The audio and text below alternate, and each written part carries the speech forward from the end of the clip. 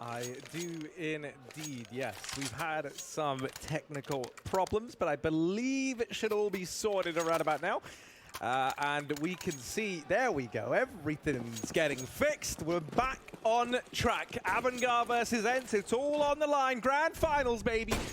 Winner of this locks it in to complete versus forZe, to my knowledge. I feel like, yeah, okay, it's like 90%. It's all depending on the outcome. There's a okay. There's some maths here. Get your calculator out. I feel like the only way that changes is if it's ENCE who do the winning. Then there's a chance that another team can slip in. Yeah. If AVANGAR pick this up, then I'm pretty sure they solidify that spot anyway. That seems to be correct, yes. They are sitting in 6 points currently, forZe sitting on 10, every other team sitting 5 and below. So AVANGAR definitely in the running here, looking to face the Russians in the grand final here in Moscow. What a storyline that would be. But let's get to that later. Right now, it's an eco round for ENCE, and AVANGAR are walking into the B-bomb site, empty as anything, a barren wasteland here on Dust 2, and ENCE are not going to be able to stop this entourage of players pushing into the site. So bomb going down, and it's all about just finding exits here for ENCE. Look at this, there's a whole swarm of fins in the lower tunnels, and there's fins in the water, but these sharks have just been harpooned. AVANGAR 2-0 up. And yeah, quick clean round as they get into the B site with no competition, as you say, Hugo. Now this buy coming in for ENCE, AWP going to be over in the hands of Alu at the very least. Won't have armor behind it, however. Rest of the squad going to be donning the M4s. Do take note, this is the bonus round from AVANGAR. So 3 SMGs. James goes running straight down suicide. I don't know how he's still alive with Alu on the AWP on the other side of things. But there's not any head armor on anyone apart from Sergey. So these MAC-10s are deadly, especially if your name is Alu, who doesn't even have the Kevlar to hide behind. Ooh. This is a scary looking round for ENCE, but one that they still hold the firepower advantage in. That little smoke thrown out by Adren. I assume he was the one doing it in the game yesterday on Dust 2 versus forZe. Really, really good at getting players up on top of the Xbox. Alu's spotting for feet. He's the toe hunter, but AVANGAR aren't giving him any flip-flops. They're going to go back towards long right now, conceding the B tunnels as well. We've got a close position taken from X7 towards B, but it might not matter. Aerial alone on long. He's got to deal with his push coming through from the doors, and an off angle might catch these players off guard. Sanji turns around to look at the box, and I love that play from Aerial. He gets 3, shutting down the SMGs, but the rifles still stand tall for AVANGAR. What can they get done with only these 2 AKs? Goodness, though, I don't know how Aerial manages to get 3 there. That did not feel like a situation that he should have been winning out from. Buster going to get deleted down in middle, and it is just James left standing. 25 seconds left, bomb on his back. He does have that going his way at the very least. He's trying to sneak under the radar, and Alu saw him. What? Missed shot. Alu. And now he doesn't know which way he's gone. He could have gone anywhere. Maybe he's got to read that he's gone out towards long, but you can see now they're stacking the B-bomb site a bit heavily, and it doesn't matter anyway. 8 seconds on the clock. This is a save for James. He's not quite got the AWP, but he will be holding on to this weapon for another round. And, well, a large part of the reason being is that his team are going to be buying up around him, Harry. As you said, that was a bonus round for AVANGAR, meaning they have more money in the bank, and they can just buy up 4 rifles. Kick is going to drop over an AWP, and this is one of the things that AVANGAR do that no one else does, Harry. Kicker's just dropped an AWP, but he, as a result, doesn't have armor alongside the AK that James gives him. You know, taking such a hit for James, but it always does seem to be worth it.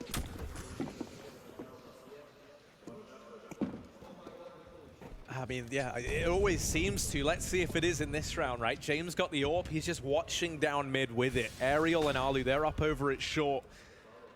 Taking this position on the catwalk. That leaves this late boost available to Alu. He can get thrown up onto the head of Aerial and then attempt to peek down into the lower tunnels. And with these flashbangs sounding off, it's actually Aerial to make first contact. Adren getting up on top of the cinder blocks will have his face removed.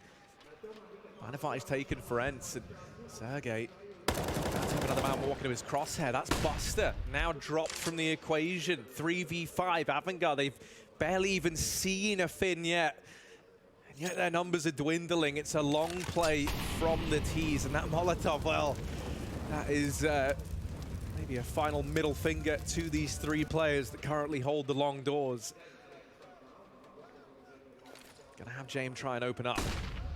Yeah, flash over the top, but not only do we have Aerial in this position once again, but we also have Sunny here in the corner. They'll expect it. James gets a shot off, but surely they know that Aerial has to be nearby. He's fired off bullets, and he'll continue to do so. Sanji gets picked up. James, scared of more re-aggression from the long corner, will smoke it off, trying to isolate Aerial in this corner, but he still doesn't know whether he's dropped pit.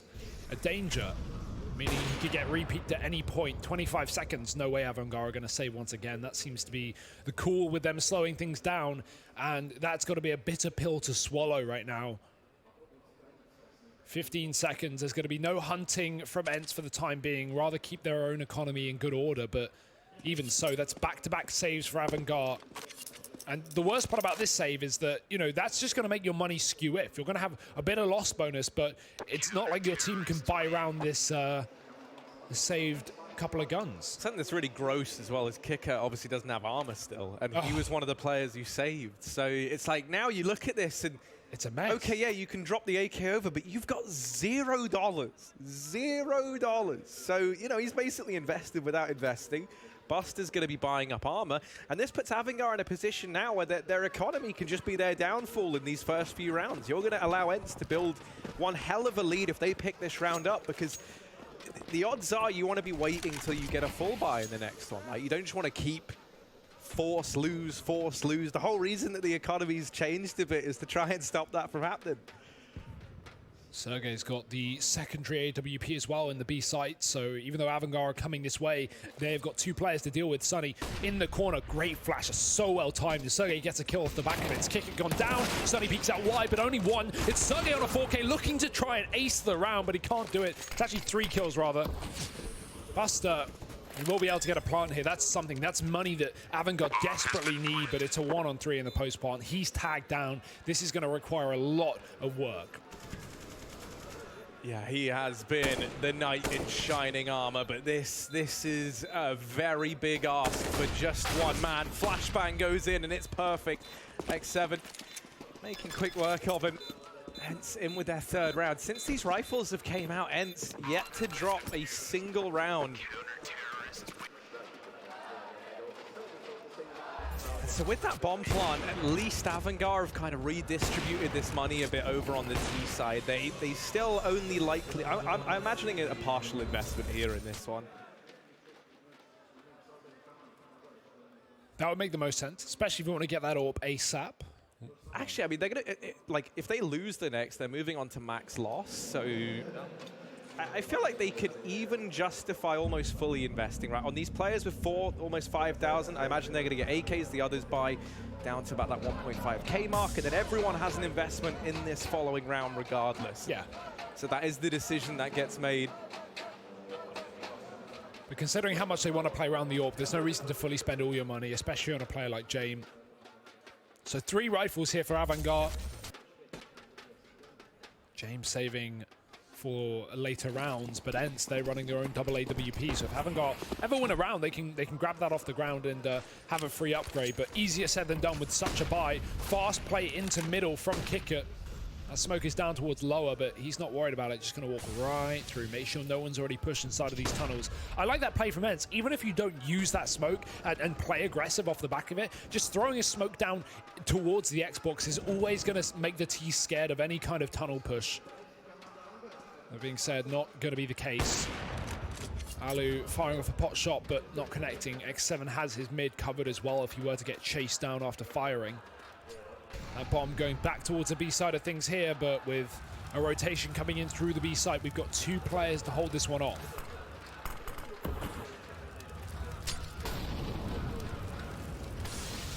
Oh, that's smart. Trying to give the illusion that they want to go through the Molotov, and that has kept these 2 players over towards B. Well, more so faking the fact that there would be a player in that corner just to keep ENCE dedicated towards B with 2 players, because now AVANGAR are doubling back, and ENCE still don't know if there's someone in the tunnels. Yeah, that's something they're going to have to think about for the rest of this round. Alu up towards short, will shut down James initially, and Sunny there to help him out. It was the best laid of plans from AVANGAR, but now they've gone awry. Down in CT, that AWP falling away. Sanji will at least get the bomb planted. Oh, even then, he's had to do it twice. There we go. Finally goes down. Alu closing the gap, pushing up the ramp. But Sanji does get the better of him. Aerial now stepping up to the plate and will tap down one. All the kills come in for ENCE, and that's the 4th round locked in. Sunny is looking so clean right now. I mean, I saw a few clips from him back on Dust 2 in the previous matchup ENCE just played against, ooh, I shouldn't have even said against. I think it was NIP. Yeah, of course it was. They drew 15-15. But even then, great spray control up on the sight box, mowing down 2 players from Catwalk. As you can see, really nice work. And yeah, Sunny, great addition to this team. Obviously, there's been a lot of question marks with the removal of Alexi B, but I don't think anyone can doubt that, you know, while the removal was under question, they picked the best possible player to come in. So, more power to him. 4-2 right now. AVANGAR back on the buy. They've been waiting for this moment. AWP is in for James. Cross across middle. And again, this lower smoke I like. Alu's going to play off the back of it, though. He jumps on that little corner of Xbox. Won't find the kill towards T-spawn, though. I like the attempt. He's got a second AWP covering the top of middle, though. Sergey watching his back, and X7 playing alone towards B.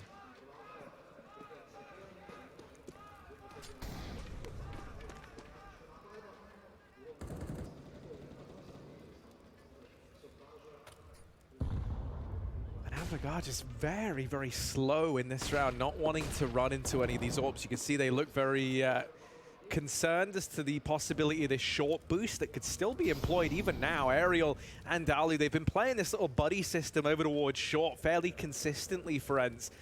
AVANGAR, maybe about to discover exactly that. Players on the Xbox, that diverts Aerial's attention away. Alu's just gotten away from danger.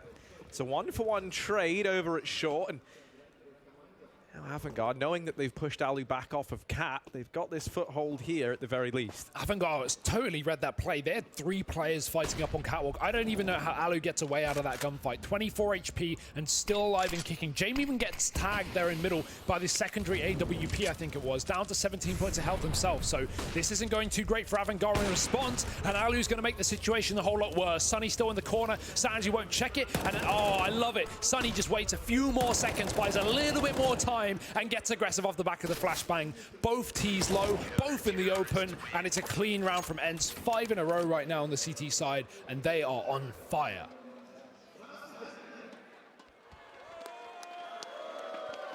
And the big question now is, where is AVANGAR, right? This was a team that's just been going from strength to strength here on the second day. The wins getting more and more convincing. And now ENCE, maybe about to take that away from them. Still early days, but a 5-2 scoreline in favor of the Finns does set a worrying tone here. Ooh, already Sanji getting mopped up in this round. Obviously, it's just a low investment from AVANGAR.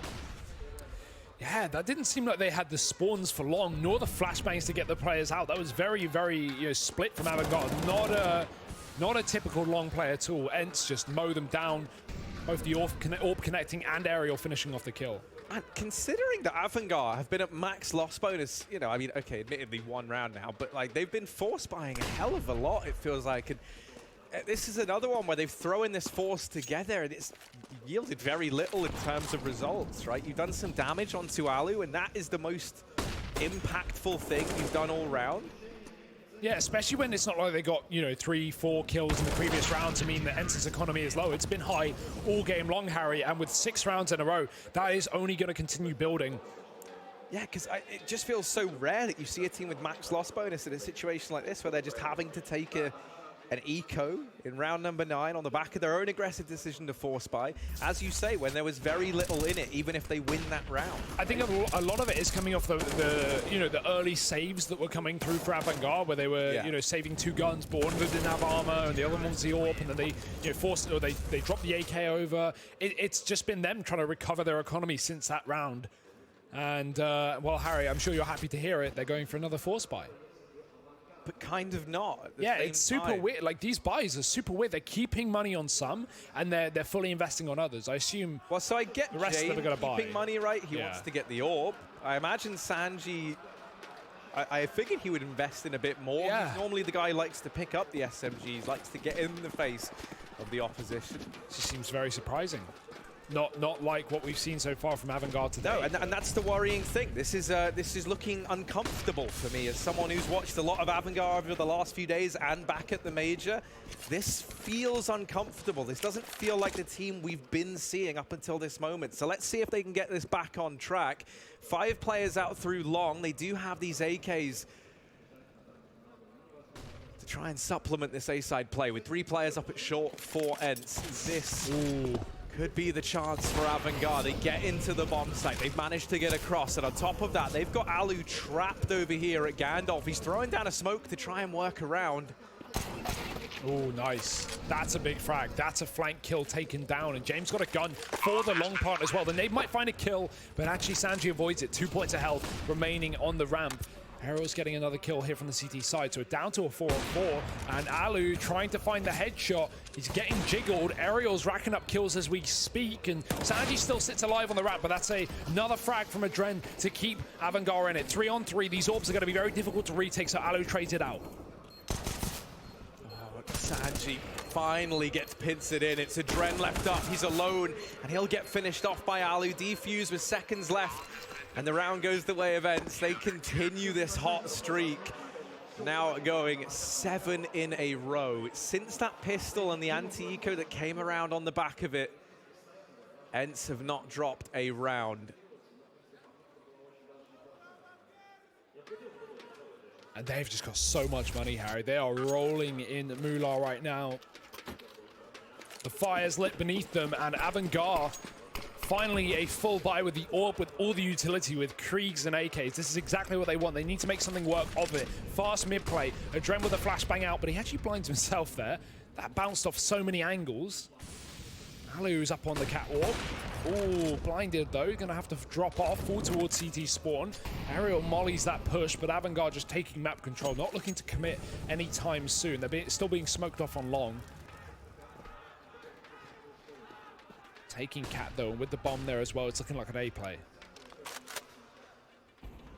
Oh, it most definitely is. It's looking like one in a big way, and Sunny might get surprised at just how deep these players are. Indeed he will.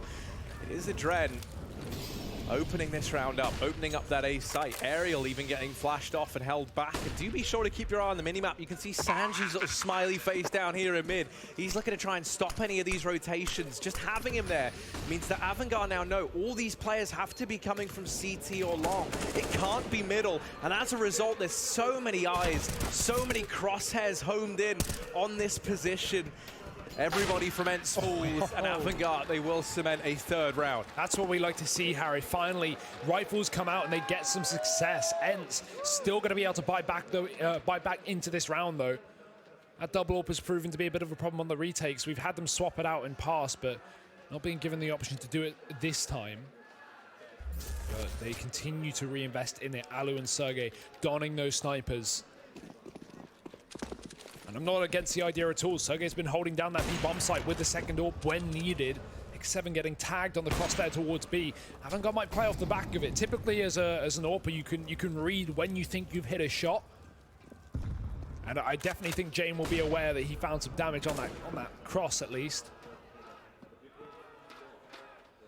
However, not as much as maybe would have liked. A leg through the wall, down to 50. Still notable though. X7 is just left to jumping those B doors, making sure no one's out through middle. AVANGAR not going to take that position though, even though it has been almost completely given up. They'll move out through long, and that's a great shot. Aerial getting flashed through, but it doesn't blind Kicker, who finds an opening kill. Alu even getting dinked down in the process. That's him forced away from long. He'll actually take up a position over at short. But AVANGAR, with 50 seconds left, they know that the time is on their side. They sit a man up. They're waiting to see how Ents respond to this. X7, he's looking to try and reclaim that advantage, and he'll hear James drop down behind him. Mid now taken by Ents. They spot Kicker over at long, but Buster on the rotation back through T-Spawn has now made this interesting. Alu's gonna fall, and it's serGe to try and deny this bomb getting across. It gets thrown into the open, and he's dropped Kicker. Now, one man over at long, one at short. They're trying to distract him, and they pull serGe off the angle at the very least. Oh, he's hot on the heels of sanji. You gotta pick up the pace here. Buster just getting into the bomb site, and he will shut him down. AVANGAR, they recover that well. 4th round locked in. That was such a nice try from serGe. I love the immediate cat push, right? AVANGAR had no idea he'd made it up on catwalk so quickly, and he almost stopped that bomb from going down. He almost caught sanji jumping inside of the site. A second's difference. But it's going to be a round for AVANGAR regardless. Getting the final kill and actually breaking Entz's money for the first time this game. Not fully, it's still a rifle round, but that's one of the M4s in mid just taken out of the picture immediately. serGe can swap over to that. He was on a pistol before, and it's a UMP on aerial. Still not a good situation to be in, but Alu's watching lower on top of the Xbox. Dangerous. He's got to pick an angle, and he's looking towards the top side. Adren could get this frag. Oh, but Alu drops, and Adren peaks at the perfect time for the CT side. Back into a 4-on-4. Sunny's pushed top of middle, and sanji is tight in the corner, tucked away with another frag for AVANGAR.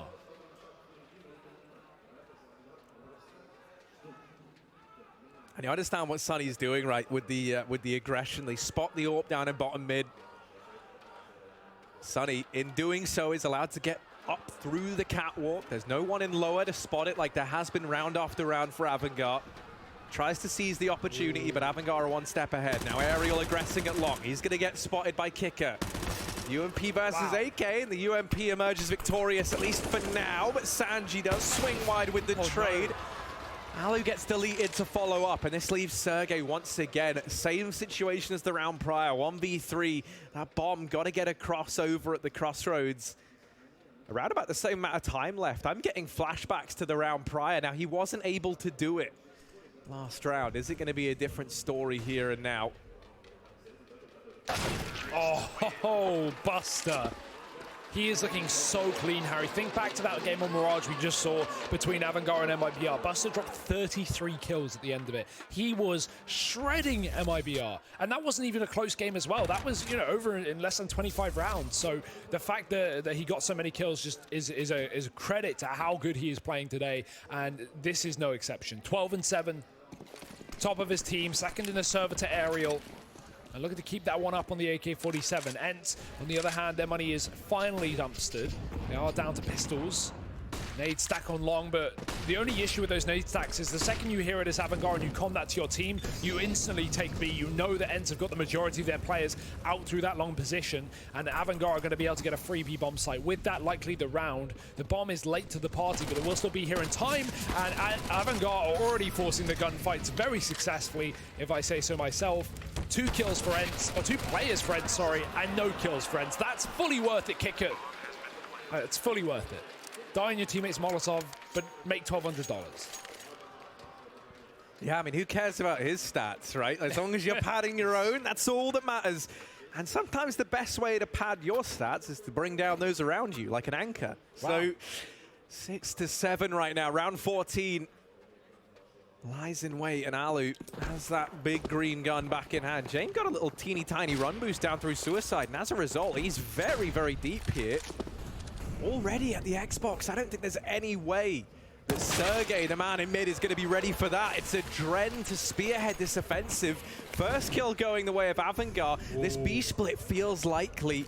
X7 holding the tunnels. That flashbang goes round and it makes contact. Buster's heard it. A Dren doubles up, coming out through the mid doors and now into the B bomb site. And he'll find a third, and Dren is popping off. And that's the B site falling. Taken, overrun by AVANGAR. Get away from BNs. This is a 7th round on the board. And this is the AVANGAR that we've been seeing all day long, Harry. Not the AVANGAR that were forcing just 3 or 4 rounds ago and you know, leaving their economy in tatters. What a confident display from Adren, just running down middle. It was James that got the spawn, but it's Adren to make it all worth it. 3 kills into that B bomb site, and Aerial has got nothing but a save up his sleeve. Might not even be successful as well. Kicker's coming in through long. That Molotov, oof, extinguished by the smoke. But now Ariel's trapped, and Sanji's trying to get his attention. Oh, there's a molly. That's going to keep him in the corner. No smoke anymore, and Sanji is going to be able to take him down. 7-7. It's AVANGAR on fire this time, as the flame below them really has been lit. Last round of the half. What events got for us? Not a lot of money. Only working off of loss bonus right now. And AVANGAR looking to take the lead as we head into the second half.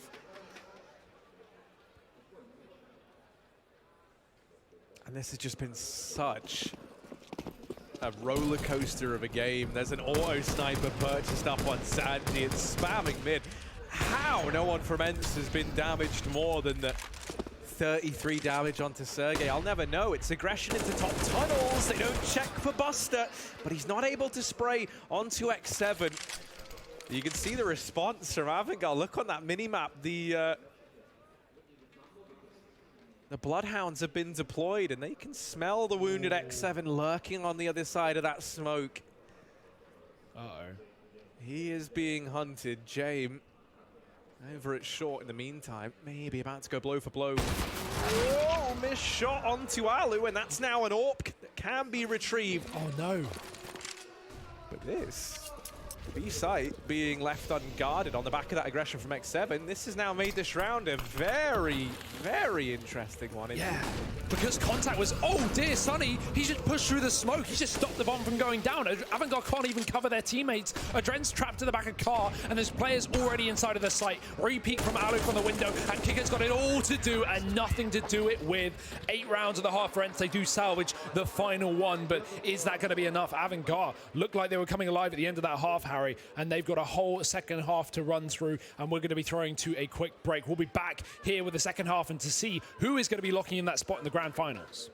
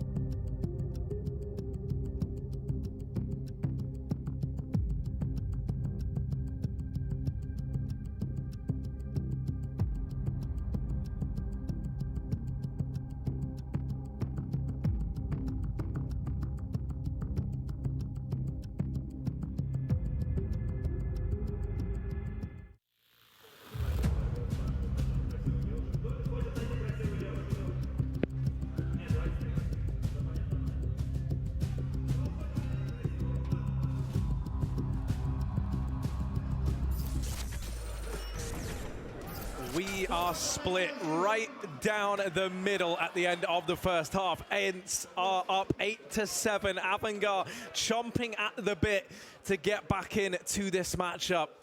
If AVANGAR are able to pick this up, then they should also be solidifying their spot in that finals alongside forZe. However, if ENCE pick it up, then this really does become a bit of a numbers game. Yeah, it throws a spanner in the works, Harry. It leaves it up to fate, to madness, to the other two matchups going on at the same time as well. We're going to have to get our calculators out, but let's see. It's still possible that ENCE could be joining forZe, the CIS championship here in Blast Moscow. We're going to have to wait and see, though. Second half is upon us. We have ENCE now moving over to the terrorist side. They had a very good start to the half. AVANGAR, though, definitely closed the distance coming into the end of it, and ENCE to put the final cherry on top, final nail in the coffin, solidifying 8.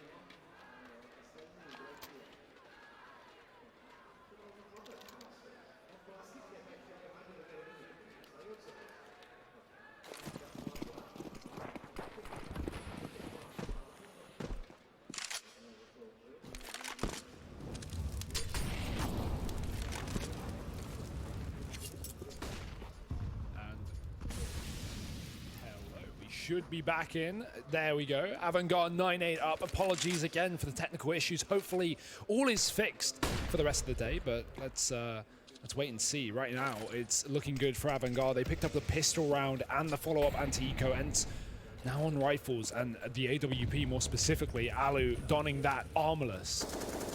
Got Ents all the way up on catwalk right now. Jame in the solo B position with his own AWP. Won't be able to stop this cat push from the long cross. That's instead going to be a Dren, and we have some Augs in play as well. Yeah, Kicker and Buster, though, they're both trapped over here at Goose. And actually, as they find Kicker, Buster now kind of becomes an unknown quantity, right? You imagine there's only going to be one man here. It is never that you see this position double stacked and they don't check it. Dear. Buster waits, and he'll get them both rewarded for his patience. Sergey and Alu left up. And Buster, okay, maybe getting a bit too big for his boots there, has offered himself up to Alu. Now there's still a chance for Ents in this round. A round that looks like AVANGAR had done enough in. Bomb can go down for short, and this is where Sergey's posted up. Alu likely to join his teammate at this position a bit later on in the round. Ooh, Sergey, here's these footsteps. Here's the players close. First man in is Sanji. Trade found immediately by a Dren. Sanji was just there to draw the attention away. It's Alu, armorless and afraid. He doesn't know. Baited down into CT. Gets the first man. Even going to spot the second, and he'll get them both. Ents go 9 for 9, and Alu, fantastic little 1v2 at the end there to pick that up. He almost lost that completely. He was getting peeked from CT, a little USP tapping away, and he couldn't work out where that silence shot was coming from. Luckily gets it done anyway. Also, I love that play from Buster. The funniest part about that is the planter that he kills when hiding in Goose is Sunny. Sunny was a player who did that to Sanji earlier in the first half, who hid on Goose and waited for the bomb plant. This time, it works out wonderfully for AVANGAR, but it still gets closed out by Alu. Fantastic round. Sergey's on the scout here. They're still struggling to fully buy. However, AVANGAR, well, talking of struggling to fully buy, they are on flat USPs, a solo P250 on Kicker. Sergey just holding for the long push. The rest of his team worked out in through middle already. There's little resistance here from AVANGAR, in fact none. One player sitting towards the back of the B site, that is that lone P250, just waiting for the right time to strike. It's actually, you can see him on the minimap, he's looking down towards the ground, he's hiding at the back site, hoping that Ents walk in and try and bomb plant without checking this box. It's very uncommon to see someone try this, but, you know, maybe, just maybe, Ents will let it slip. We'll have to wait and see. If they come for a mid to be split and they go through that window, there's no way in hell this position works. But if they don't, if they walk through the door, if they focus on that tunnels position, this could be great. That being said, window looks to be a factor of this push, and Kicker, he's just going to get completely blindsided. Sunny coming in from above, and Ents will get a bottom plant and a free round. AVANGAR having to chase down this fight from long, and only USPs to do it. Yeah, the sunny skies of Dust 2 beating down a little too harshly over at that B side of things. Ooh. Ooh. That was Buster dinking Sergey at bottom mid with a USP. Now, okay, not going to get you a kill, but it's a nice little party trick. Took down Alu, though. That's an AWP. And he might be able to grab it as well. He's getting chased down from these T's. Jamer's got a real goblin position here. No one's going to check that, and he actually gets the one tap. That's filth. That is gross. That is disgusting. But, you know, all is fair in love, war, and Counter-Strike. 10-9 right now in favor of Ents as they get themselves back into the lead. AWP picked up and retrieved. That's going to get thrown into the hands of Alu. Double AWP coming out for AVANGAR over on the CT side. It's Jame and Buster, unsurprisingly donning those. Kicker with the MP9. Now he's been playing over towards that B site. You know that Alu's got the AWP for T side. You know, I'm curious if maybe we see him go for like a lower tunnels push or just plays it safe at B. MP9 is good there, right? You can just hold the tunnels. That does look to be the decision. Yeah, he's floating around mid. Now doubling up at the B site. AWP and MP9, 2 rifles. Over at the A side of things, one of those is Sanji, who's currently up on the catwalk. He's just playing that jiggle peak position where you can drop on down once you made that first contact. Looks like instead we could see a bit of a conflict here for mid control. Jame. Oh, I mean, you wish he would. You wish he would, don't you? Oh, he does. He's going to do some damage in through the wall onto Sunny. Not the kill, but it's enough to keep the man out from mid. Cat control taken in a big way though for Ensign. This is looking like the A play from them. Utility going in now. Jame and Dread lying in wait on the other side. They've got a lot of work ahead of them. And Ents have a lot of utility as well. They are just trying to force out these smokes and molotovs from AVANGAR, that of which there are none left. Ents can re-smoke this catwalk when going for the real push, and Aerial's actually out through middle here. He's crawling around the smoke. The kick coming through. SMG not working for him. Aerial's ready for the fight. Jame trying to catch these players moving up catwalk. There's 25 seconds. Ents have got to go here and now. Jame only needs a couple of kills to slow this one down, but the Molotov, that's going to push him all the way back, and it's actually a fake. Ents are running back towards the tunnels. They've not got a player out in middle anymore, but they do have a man still up on catwalk selling this fake. Sanji just saw it though. Sanji just saw players leaving mid, and now Buster, oh, he just had to stay alive for a few seconds longer. Instead, both players fall instantly over at B, and Sanji's desperately trying to cancel this out, but even he loses his fight onto Aerial. It's only Jame, 1v4. Unsurprisingly, this man's going to try and back off, hold on to the AWP. Looks like he might get away with it, but it's an 11th round for Ents. Money in a bad spot now for AVANGAR as well, and at a critical juncture in this game.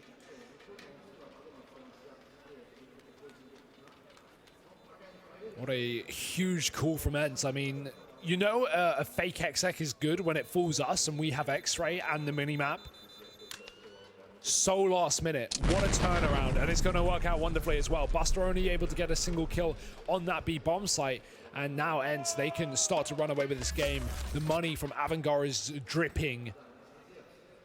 Getting wasted, 2K a player. Jame on the AWP has got to do it all. But Harry, we've seen rounds like this where AVANGAR have a couple of pistols and just that solo AWP, and Jame, all he needs to do is find a couple of opening kills, get some guns for his team, and suddenly it's salvageable. But are Ents going to be the ones to fall to this? I doubt.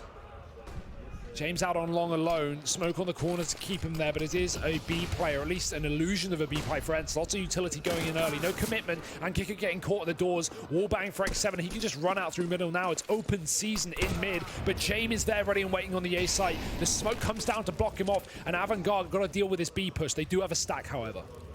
Yeah, but with Jame watching door, these players in the site only have to worry about tunnels and window, and so all their crosshairs are just chimed in on this one position.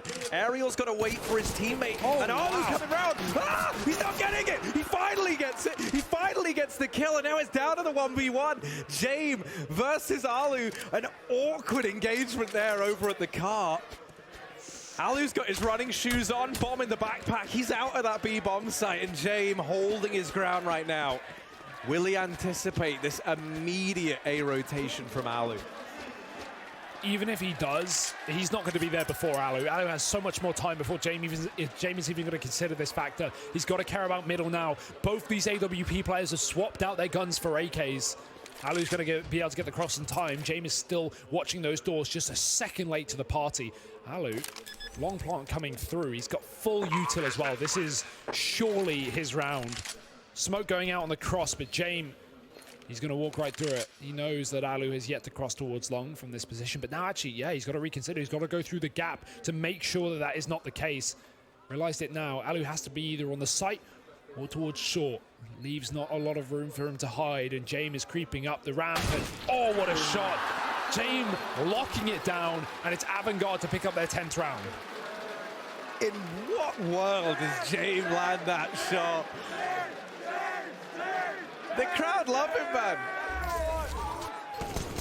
This round as well from Adren. What is this? How does he get 3 kills with a P250, even getting spammed up close? Oh, Phil.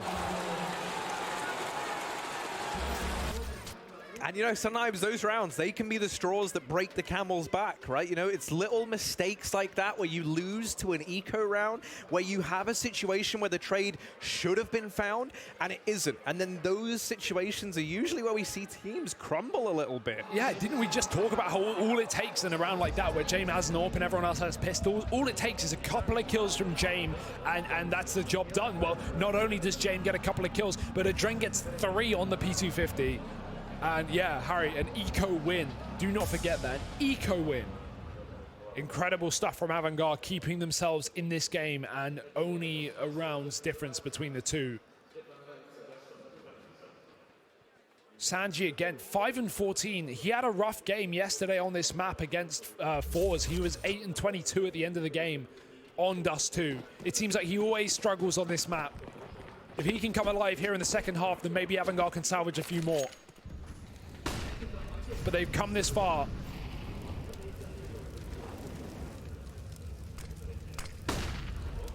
First time that we actually see that AWP go over towards B and Sunny to open up, so the AWP didn't even play into it. They've already got control of the B site. And with the remaining 4 players for AVANGAR all out and over at long. It's Jame time. Yeah, this is a team, Jay. A Jame time. Doesn't really have the same ring to it. But yeah, a full save. That is not what you like to see. Ents finding Kickert crossing behind the Molotov. And, well, they were so ready to execute immediately into that B side upon getting a pick. And the main reason for that was because Alu was posted up. He was sitting close towards the tunnels. If he gets a kill, they rush. He didn't need to get the kill, though. His teammate does it for him. And as a result, the round is won. That being said, it's not the end of the world, right? You lose a token on the board, Ents gain another, but at least you have 4 guns surviving. It's the start of the round. You have all your utility. You save everything. You miss nothing apart from 1 player, and Kickert has money to rebuy. So it's really not that dire of a situation for AVANGAR. It could have got a whole lot more messy. That being said, still 12 rounds for Ents, and it's a chance for them to keep 5 alive as well and build up their own funds.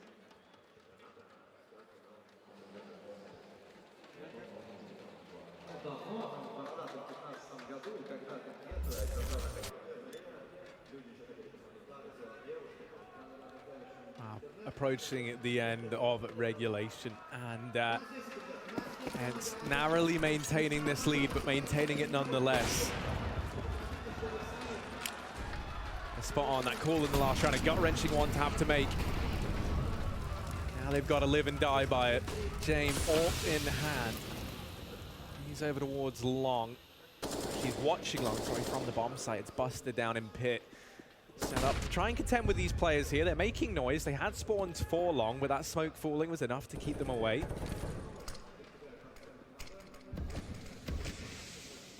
Suddenly we're seeing AVANGAR throwing a lot of bodies into this A-bomb site. Yeah, I mean, they've been hit so many times on B in these past few rounds. They've got to eventually assume that it's going to go the other way, right? No control towards mid, no control towards B. It's a just assumption for AVANGAR, and it might just pay off.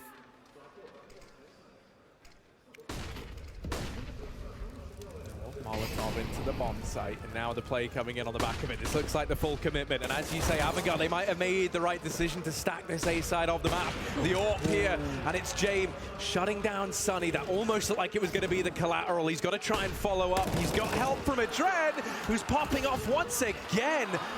Buster comes in to solidify this round, and it leaves forZe alone, 1v5.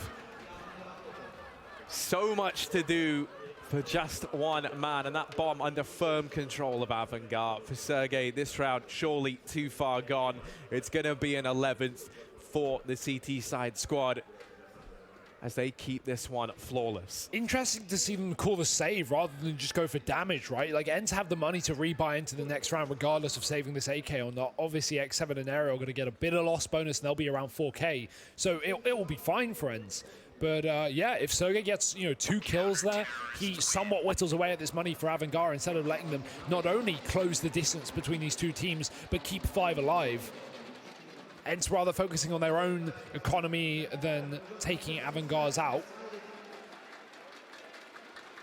And, it just comes down to preference at the end of the day. It's not a huge worry. Aerial's only on 3,800, so seeing forZe drop over a gun makes some sense. It allows Aerial to get utility. But that's really the only benefit of saving that gun, at least for now. And the extra save money. Alu running down mid this time. Fast AWP movement. Buster getting spammed as well.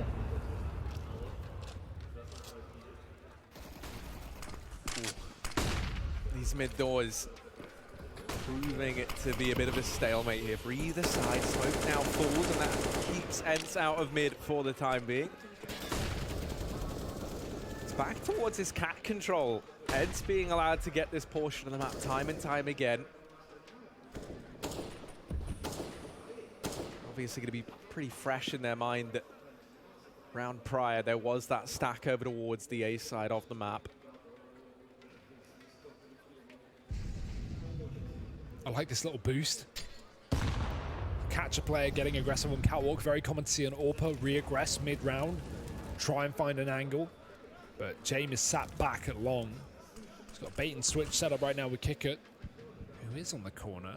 Wonder if serGe will expect this. He has a Molotov for this position. You can throw it over the wall if you know a lineup. We'll have to see if that comes into play, because James is still posted on this angle, and that's going to be the main threat for serGe. Teammates joining him though. Ends 30 seconds. They got to hurry up. James there, smiting down the first, and Kickert nearby. The tag team duo, he will get... Whoop! Doubling up, looking for the third. James snatching our attention away, and with it, he's dropped the bomb up here towards short. They're desperately trying to get it back. X7, no time in this round for ends, but he's still able to fight his way out of this situation. Just going down before that timer expires. Alu able to hold on to the AWP. The rest of ends fall around him. And now, similar to how we saw AVANGAR start their T side with these saves causing some economic disparity between the 5 players on the team, ends now kind of in that same spot, right? Alu might have the AWP, but the rest of the gang, they're looking at an eco in this round. Hey, AVANGAR won this round just 3 or 4 ago, Harry. If AVANGAR can do it, then ends who are level pegging surely can as well. That being said, pistols on the T side, very, very weak. Sunny's even on a Glock, he's got nothing. They're just going to play bait for Alu, try and set him up for kills as Sunny runs up towards the B site. Sanji's ready and waiting. Free kill for him, and Alu surely can't get anything done from middle. It's Kickert mowing down the B push. The bomb's out in the open. Sanji's, Ariel going to run through as well to the chopping block, and Alu gets picked up in middle with the AWP. Nothing found from Ents in that eco round. And yeah, Harry, you mentioned that economic disparity. Well, now look, everyone has 4,000 plus apart from Alu. He's at 2K. It's a rough one. Ents are going to call a pause. Try and hash it out. Yeah, right, justifiably so. It's kind of the only option you're left with at this point in time. Do you want to have a buy here, or would you rather partially invest, risk giving up a 14th, and then believing that your system works and that you can fight back from that 12-14 scoreline when you've got all the bells and whistles? Or is it going to be the investment, the faith in the sheer firepower alone here and now? It's knowing the fact that if you win this, or even if you don't win this round, if you get a bomb plant and you fully buy into this one, you can buy up next round. You can have that AWP on Alu, potentially, if you save some money. So, yeah, I like this buy. Yeah, okay, you don't have the AWP, and that's a big factor of your T-side game, but it's better having 2 attempts at a rifle round, or 2 rifle rounds here, rather than, you know, taking an eco and only having 1 real chance. This is still a very winnable round, despite Alu not having the AWP. It just means his teammates need to step up around him. Alu smoking the Molotov. James holding lower, and he's going to miss the shot. That's a big kill that could have come through for AVANGAR. The nade is there, does a bit of damage, but it's certainly not going to be as good as what it could have been.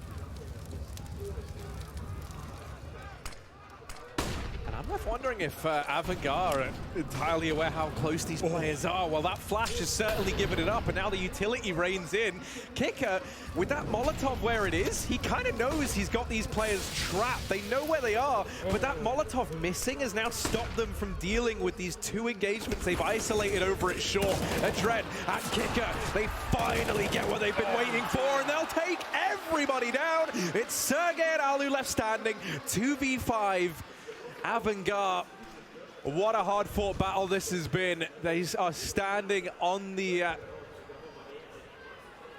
scoreline of should be 14-12, unless serGe and Alu have something to say about it. It would require a monumental effort.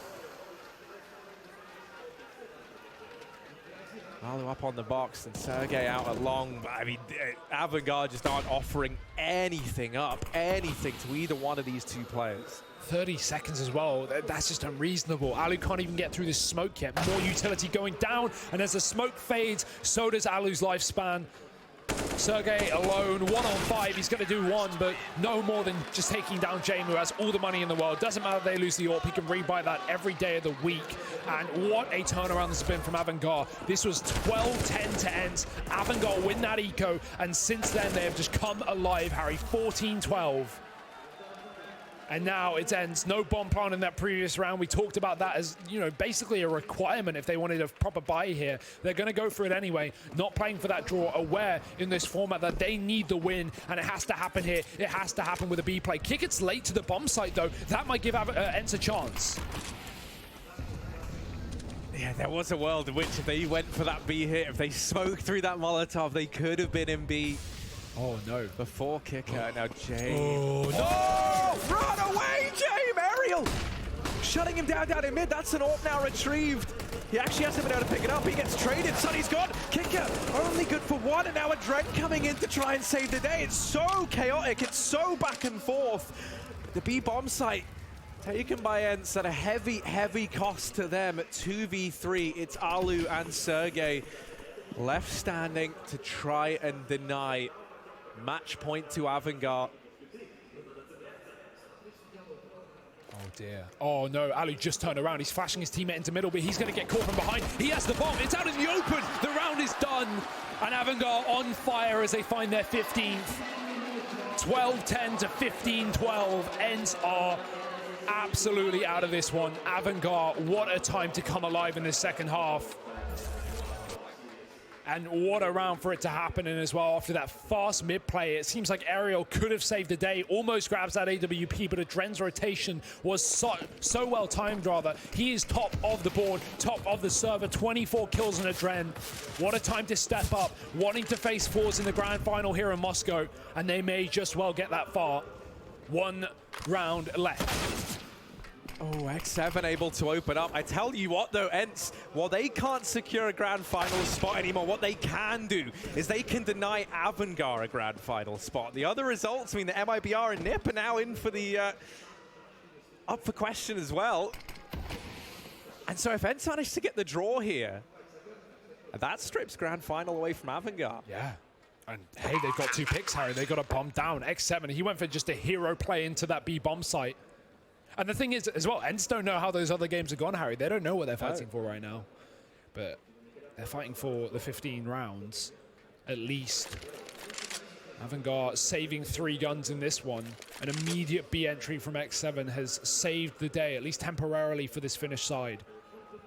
Buster and Adren down, but the AWP is at least held on for yet another round for AVANGAR. Also, huge note, that entry was so important. ENCE had no utility in this round. They had 2 smokes. Look at it now. 2 smokes and a grenade. Nothing. They were completely relying on the gunfights that going their way. And boy, do they go their way. Not out of the woods just yet. Sadly, no, I've just been informed, Hugo, that if ENCE managed to draw this, AVANGAR will not be going to the grand finals. Instead, MIBR will be taking that spot. Ooh. So there is still a lot to play for. In spite of there being just 2 rounds left of this game, it could still go any which way.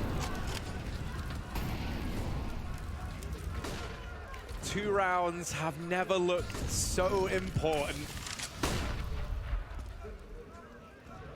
Early on, out through mid. ENCE have been able to get Alu very pushed up. X7 and Aerial clearing out the catwalk as well. James trying to hold this from the crossroads. He does have that AWP to work with. Buster's got an AWP inside of B, but he's fixated on the tunnels. That is where the bomb resides right now. You are seeing slowly but surely that bomb peeling out from the tunnels, now heading over towards the catwalk. This is looking like it could be the A split here from ENCE. Actually pulling serGe away from long and just having this 4-man catwalk presence. Oh. There's the start though. Molly on the site won't stop James. Second kill as he sits to the back of the site. Hence nearing, getting closer, but into a Dren's crosshair they go. Alu lurking in lower. He'll hold on to one, but it's only a 2-on-4. AVANGAR locking down the site. The bomb still in the hands of Ents, but B is not going to be an option. They're running into this AWP, and Jane has done it all. 16 rounds. It's AVANGAR taking the win versus Ents. What a victory from AVANGAR. I mean, it looked like at one point Ents were going to run over them in this matchup. It was 7-2 in favor of Ents, and they managed to close it out with an incredibly dominant second half. AVANGAR, we said the odds of them ever making the grand finals after that abysmal opening on day one looked so slim, and somehow, some way, they have won every game on day two. The best part about it is they go on to face forZe in the grand final. Yesterday in their second game, they faced forZe on Dust 2. They lost 16-14, Harry. That was a banger of a game. That came down to 30 rounds. We're now, not only do we get a potential 30 rounds, we get a potential 3 maps here as we head into the grand final. The rematch between AVANGAR and forZe. What a series. That'll be coming up next, ladies and gentlemen. Join us after the break.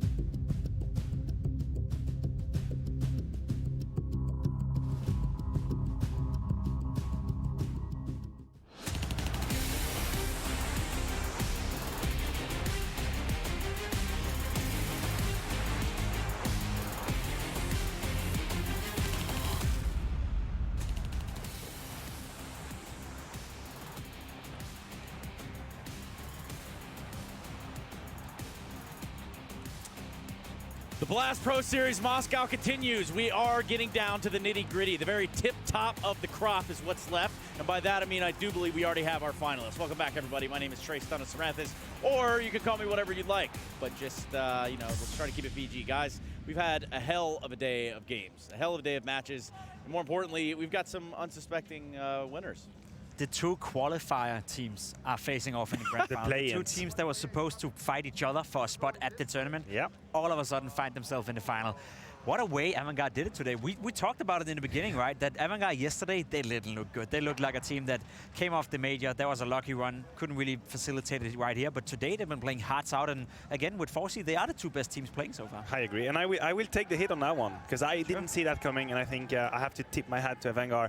The way they reacted between day 1 to day 2 is impressive. Just individually. Take Buster, for example, right? After day 1, he had 0.95 rating. Absolutely nowhere to be found. Jane was alone. Finishes the day second best of the tournament, 132. He just showed up. And that is impressive to me. A young team like that, able to bounce back from such a horrible first day. Hats off. Yeah, I mean, hats off is one thing. The other thing would have to be the fact that now you've come through this, you've made it to the finals again. Here you are, AVANGAR getting it done again. Here you are on the other side of your forZe. This is your real opportunity to kind of prove yourself, solidify yourself amongst these teams, because right now there are a lot of shaky looking lineups. Yeah, but I think they've already done that, right? I think forZe, the way they played in the group stage and the teams they've beaten so far, I mean, the only one where it didn't look too good was against MIBR, but at that point they were already qualified for the final, so let's discount that one. That's fair enough if they're saving strats and saving some energy for the final. I think they've cemented themselves. I think their minor run, the major run, and what they have done here at this tournament is, to me, enough to believe that forZe is a legit top team. They're a team that we can count on. Top 15, top 10 potentially, which is quite impressive for a team that we did not expect anything of coming into the year. Well, you know what? We have to narrow it down. There were 6 that started here. There's actually supposed to be a few more, but believe it or not, some French guys, they just decided they just weren't going to come, were they, maniac. Now we have forZe, now we have AVANGAR, now we have a final.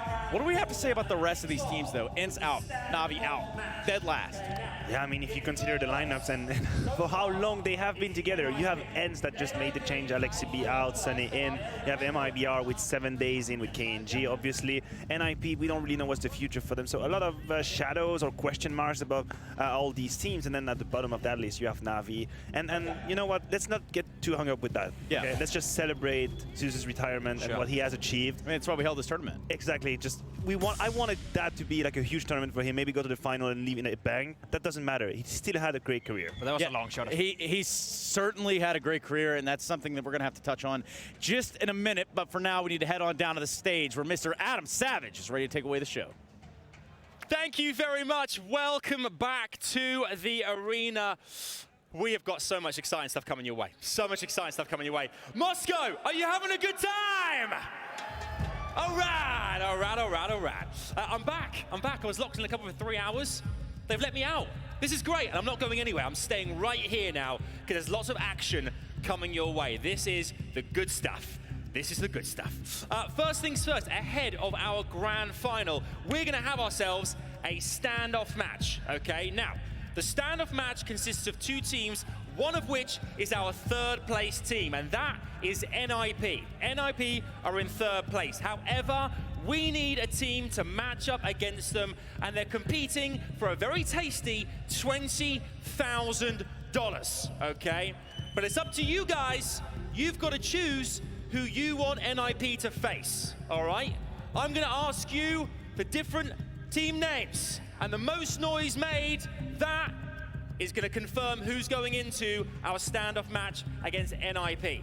All right, so if you want to see ENCE play NIP, make some noise. Okay, that wasn't great. Okay. If you want to see MIBR face NIP, make some noise! Alrighty. I think we're saving the best for last. If you'd like to see NIP face Na'Vi, let me hear ya! Wow, okay. Alrighty. The voice measurement people in our basement are making their decision now. Okay. Are you sure? Okay, perfect. Moscow, we've heard your cheers. We felt the love. I can confirm the team facing NIP are Na'Vi! Now we're talking. A good choice. A good choice. So, NIP and Na'Vi are going to get set ready for their standoff match, but please, for a big round of applause to your 2 teams who are sadly now out of the competition. ENCE and MIBR. Big round of applause. There we go. The standoff match. Standoff match is going to be a 5-round match, okay? All one-on-ones. Now, in each of these rounds, the teams will have a new weapon. The first team that gets 7 eliminations is going to win that round. Neither team knows the other team's lineup, so we are hoping for some very, very juicy matchups. These decisions could be worth $20,000, so the pressure really is on. 5 top-notch rounds of Counter-Strike action coming your way very, very soon.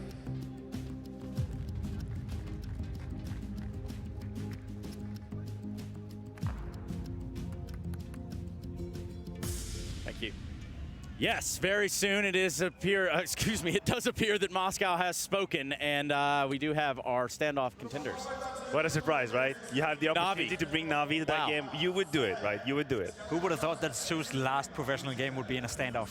In aim maps. Aim maps. And aim maps. I'm looking forward to it. Let's talk a little bit about aim maps, but perhaps, maybe it's not for now. Maybe we talk about that a little bit later. Right. We have this whole standoff thing to go through, but for the meantime, I think what we really kind of have to hone in on here is something that has been going on within AVANGAR, and it has to be Adrin. And we're going to hear from him direct. We're going to hear from him right now. Let's do it. Well, ladies and gentlemen, we've got ourselves a CIS final, and one of the finalists is AVANGAR after beating ENCE. Adrian, how does it feel to be in the final in your local region? That's cool. That's cool. I feel good. Yeah. No, it's not much better than what was yesterday, but yeah, that's cool. Well, let's talk about yesterday. What changed? Because there may have been people watching and thinking, oh, the major final, it was a fluke. We're not going to see those results again. And today you proved them wrong. Yeah, actually yesterday was a kind of a different day. We felt like empty emotions because after this major round, it was like 18 days of playing the game, and there was everything in the game was so hard. So yeah, we lost 0-2 yesterday, and today we just managed like let's win these three games just to prove ourselves. First of all, that we still capable, like we can win and stuff, and the major wasn't fluke. Yeah, so we didn't expect that we're gonna pass to the grand finals or not. We just said like let's win this, and then we'll see. So I'm happy that we're in grand finals now. And how did you stop ENCE running away with that victory? Because in the first half, it looked like actually maybe the old ENCE were back, they were going to out-frag you. But no, that second half, your T-side was powerful. Yeah, we just played some stupid moves on the first half and in the beginning of the game. Then we decided to play a little bit, crazy maybe. Some we need to more step up in individual skill, try to pick and try to play against them. We're like taking some more information and play against that. So that hopefully worked for us. Yeah, and I'm going to correct myself because I said T and I meant CT. You know, it's just one letter difference. Now, Adrian, you're going to be facing forZe in the final, your regional rivals. Now, the last time you played them, they won. How are you going to make things different this time around? Today is a different day. Who knows? Today we feel more comfortable. I think that's going to be the big battle. Oh, it definitely is. Thank you so much. Congratulations, Adrian. I'll let you go and consult with your team before the grand final after the standoff. That's right, we do have a grand final, but first there is a standoff. And welcome Christine Potterchi to the desk, joined by Jacob Pimp-Vinicki and myself. Did I butcher the last name? No, it was perfect. Nice, I've been Your practicing Russian is good, your English is good. Wow. You should try my Spanish. Man. It's pretty wild, yeah. Nonetheless, we do have to talk a little bit about what's going to be the standoff here. Now, you guys, you've seen standoffs before. Give me a brief overview. Yeah, I mean, it's basically an aim map. You have 5 different players from each team going up against each other in a one-on-one setting. You have 5 different weapons they're going to be using. It's a fun interactive map where you can use your movement, you can surf a little bit around. There's a lot of stuff you can do on this aim map, and basically it's down to skill, Christian. It definitely is, and I mean, I'm glad you mentioned fun because you can absolutely see it in these players' faces. I mean, the personalities really come out in game, and when you're in that competitive atmosphere in a serious match, sometimes you're unable to see those personalities coming out. Here's all the personality you could possibly handle in forZe versus Simple in round 5 with the AWP. Boy, that gets me excited. It gets me super excited too. Whenever I'm watching forZe with that AWP, one thing I love watching about him is his tracking ability. And I mean, his movement, don't get me wrong, he is a little bit old. I mean, we've both been in the scene for a long time, but his movement is incredible. His surfing ability, I remember back in 1.6 attending a tournament, and that's just how he was warming up, is just surfing all over the place. And we know there's a surf map on this Blast. We've seen him make the rounds before, right? With standoff, where they just keep going around and surfing. Yeah. It's actually, mildly entertaining, I'll be honest. It is fun, right? It is fun. It's going to be fun to see GetRight go up against Zeus as well. This is going to be his last time in an Na'Vi jersey, fighting with a CC against a legend like GetRight. I think there's some nostalgic meaning to that one as well. Okay, so Res Electronic with the AK, I can kind of see that rifle for rifle, perhaps. Sure. I mean, both players are insanely good at aiming. Both players are potentially the best players of their teams. You know, Electronic had a great major. When you have Simple on your team, it's tough to call yourself the best, but he could be the best player on any given team. Whereas for Res, he's the building stone for NIP. We're going to see his skill right here on the aim map. We definitely are, and I mean, Lekro on that Deagle. I feel like Lekro and pistols, we always mention it. I mean, but his precision, he takes his time. And sometimes it looks like, oh, why isn't he shooting? But his precision in his aim, and he really takes his time. I think that's why his deagle just is so deadly. Let me put you on the spot, Christine. Yeah. Stand back, pimp. She's got this one. Who's going to win the standoff? I got to go with Na'Vi here. I think Electronics, of course, his headshot percentage is way too high. He's got that AK. Rez on the other side has a really high headshot percentage as well, but I'm going with Na'Vi. They've got the home crowd behind them. Can I say what I think? We're fresh out of time, bro. I'm sorry. We'll get to you. Don't worry. We'll get to you. In the meantime, what we will be doing is going to a break. I can assure you that. When we come back, we'll have the Blast standoff here in Moscow. Don't miss it. You're watching the Blast Pro Series.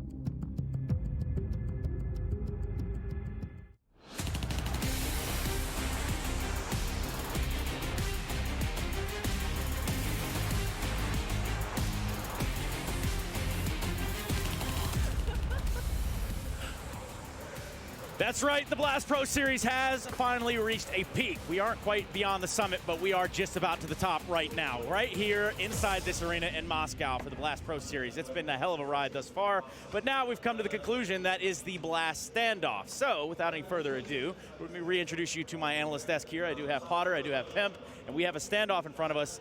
Let's take a look at the graphic again one more time just to see who's playing who. If you don't mind. I think it's a good face. It's good face, good players. I think both teams have, picked the right players in the right position. Definitely looking forward to the Symbol versus forZe duel. Definitely looking forward to Electronic going up against Rest. I think there's so many good players on the server, so much skill, so it should be fun regardless. Absolutely, and I mean, we can't forget the boxes in the ceiling, right? We were constantly seeing in that freeze time these players just shooting at the sky. It's because those boxes actually fall down and it can kill the enemy. Yeah. So look out for that, and look out for, as you mentioned, Trace, that surfing ability around the map. There's no noise when you surf like that, so the opponent doesn't hear you coming. Yeah, and you're ultra fast. Quick as lightning. It's pretty rowdy, I'll be honest with you. But in all seriousness, Nip versus Na'Vi, in case you're just joining us in the Blast Pro Series for the first time, this is the standoff. And what does that mean exactly, Jacob? Well, it means that both teams didn't qualify for the grand final, first of all, which is why they're here. NIP finished third in the group stage, which meant that they were qualified into the standoff. Then the crowd decided that Na'Vi was their opponent. Imagine that. I would have thought they would have rooted for ENCE, but there was a few guys trying. They did a good job, but it's basically a standoff, as the word implies. It's basically a 1 versus 1 scenario. It's pure skill. It's pure who's going to win the duels with. 1 versus 1 duels, going up against each other with a set weapon. You play first to 11, I believe, when you're playing, and then it's all about the skill, all about going crazy, all about going ham. Going ham. What would that mean exactly for the viewer at home, Christine? Ham. Well, that's hard as a Oh, okay, I mean- there's the sensor. That's the one I was looking for. No, but in all seriousness, it is fun to see these guys kind of rally around behind one another and play one-on-ones. You know, it's not an environment that we're used to seeing. It's not a normal tournament environment And at all. let's not forget they're also playing for a prize, right? They're It's playing, true. first of all, to win and don't lose the dignity, but second of all, there's $20,000 on the line. And I don't know about you, Trace, but I could use $20,000 on my bank account. I That'd don't be know, I nice. was looking for my dignity, so You're, my dignity. yeah. Yeah. Anyway, still ready. Actually, no, we are ready to get into the game. So that's what we're going to do. I'm going to keep my dignity in my pocket where it belongs, and we're going to jump into this blast standoff right here in Moscow right now. Yeah, right now. Right now. Right here and now. Can you believe it? Na'Vi versus Nip in a show match here, Mohan, the standoff. And, I mean, listen, let's throw the tactics out the window. Get the textbooks out the door. Burn them to the ground. This is aim. This is skill. This is something that, I mean, Na'Vi have to win, right? You would. If they have one thing left, it's aim, right? It's aim. It's flamey. It's flamey, and it's simple. And but it's res. You know what I'm saying? Yeah. You know, Get Right's been Get Right 2.0 this tournament. Yep. It's Plopsky. That's why I'm stoked. I want to see Plopsky with the chains up. Oh my God, we're into it. I said Plopsky, and here he is already with a point. So Walked into the server. let's not mess around. Remember, guys, the eliminations rack up from round to round, from weapon to weapon. You've got boxes falling from the sky to crush skulls. You got frag grenades. All of these walls you see with our fantastic sponsors, yeah, you can shoot them. You can destroy them. You can surf. This is a playground. This is where you show me the style you bring to Counter-Strike. Hit me with the pizzazz. Can I just unnecessarily spice this show matchup by reading a simple Oh, he got tweet? boxed! Oh my god. After he got the kill! That's a first. That is a blast standoff first. Oh wow, he gets. Yeah, I know. We haven't actually seen that before. Whoa. Oh, he did it again! Another one. Okay, all right. Well, he's doing it faster this time, which is good. Before he dies. You know, you don't need the aim to hit. Who needs headshots when you can just shoot out glass walls? Don't tell me that's okay. Who's going to be brave enough to pull off the first surf of the map is the big question for me. I mean, the only player out of all the standoffs I can recall so far. Okay, Plopsky plays this map in his spare time. Yeah, the only player who's really gone for those serves, I feel like, was Fallen. No, forZe wants to. 11 minutes ago. Simple. Time to rethink everything and make the right decision. That's a very deep tweet. Nice playing the standoff. Maybe this could change it back, right? 20 grand? Yeah. That's a nice collection of cash. Oh, no. Flamey's got the gull to stand tall up here. Shoot the boxes, Plopsky. Well, everyone knows that when you 1v1 someone, that's what you do when you're tilted to win back some of the confidence. As you stand tall, you show your whole body. You're playing a significant disadvantage, and if you win, you humiliate the other player. See, look, they're learning, Wanders. They're adapting. Plopsky now realizes that he can just hide underneath the floor. And it's always fun because you can tell which teams act. I mean, this is available on the Steam Workshop, by the way. Anyone can play it. Anybody go ahead and play it. Go get it in the off chance you find yourself in a blast standoff match. But you could see them learn, these players, when the first time they spam one of these walls and it's destructible. They're kind of shocked. Yeah. Have you played HE Glass before? Yeah, it's like dodgeball. Yeah, it's like dodgeball. You can break the glass to get someone to drop through. That's kind of what they were going for a little bit with the glass floors and the updated version. And I'm surprised we've got no surfing going on. They don't want to get too experimental with it. Instead, it's going to be just a pure duel. This time, both on the ground completely. It feels like Plopsky is finding ways to be strategical in a very, very simple map. Like he's always coming out of the blue here. Zeus is actually recording him maybe for his Instagram story. See, Plopsky's treating this like, this is his first event. He's looking at that 20 grand like, hell yeah. Signing bonus, real quick. Yeah, that's true. That's a nice paycheck. Yeah, that's like, look, yeah, that's kind of he is all in on this. Sweet. Flamey, Na'Vi, laughing, taking videos. Everybody treated to it. And I feel like in this instance, Plopsky stepping up against Flamey first, but who's the poor soul on Nip who's got to face off versus Simple? Who's going to have to take down Electronic? Yeah, I mean, I feel like it's going to be forZe versus Simple opping, and then I think it's going to be Electronic and Rez if I had to make a prediction. Ooh, timing, baby. Plopsky's watching his back as if he's behind him. Oh, so awkward. So That's awkward. 6. But the spray duel goes his way. Flame, you know what? Flamey's looking a little bit more and more like Edward every day. Did you see that? A bit. He's got some of the hair. Yeah. He just slimmed it down. Start some yoga, and he'll be right up there with him. It's nice seeing Edward around. That's why it's always fun to do Russian events. See the Russian casting crew and the likes of all that. Now we're all tied up at 6. Remember, even if you don't get that seventh point to win this specific round, the kill count is accumulative. It's a crew battle. Yeah. So it's like keeping it close. Take the earbuds out. That's it. Step up, walk away. Yeah, just give him a chance. Nice try, but yeah, 6 points is not bad. So either way, this is just a tight race. So what's up? What's up next? Looks like Boomich might be putting in his earpiece. Yeah, who does Boomich go? Who does Boomich take on? That's an interesting question. Can we get Kane in the mix? I mean, how weird do we want to get?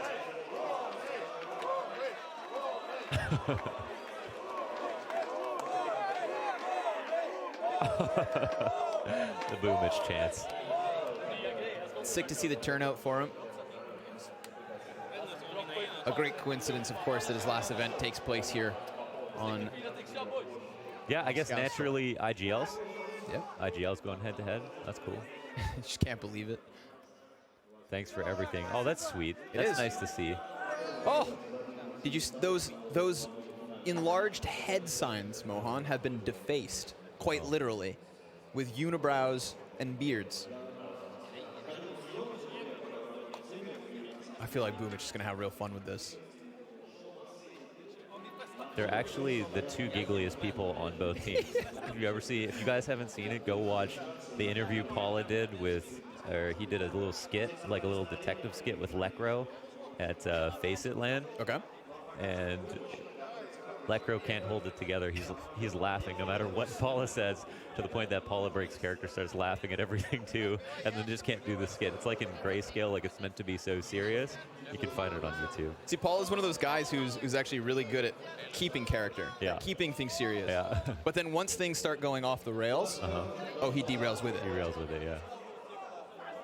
Come on, Boomich. Let's see what you got, bucko.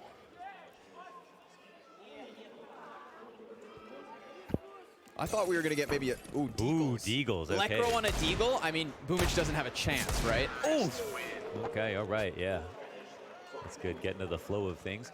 Okay, so Lekro is number 3 on the list of players that other pros repeated as being the best Deagle player. Right. Number 2 or 3? Number like 3, I believe. Nico's number 1. Yep. Oof. Yeah, we could see why. Lekro is just so proficient with this gun. I mean, man, there's grenades down on the bottom layer, too. Yeah. But these, you can tell they're pro... Oh, there we go. I was going to say, they start playing around with it. Oh, here we go. Let's go, baby. Oh, he doesn't know. Oh, he doesn't know. Oh, but he's running now. Dun. Now they know. Come on. Let's give it a shot. Hit him with the Juan. A little psychological warfare going on. They're taking all from kinds downtown? of types of angles. It's getting a little ugly both sides. Shoot the wall or shoot him in the chest. Yeah. They love him. This is a total we take those moments. If you guys are fans of Boomich, if you guys aren't up to speed with Boomich and like the run he did with Quantum Bellator Fire at their first major showing, really, go back and watch the first time he walks into the stadium at that major and he sees there's a group of fans who have his names and signs, right? Did you know that he actually took that sign and he made it his next signature in the following major? Oh, that's so smart. Yeah, they replaced the O's with hearts, and that's what it became. And now, I mean, he's embracing this. He's cracked the seal. The laughs are out and the headshot's in. It's just a wholesome player. And there was another clip recently with the blast backstage before this event started, where I believe it was Adam who asked Zeus, like, what kind of player are you looking for to replace you? And when Zeus said, definitely not an in-game leader, maybe a sniper, you just see this huge grin on Boomich's face, you know? Like he has been legitimized by Zeus, a player I'm sure that like many men from the CIS region look up to in terms of CS. So again, wholesomeness, Mohan. Yeah. Until you play with Zeus, like you have no choice but to just like revere him for all the players that you know that have come up under him. There we go. Boomich closing the gap. Yeah, Boomich back into it. It's been a nice few shots from Lekro. What's up next?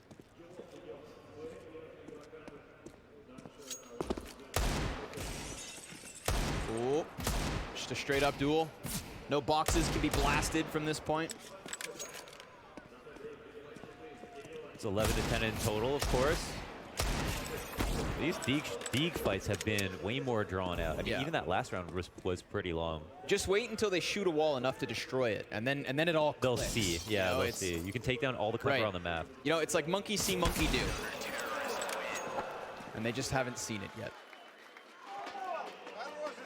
Boomich ties this one up, 4 rounds apiece. I think the difference of rounds after the first one with the M4s was only 1. 7 to 6. Lekro with a zinger.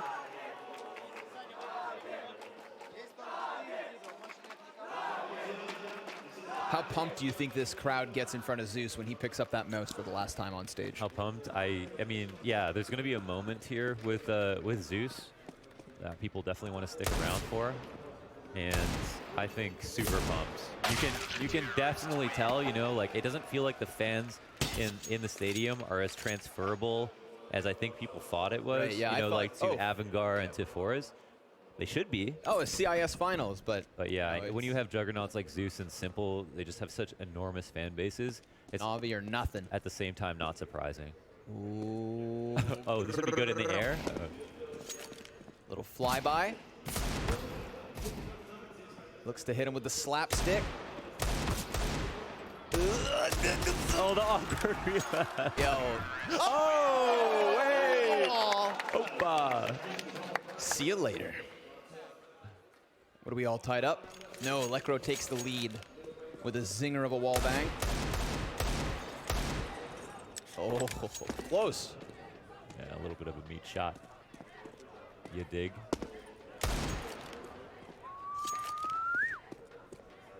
Where's the big one, Mo? Where's the big one? It's coming up right here. 3, 2, 1. Yeah. 0. I mean, we're talking about what's supposed to be the third best Deagler. And I wouldn't use the word crisp. Not quite yet. Can you break the Twitch box? Huh. Yep. You can. Now, if only Boomich knew that. And Lekro's hiding behind it for like 30 seconds. Never. Okay, there it is. 7 points. So that's tied. That's tied. They're 12 to 12, unless it should be 13 to 12. I think there's a 1 point differential with Plopsky. So yeah, super tight race. Nothing lopsided. Always good at the beginning, of course, because you can make some of the later rounds less important. Yes. And we'll figure out who we got next up. Boomich should be happy with himself. Lekro, not an easy opponent on his trusty hand cannon. You know, I've gone ahead, Mohan, and started, in terms of my Counter-Strike gameplay, I've foregone the Deagle. I've just come to the conclusion I'm not good enough to use it. But you're going to use the R8? The P250. Oh, okay. Anytime I would buy a Deag, it's P250 Smoke Flash. Okay. And for the fellow noobs out there, do yourself a favor and just stop trying to Deag. Yeah, people would probably win more games. Oh, okay. Welcome. There's a box kill. To the game. Rez just shrugs it off. This is Rez versus Electronics. This is actually a fun matchup, I think, with AKs too. Yeah. Little nade play.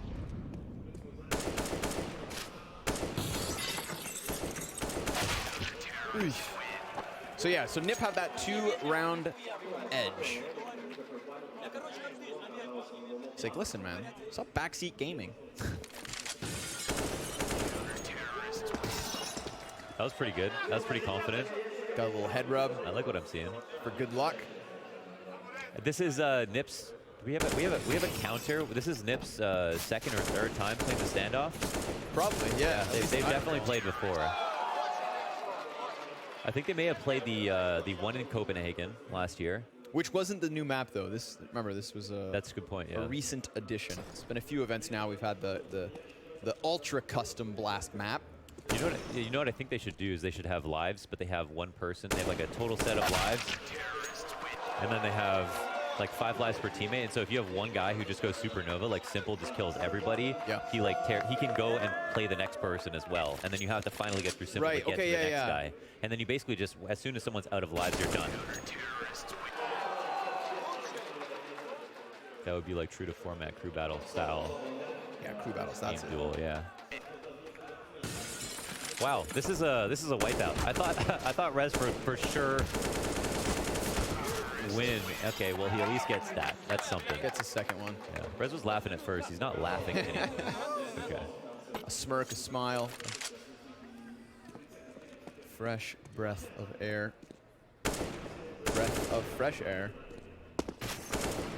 They've got to duck and dive and weave. I remember it must have been 2 show matches ago now where forZe, I believe it was forZe. It was forZe or Fallen. It started with an F, who was just doing this, surfing around the map for what was like a solid it was Fallen. seconds. It was He Fallen. gained enough speed to fly on top Over the of wall. yeah, Yeah. over the wall. And whoever he was facing off against was just running around the map trying to find him. Yeah. And you just get this glimpse of Fallen like over the wall and back down and Corner around of the building. screen. Oh wait, sorry, that was forZe. That was forZe. Why'd you lie to me? Fallen was the one who tried surfing. Oh, right. And then it fell off. But Rez is with a little resurgence.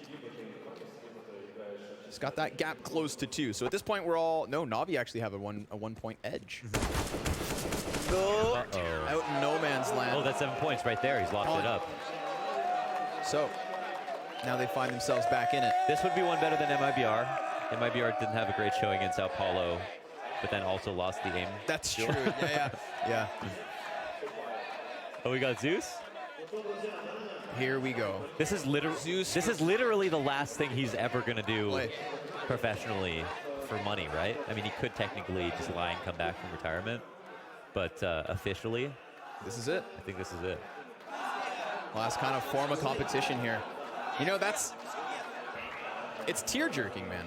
Because I'm no professional player, Launders, but I was, I came up with CS:GO as well. So I got to do the deep dive back and go look and see the history that is behind Zeus in all iterations of Counter-Strike.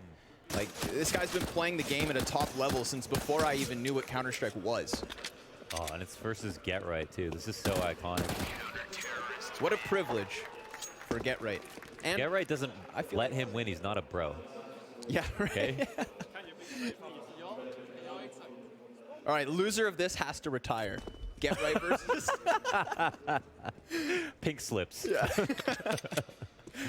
Oh, the serve. Trying to flex on it. Oh, okay. CZ, I forgot we had a CZ round.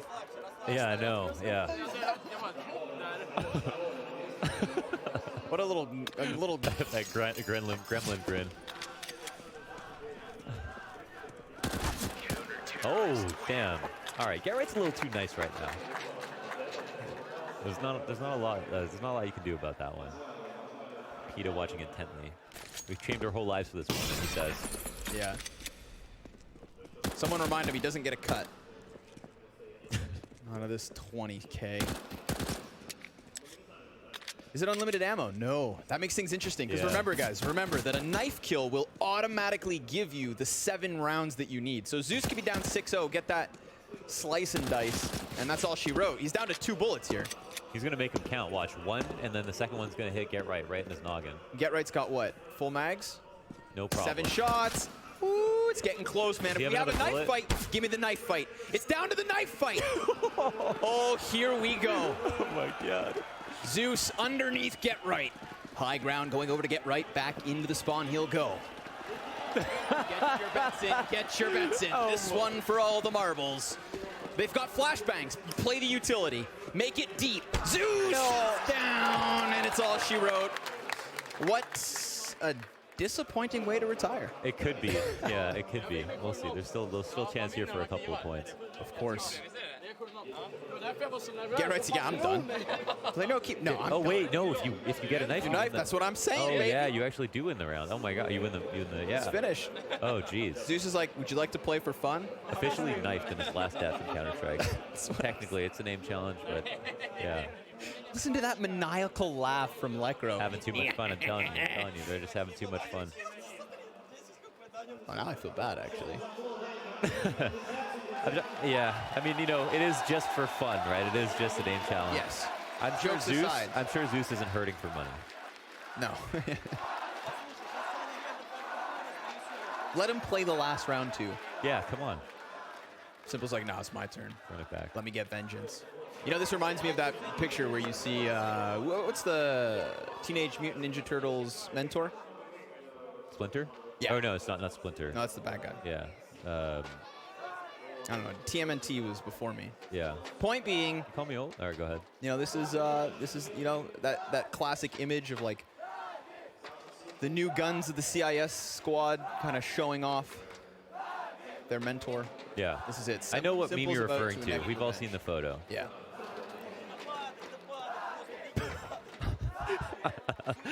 I remember Zeus told me a story once where I was at E-League, and he just got out of the airport, and he was like, yeah, I got to the airport, and I called the Uber, and when the Uber arrived, he opened the back door, and the lady screamed and drove away with the door open. He accidentally opened the door to the wrong car. Oh my god. Someone's mom waiting for their kid to get in. Yeah. Hey there. Zeus is actually hilarious. Yeah. So you guys need to watch his vlogs. I think they're translated, right? I remember if you want to watch a good Zeus, bit of Zeus content, you go find Mark Winther's Twitter, right? Our DreamHack Masters man. And he has this video from, I think, like mid-2000s, like 2004, 2005, of him doing a tour of what was like the Na'Vi boot camp at the time. Yeah. You know, and contrast that video, seeing, I mean, Markelov, who must have weighed like 120 pounds at the time, you know, as a little teenager, Yeah. Side by side with Zeus, who, you know, we had an interview with him earlier, and he wasn't confident in his English, but go back to when he had, you know, a vocabulary of 5 words. Yeah. And it's just such a throwback. And it's amazing to think, like, just how long he's been involved with the top of CIS. Oh, off the lip. Wah, wah, wah, wah. Off the building. You know, you got to give forZe a chance. Yeah. But yeah, go find that video. It was for HLTV at the time. Mark was working with them. Oh man, now I just want to like reminisce on all the Zeus content out there. The fact that he always rocks up in pajama pants. Yeah. He has Anytime. Oh boy. Oh wow. That was Simple going for a knife. Yeah, I mean technically the best round to try it. Yeah. And it would just end the Right? round. After the CZ, you know, 24 bullets and whatnot. Yeah. That's true. Oof. Also remember, like, that knife secured 7 full points. Yeah, full so that's points. why we've got this huge difference. This was actually one of the closest standoffs we've seen yet. Yeah. Until Get Right ruined it for everyone. He was about 2 centimeters off of getting that knife and like, you know, just straight up winning. Yeah. Yeah. Oh, I guess that's why he's going for it, because Right. if he risks it You on gotta every close single that round. gap. Yeah. Or just straight up win, but maybe Simple's not confident in those op skills just yet. Said no one ever. Right. Jump across the walls. Blow out his cover. Ooh. Okay. All right. Okay.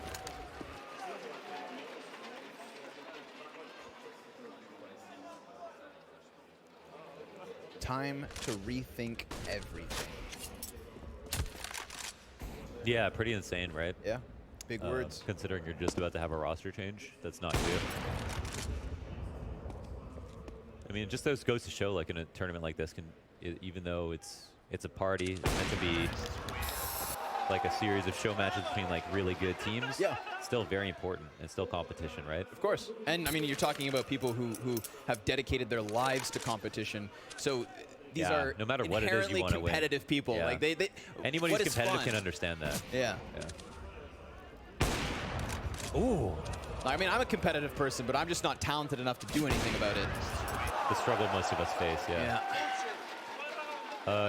They're still very much in this apparently, because he hasn't lost in like 4 rounds. And if he closes the next two, yeah. 26. Then it's literally going to come. And there are no ties in this format either. Uh-oh.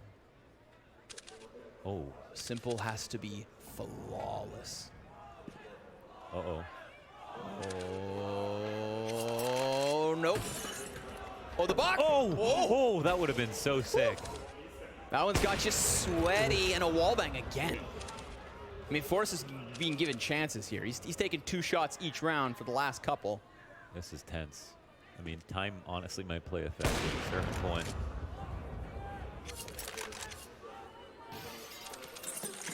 They've got a pretty good idea of where they are. Yeah, thought he was trying to surf. Oh, he gets. Oh, shots missed. Good bait. He doesn't want to wall bang that. Oh my God. This oh, is there it is.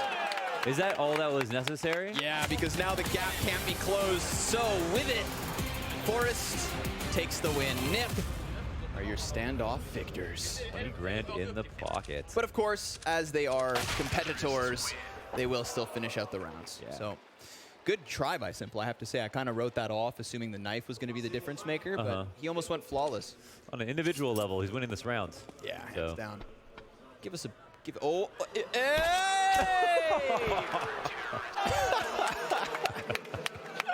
That's good. That's good stuff. It's good. It's always fun to see these guys enjoy this. You know, I mean, that to me is it's Surf DM is a thing. Right. We've got stuff on the line here for the standoff, but I always, you know, again, they're competitors, right? But you got to see guys have fun. Okay, here we go. So we might get the speed build up to the point that he can make an enormous. Or so that's 7, and it's over. That's all she wrote. Cool. Nip, of course, still going to be picking up that cold hard cash, baby. Not bad. 20,000 smackers. That'll get them home. You got to be happy considering like the difference between MIBR and Nip coming in third is so minute, and yet now we've got Nip walking away with that little bit of extra cash. So you know, it was more worth it for them to come on over to Moscow. I'm sure they'd also like to be a part of Navi's last event. Yeah, it's a tough showing, but Zeus's last event. Zeus's last event. Will be back. Yeah, of course. There's a lot more special planned for the show. 100%. So make sure you do not go anywhere. Yeah, and we're not just talking finals, right? Blast's always got something up its sleeve. So we're going to hand this one over to Adam. He will present the Blast Standoff champions with their check. Pro Series. It had everything. Get Right versus Zoof, nice fights. It had everything. It was amazing. Shall I come down to those guys? Are they going to come around? Are they leaving? Don't leave. Come on this way. Come on this way, guys. Yeah, come this way. Come this way. Yeah, yeah, you come in. This way. One more time. Make some noise for NIB!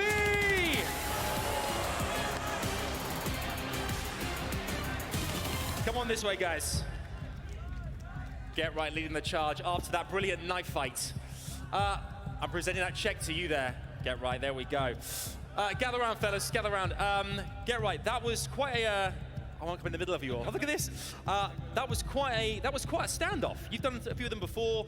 How was it for you guys? How was that knife fight with Zeus? I was scared shit to do one-on-one knife there, to be honest, because I knew it's gonna be, if I win the knife, it's gonna be 7-0. Yep. But if I lose it, then it's gonna be 7 to them and 3 to us. So it was very important to win that one. And it was very close there as well with forZe and Simple at the end there. He was getting some points back. Yeah. Yeah. How has the experience been for you here in Moscow? Have you enjoyed performing in front of these fans? I mean, we've been in Moscow a few times now, and every time we come here, we feel very welcome, and we're very happy to be here once again. And yeah. Nice. What are you guys going to celebrate this evening? You're the standoff winners once more. How are you going to celebrate, man? Vodka. One more time, make some noise for your standoff winners, NIB! Well done, chaps. So much more coming your way. Our grand final here in Moscow is coming right up. Don't go anywhere. We're with you right after this.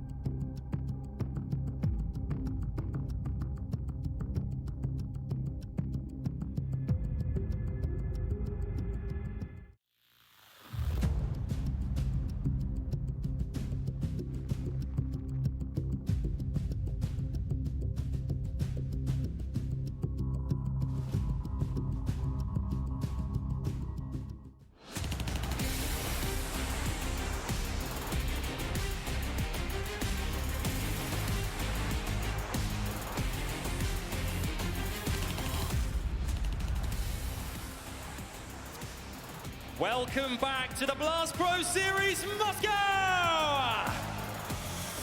We have gone a little bit off-road here. We've gone a little bit off-road here, the Blast Pro Series. We'd like to take this moment to celebrate the amazing Na'Vi.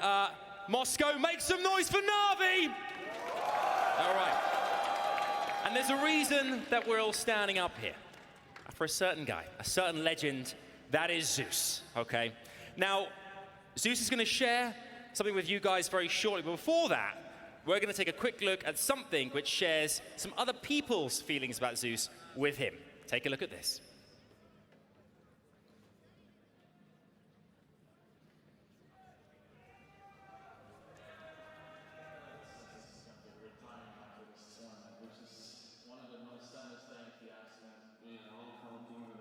Мой самый старый, самый древний тиммейт.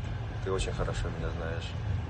Ровным счетом, как и я тебя. He actually is a caring and actually lovable person. I'm really sad that you're leaving the CS scene. You're a legendary player. I have faced him the first time in 2011, and since then we had so many clashes. I think he has beaten me more than I beat him, but I have to make the count for that. I've been following you ever since 1.6. I gotta admit that you're one of the few players that I've always looked up to. He is one of the best leaders the game has ever had, and unfortunately, nothing lasts forever. It was the important key of our team. Congrats on amazing career. Not just from the current CSGO community, for all the people who don't know you from back in the early days of 1.6, when I first got to compete against you in Moscow, I think in one of my first tournaments, always been a pleasure, man. Always been a great competitor. He's a very big leader, a big winner. I've been battling against him since he came into the professional scene in a higher level since 2010. He's the proof and definition that a player, good minds, has its place in Counter-Strike. He was able to lead the Ukrainian and Russian scene, the CIS scene overall, over legendary teams, and achieve so many things that most players will only dream of. I'm really glad that I played with you in one team, and I'm really glad that we won the major together.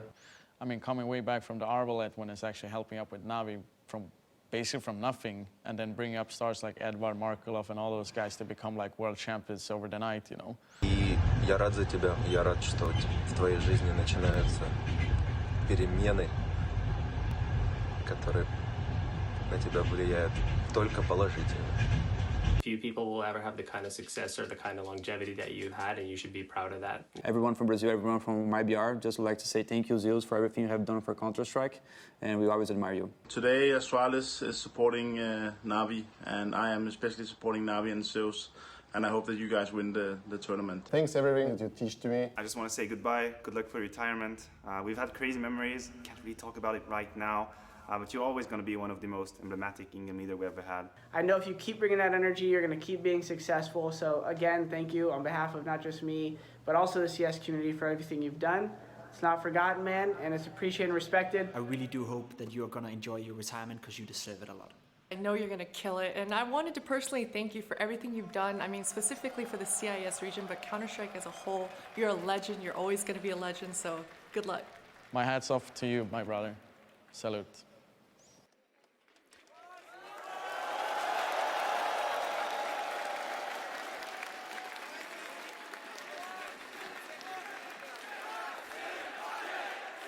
Yes. Ladies and gentlemen, he is a god amongst us. He really is. Zeus, I know you want to share something with the world, perhaps in Russian and with the arena here as well. I'll hand the microphone to you, my friend. The stage is yours. What would you like to share? Go ahead. Всем, ребята, не знаю, я посмотрел видео, немного разволновался, сдерживая слезы.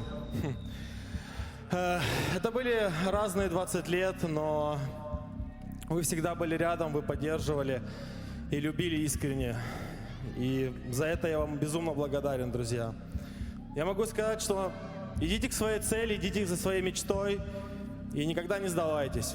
Я люблю вас. Спасибо большое. Ну, давайте. Я люблю мою команду, ребят. Я желаю вам удачи. Я хочу, чтобы вы побеждали. Ну, давайте. Вижу цель. Не вижу препятствий! Give it up one more time for Zeus! Love this guy. Love this guy. On that note, folks, thank you, Zeus and Na'Vi. Just listen to the crowd here. Listen to the crowd. Have so much love for such a legend. We love you so much, Zeus. On that note, it is time, folks. We have a grand final coming your way here at the VTB Arena. There's only one thing we should do for this grand final to go with our beloved trophy. It's time to go gold.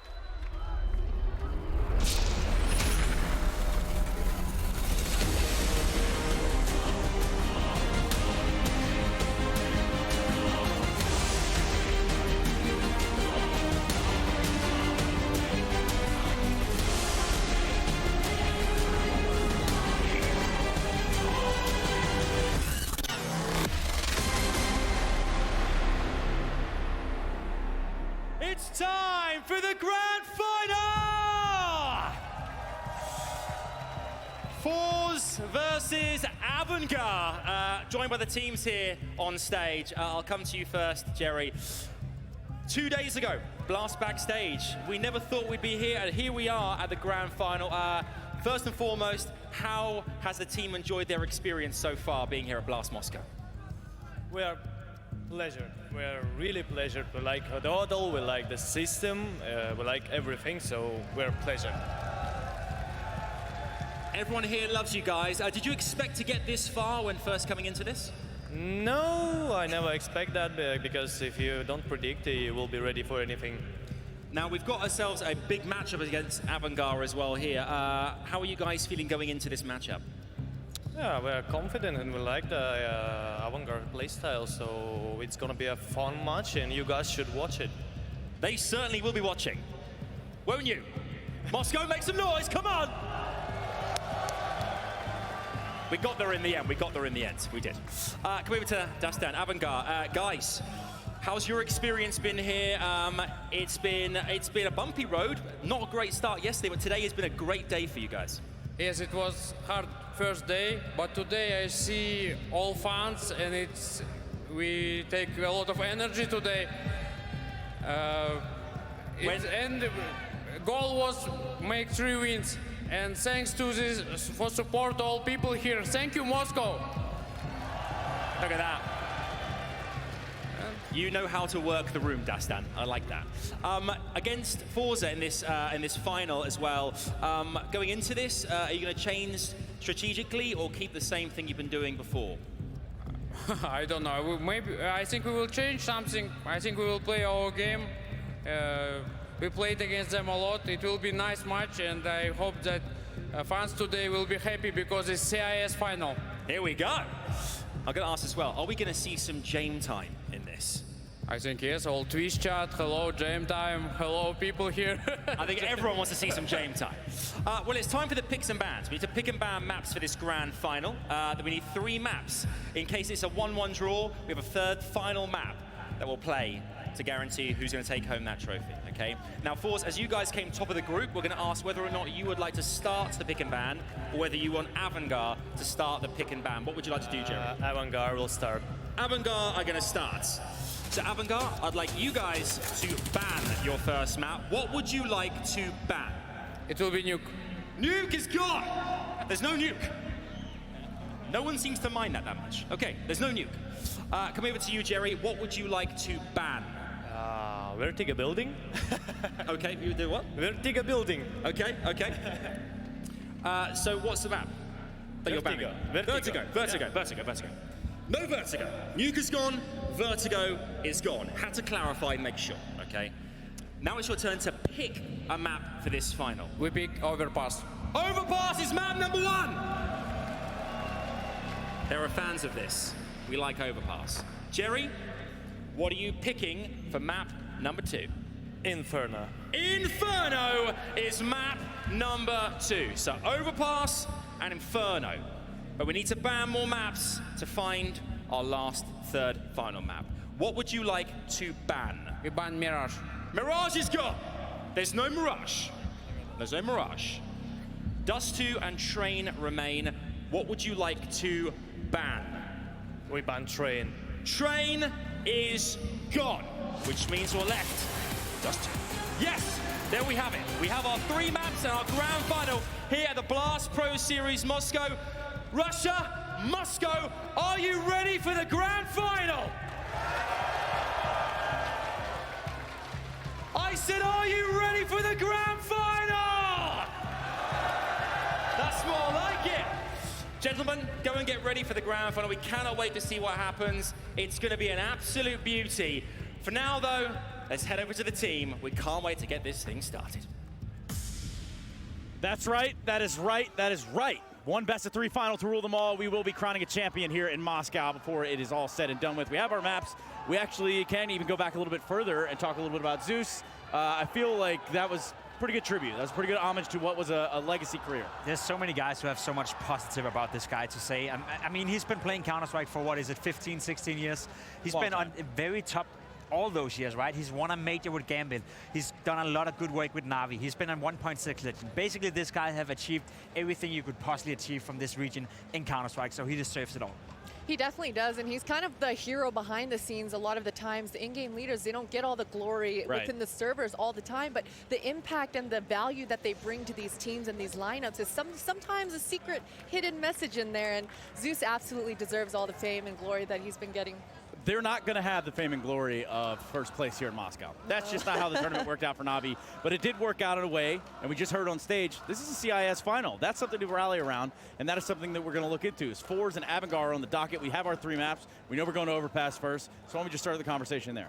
Yeah, I mean, nobody expected these 2 teams to be in the final. Roughly, they were the 2 teams who were supposed to qualify or play a qualifier match against each other, even to get into the tournament. So the fact that they've been able to play their way to the final, and they've done it, and they deserved it all the way, is very impressive. AVANGAR today have looked like the best team without a doubt. forZe yesterday, they looked like the best team. So we have the 2 best playing teams, obviously going up against each other in the final.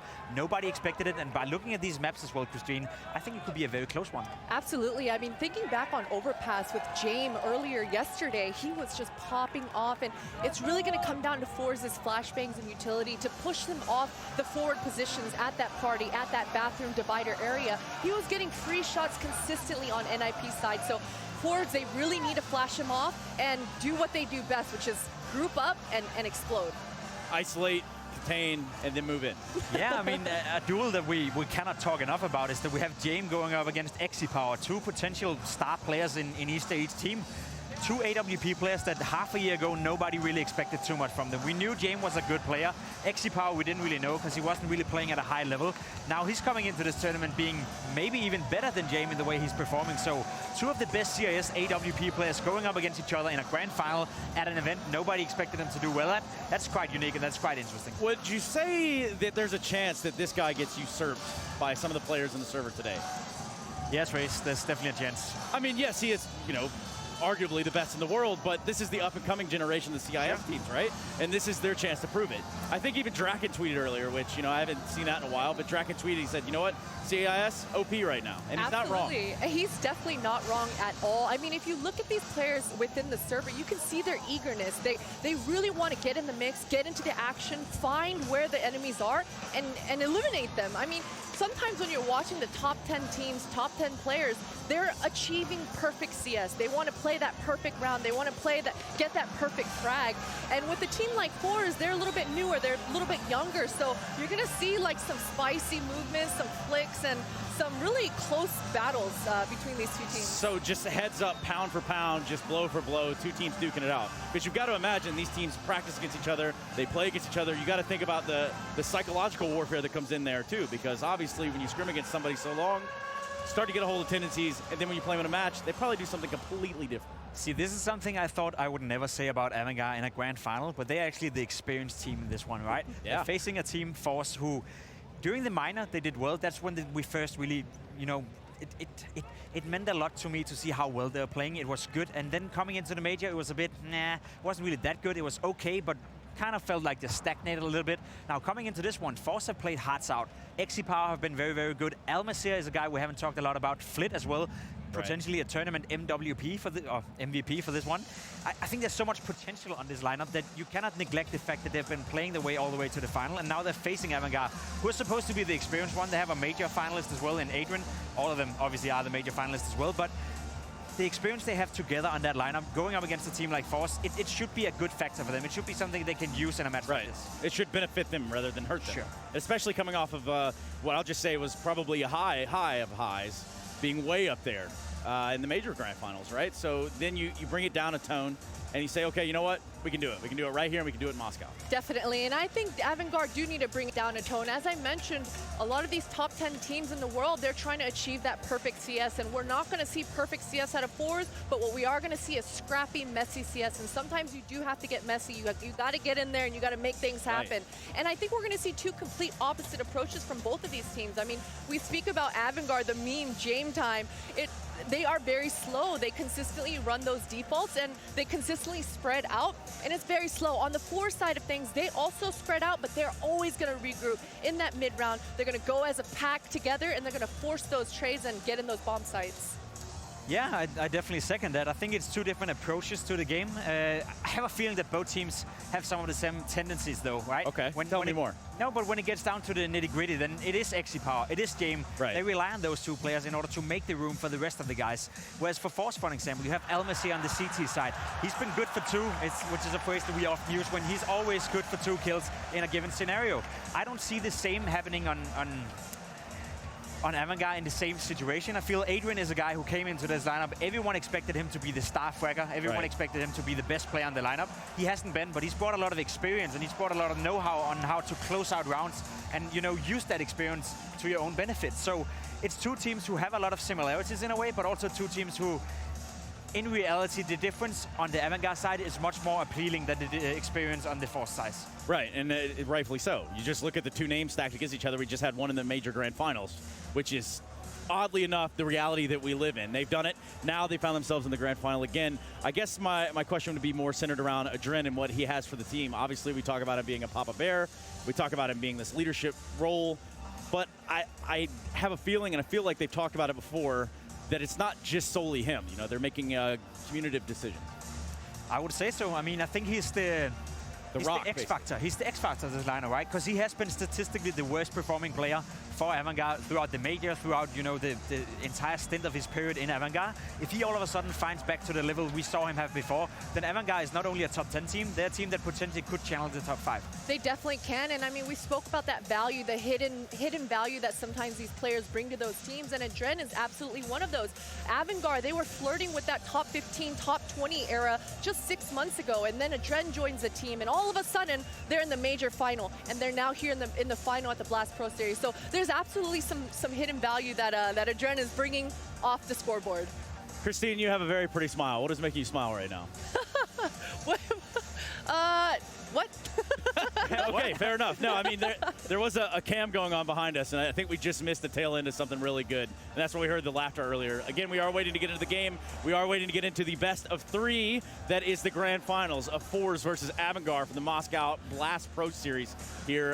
Guys, we've already seen everything we need to see. We've almost said everything we need to say. There's probably a little bit more you could squeeze out there, but the reality is this. We have an all-CIS final in Moscow. You couldn't have better conditions for a crowd. No, we surely could not. And I think the crowd is loving it as well. It's been a while since we had a big tournament in the CS region. And I think the crowd that came up today have really been hitting it, right? They're loud, they're noisy, and they love it. So I think the final is going to be great in terms of the atmosphere. In terms of on the server as well, I think both these teams, as we said before, they have similarities. They play to the same level.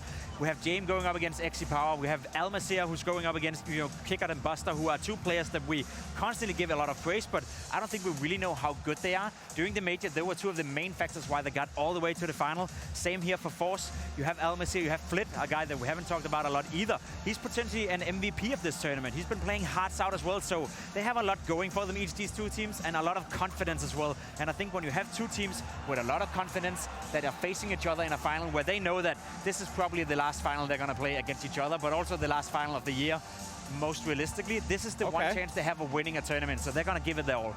Okay, so how about we do this? We jump into Overpass first, but I want to know from you both, real quickly, who you have in the first map. I got to go with forZe. I think forZe is... I think they're going to, if they're able, like after we mentioned, they're a younger team, they're a newer team, and playing at this level is very new for them. So in those sticky situations, in those 3v3s, when they're down numbers, these types of rounds are the rounds that they absolutely have to convert to give them an edge within the server. So as long as they're able to win those types of rounds, I absolutely have my money on forZe. Okay. I would go the other way. I'd say AVANGAR is definitely my favorite, especially on a map like Overpass. We've seen them time and time again play that map very well. We saw it during the major. They could beat some of the best teams in the world. One that sticks out to my mind was when they beat Liquid on the map and really showed the world how good they were. Game in particular, around the toilet area, as you were saying, constantly moving, constantly being even aggressive, which is not normally a term we use about James. So I think he's going to be the X Factor, and I think that's why AVANGAR is going to win the first map. Well, we're going to take a look into that first map, but not before we jump into a break. That's right, ladies and gentlemen, one best of three to finish them all here at the Blast Pro Series Moscow 2019. Your grand finals await. It's forZe versus AVANGAR when we come back.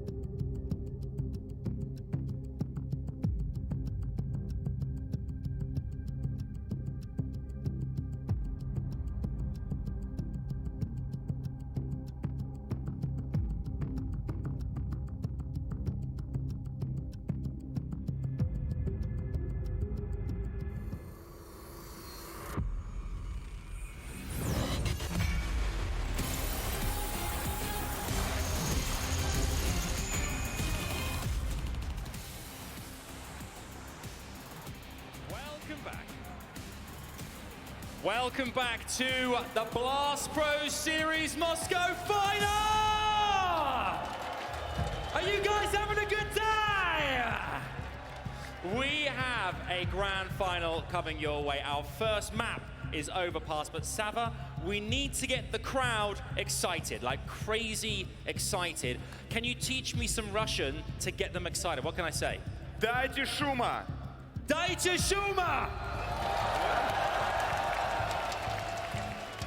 Dайте шума! Very good. Dайте шума forZe! Дайте шума AVANGAR!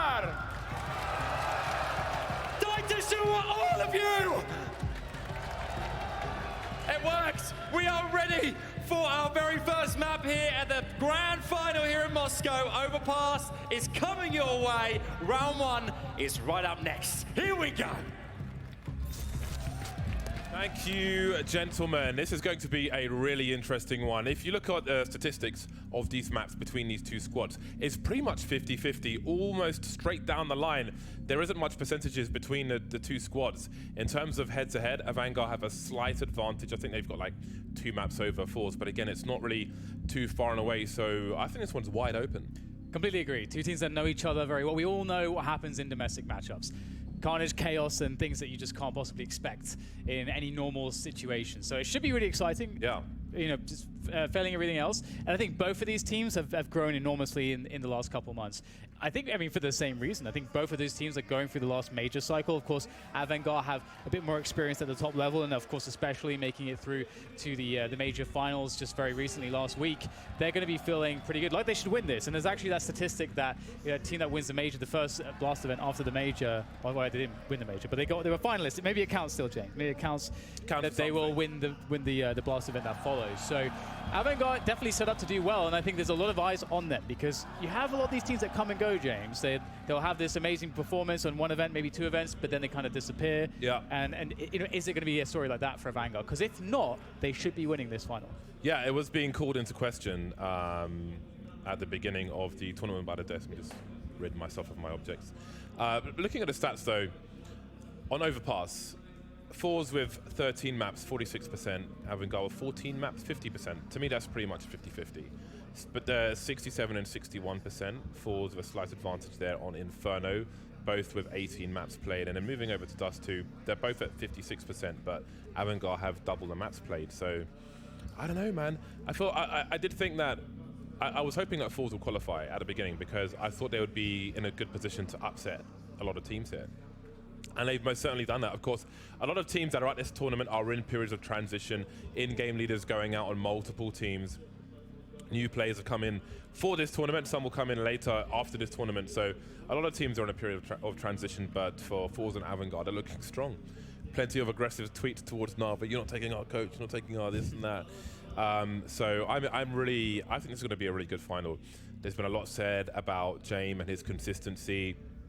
Petar from HLTV is saying that the MVP award is wide open for this one, and it probably comes down to this final. So there is a lot to be had in this best of 3 series. Yeah, I definitely agree. I can't wait to see what AVANGAR have, just because they should be winning this. They should be extremely confident. I think making the run that they did at the major, sure they got blown out in the finals, but I feel like pretty much anyone, that would happen to more or less any team except Liquid, perhaps, which we had that clash in the quarterfinals of the major.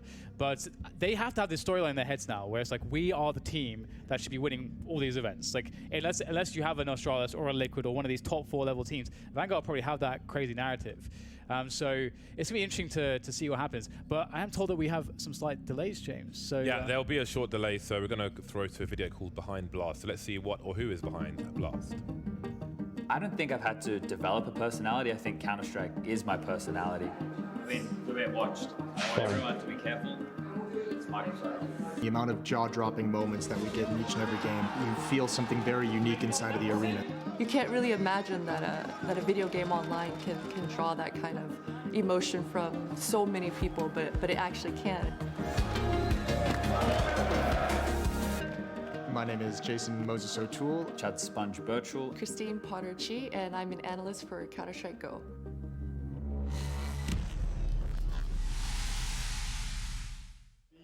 Yep. Game time? Yep. 2, 3.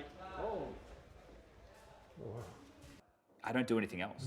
It's a little bit of a sad existence. I don't really prioritize time off. Your notebook's looking really good to film right now. Oh shit. Hold up, sorry, let me write something. Mint vid. Mint She's being recognised for her vid. You take notes and then the camera zooms in and we're playing Hangman. My time off is when I go home and then try and play CS. So it's one of those weird things where I think you have to live and breathe Counter-Strike considering how busy our schedules are to get the most out of it. I like how you make it seem like you're working with the cameras on. I just make it seem like I'm working on them on the analyst desk too, so I'm pretty good at that. The preparation I do for events is actually quite extensive now. I think before my hobby was and is to watch video games just on the side in my free time anyway, but a lot of the traveling that I've been doing lately, it's really tough to keep up with the games and the broadcasts. I do enough events to where I don't have to like sit down and grind stats for hours, and you kind of pick up that knowledge as you go at casting at other events and everything like that. So I do so many events that my prep has kind of gone down, but you know, all the knowledge is somehow still there. They let him slip away, and Astralis is always going to maximize on that. So we're going to do a break, and we'll be right back. We did it. Moses, how's that game for you? It was awesome. It was all good up until the end when things got ugly, but that was a fun game to cast. Esports as a whole, I don't really get into the other games. I just play Counter-Strike. When people ask me what I do for fun, it's play Counter-Strike. I think it's the most beautiful esport we have out there in terms of how the mixture of strategy that goes into it on a team scale. Counter-Strike at face value is the easiest game to understand. It's a 5v5 game with a very easy solution of who's winning and losing, right? But it's also very nuanced, the strategy of it, the little details, and that's the bit that I like, the fact that I get to express that to a viewer at home, and if I can make them understand a little bit that gets me excited about the game, then that's my goal at the end of the day. So my journey into this position is kind of, I guess, pretty generic. I was a Counter-Strike player for a very long time, and I kind of naturally fell into it. So I started out as a player once upon a time, a long time ago, and just kind of fell into this as a hobby, and it eventually turned into a career path. An analyst can be anybody. I used to be a professional Counter-Strike player, and I take pride in that fact, the way that I talk about the game, the experiences that I have. When I went professional in like 2008, it was off the back of, you know, lots of hours playing until 2 o'clock in the morning during high school and then sleeping during economics, and my family really not enjoying that fact. When I was a kid in high school, I wasn't the most popular, but Counter-Strike actually made me feel like myself. Eventually you bring your parents to an event. And I don't think it ever clicks in until they come into an arena and see what it's like to actually be here and see how similar it is to going to, you know, a basketball game or a football game that they would have gone to with their family when they were children. Right now, I'm kind of burnt out at the moment. Especially, I think, because in the beginning of the day, you're so hyped and like all your adrenaline's rushing and like my heart is pounding along with everyone else in the crowd. So then, after a few hours, it really hits you. My biggest issue is making sure my shirt stays ironed, and that seems to be a problem for some people. I haven't been home for more than 2 days at a time for the past 3 months. I think the longest period of time that I get off between now and Christmas is maybe 2 weeks.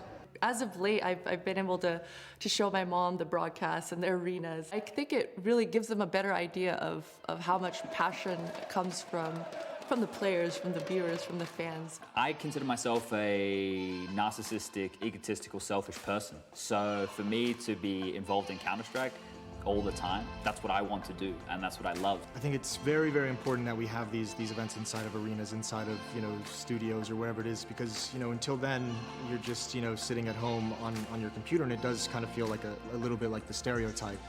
Once you start bringing it inside to arena, I think that's what changes it from, you know, just playing a video game to turning it into a competitive sport. And that's the biggest leap forward that you can take in esports.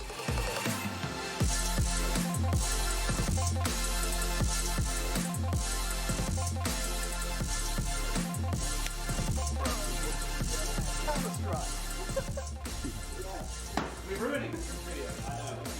That's a sabotage. Yeah.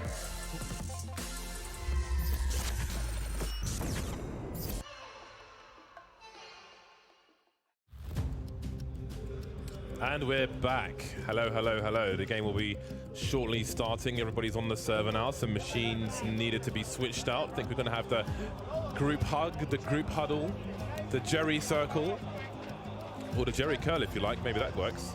And then we will be into the game. It looks like, I don't know if the knife has happened yet, actually. I was going to say it looks like forZe is starting on the T side, but I don't know just yet. But we won't have long to find out.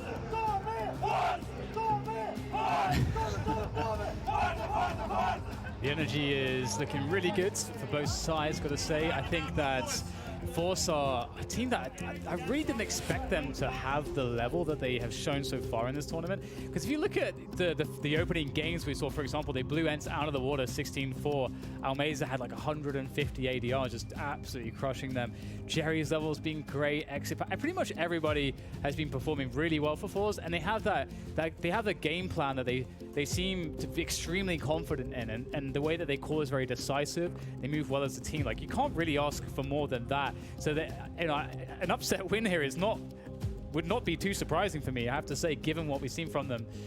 But they should understand AVANGAR quite well as a team as well. They'll have experience with them, obviously, you know, from the same region. And how amazing is that, the All-CIS final here in Moscow? Yeah, I think this is going to be a good matchup.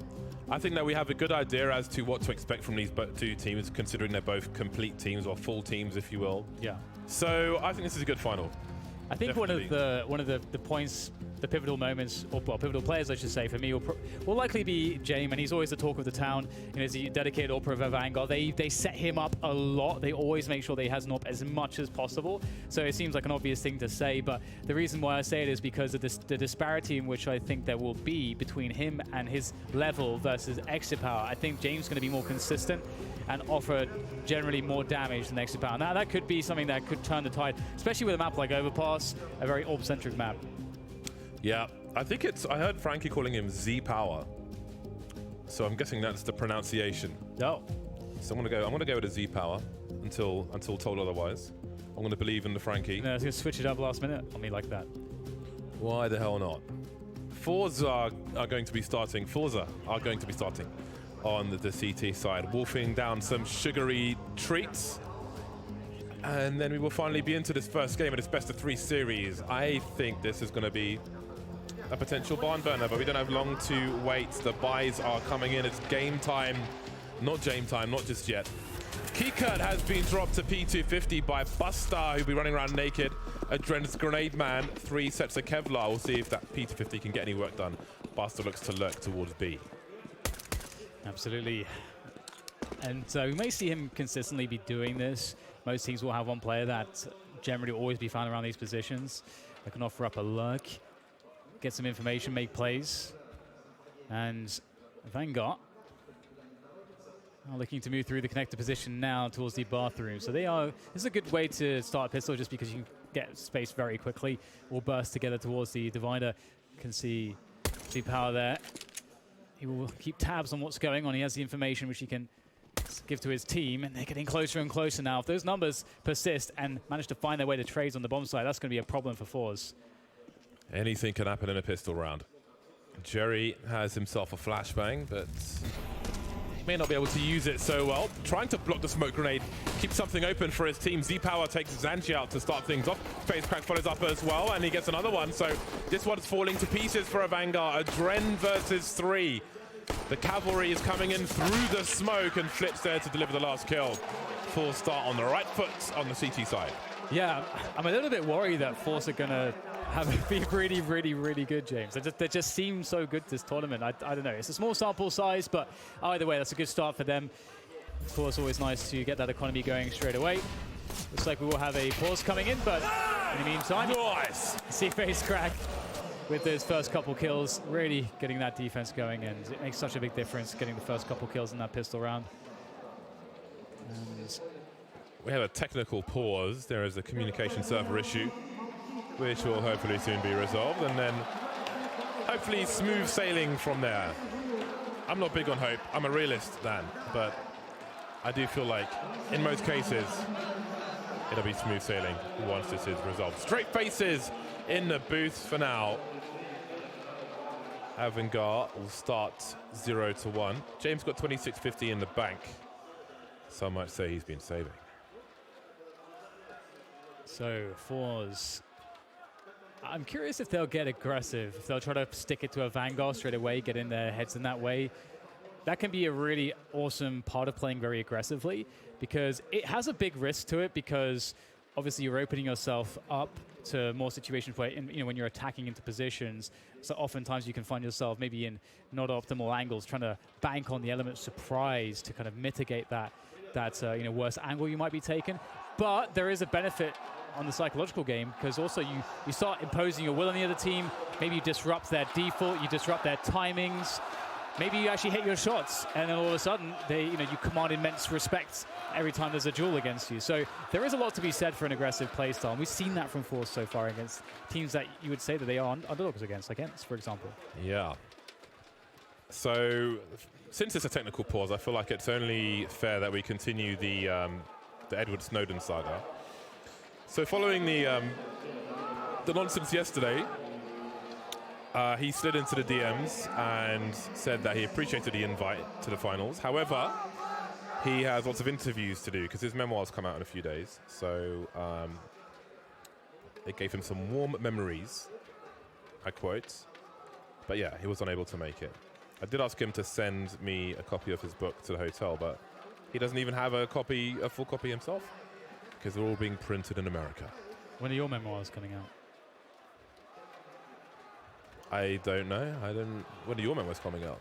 You have plans for memoirs? What was that film where... Who's that guy who was Cyrus the Virus in Con Air? John Malkovich. There's a film where he's going on about his memoirs all the time. I think his wife hates him and throws him in the fire. Whatever film that is, that's quite a hilarious film. Someone out there knows it. The crowd's pretty hype, man.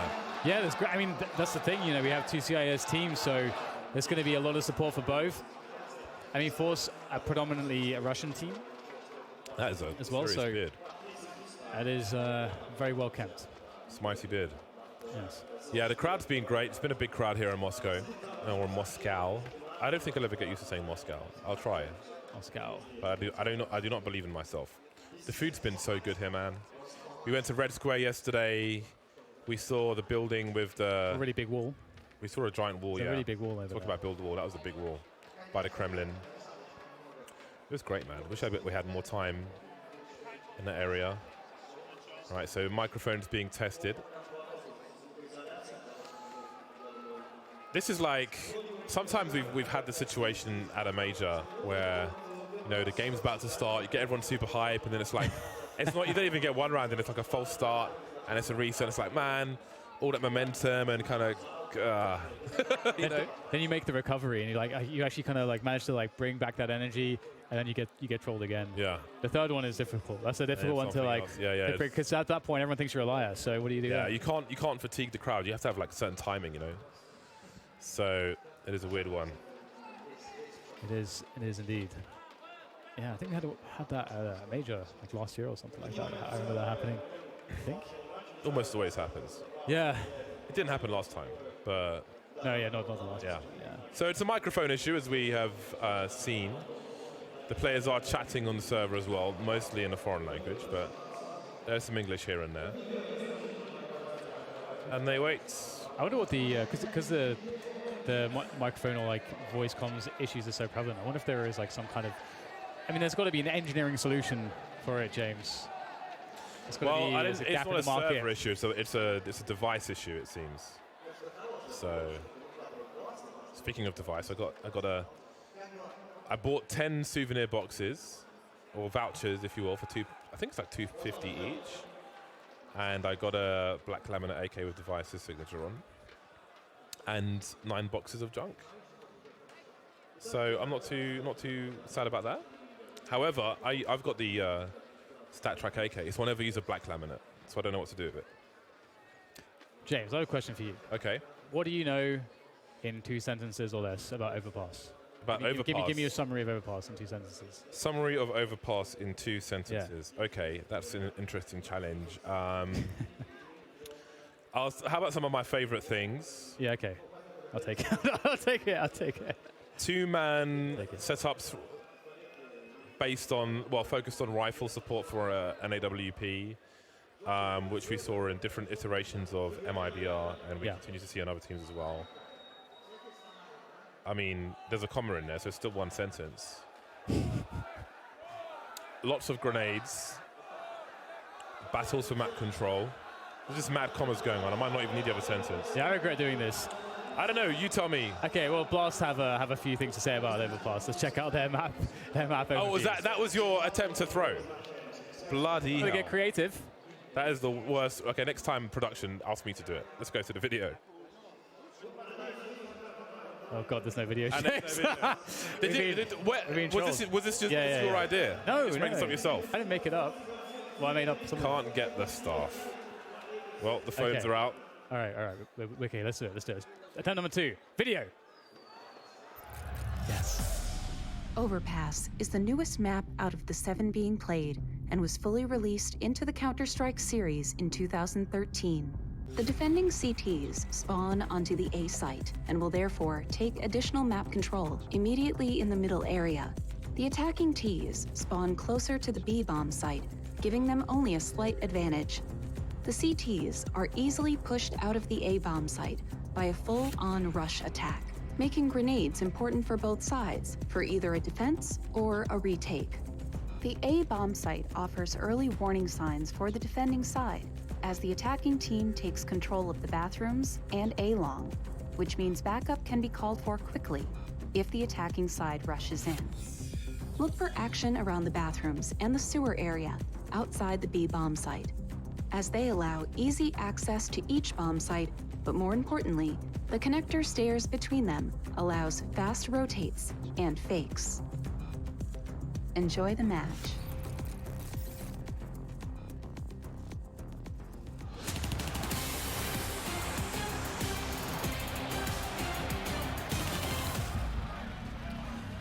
Excellent. I love those videos, James. Although it did say it was easy access to the B bomb site was through the sewers.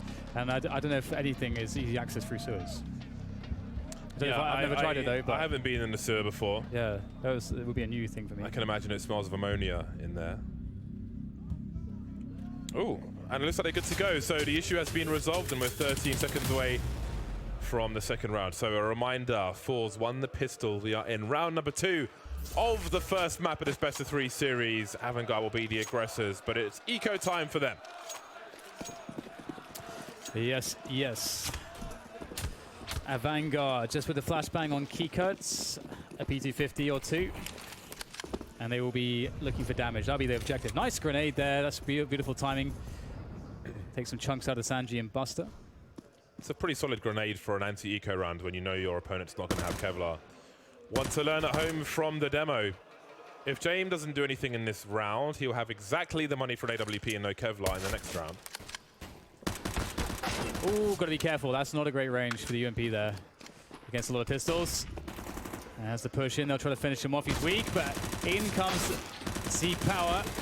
And spray from the UMP, and the MP7 will do the job. I may as well make some money, and this forZe will be looking quite good. I would be happy to see an AWP, and indeed, of course, we'll get that AWP. C-Power on that one, and AVANGAR will be without one, it looks like. Jane will have the full nays. I usually just expect Jane to always have an AWP on a buy round, even this early. Yeah, but he could always take the AWP away from forZe if they are to be successful in this round of AVANGAR. Let's see what their initial setup is. Nothing crazy coming out from forZe. The HE once again, but damage will be non-existent on this occasion. You can see there is a boost into the short B tunnel, and that's not the way to do it. Maybe a flashbang would have been good. They had players in position to flash as well, so a nasty problem for them. Team wound with the HE grenades. And more HEs, quite a lot. Going to that short B position. The plan was for 3, but 2 will do. Yeah, interesting position here now for AVANGAR, because you get that 4v4, you've got over a minute to go.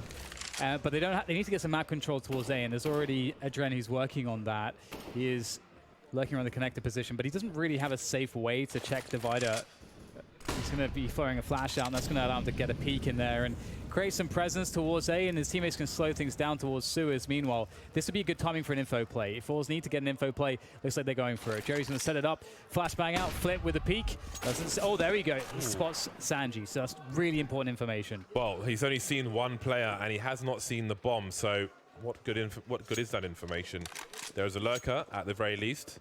But there could have been an explosion behind it. They have no idea, and it seems that AVANGAR are positioning themselves to make a play through the monster position. It might be a dry one. Buster with a Molotov towards the barrels.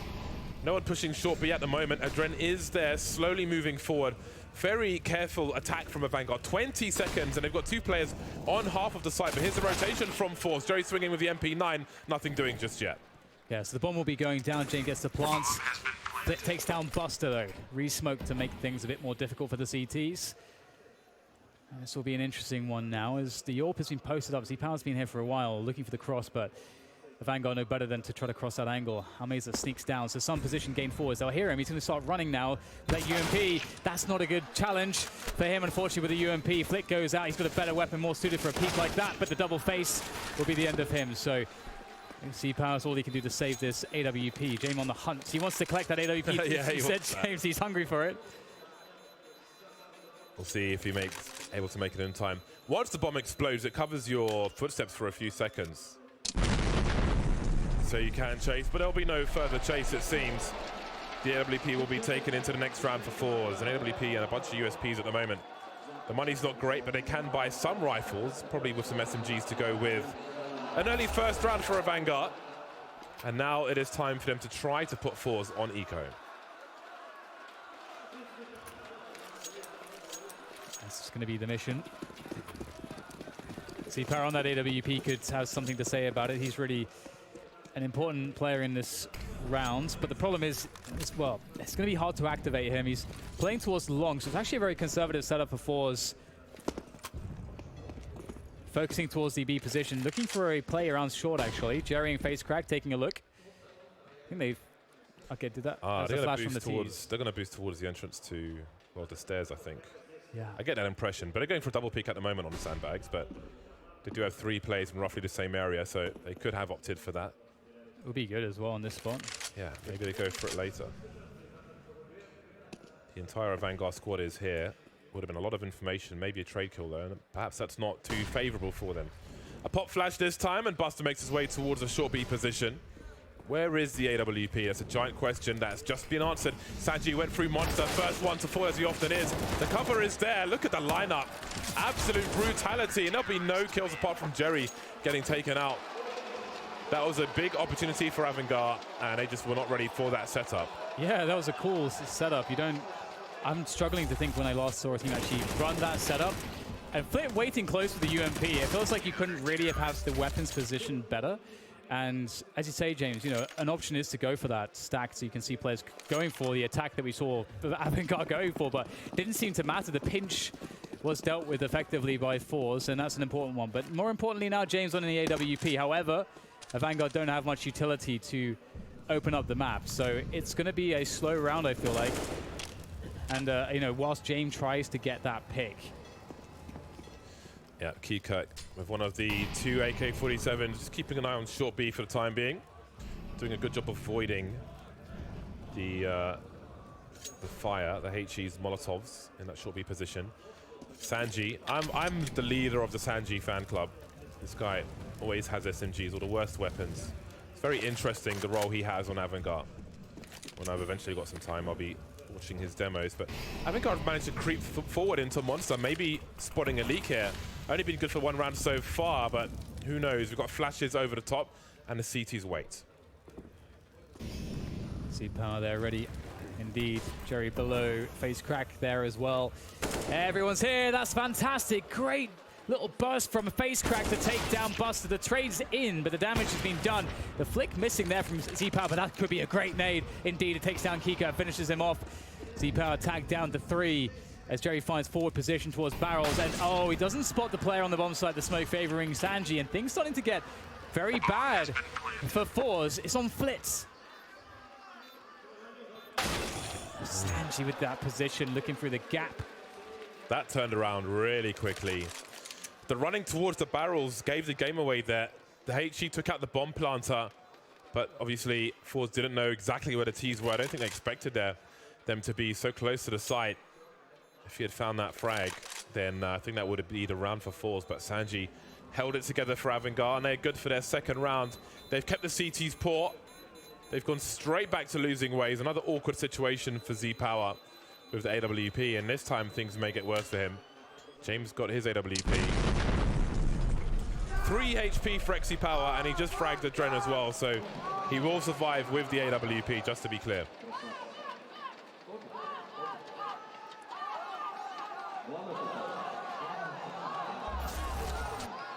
Some chance, some supports.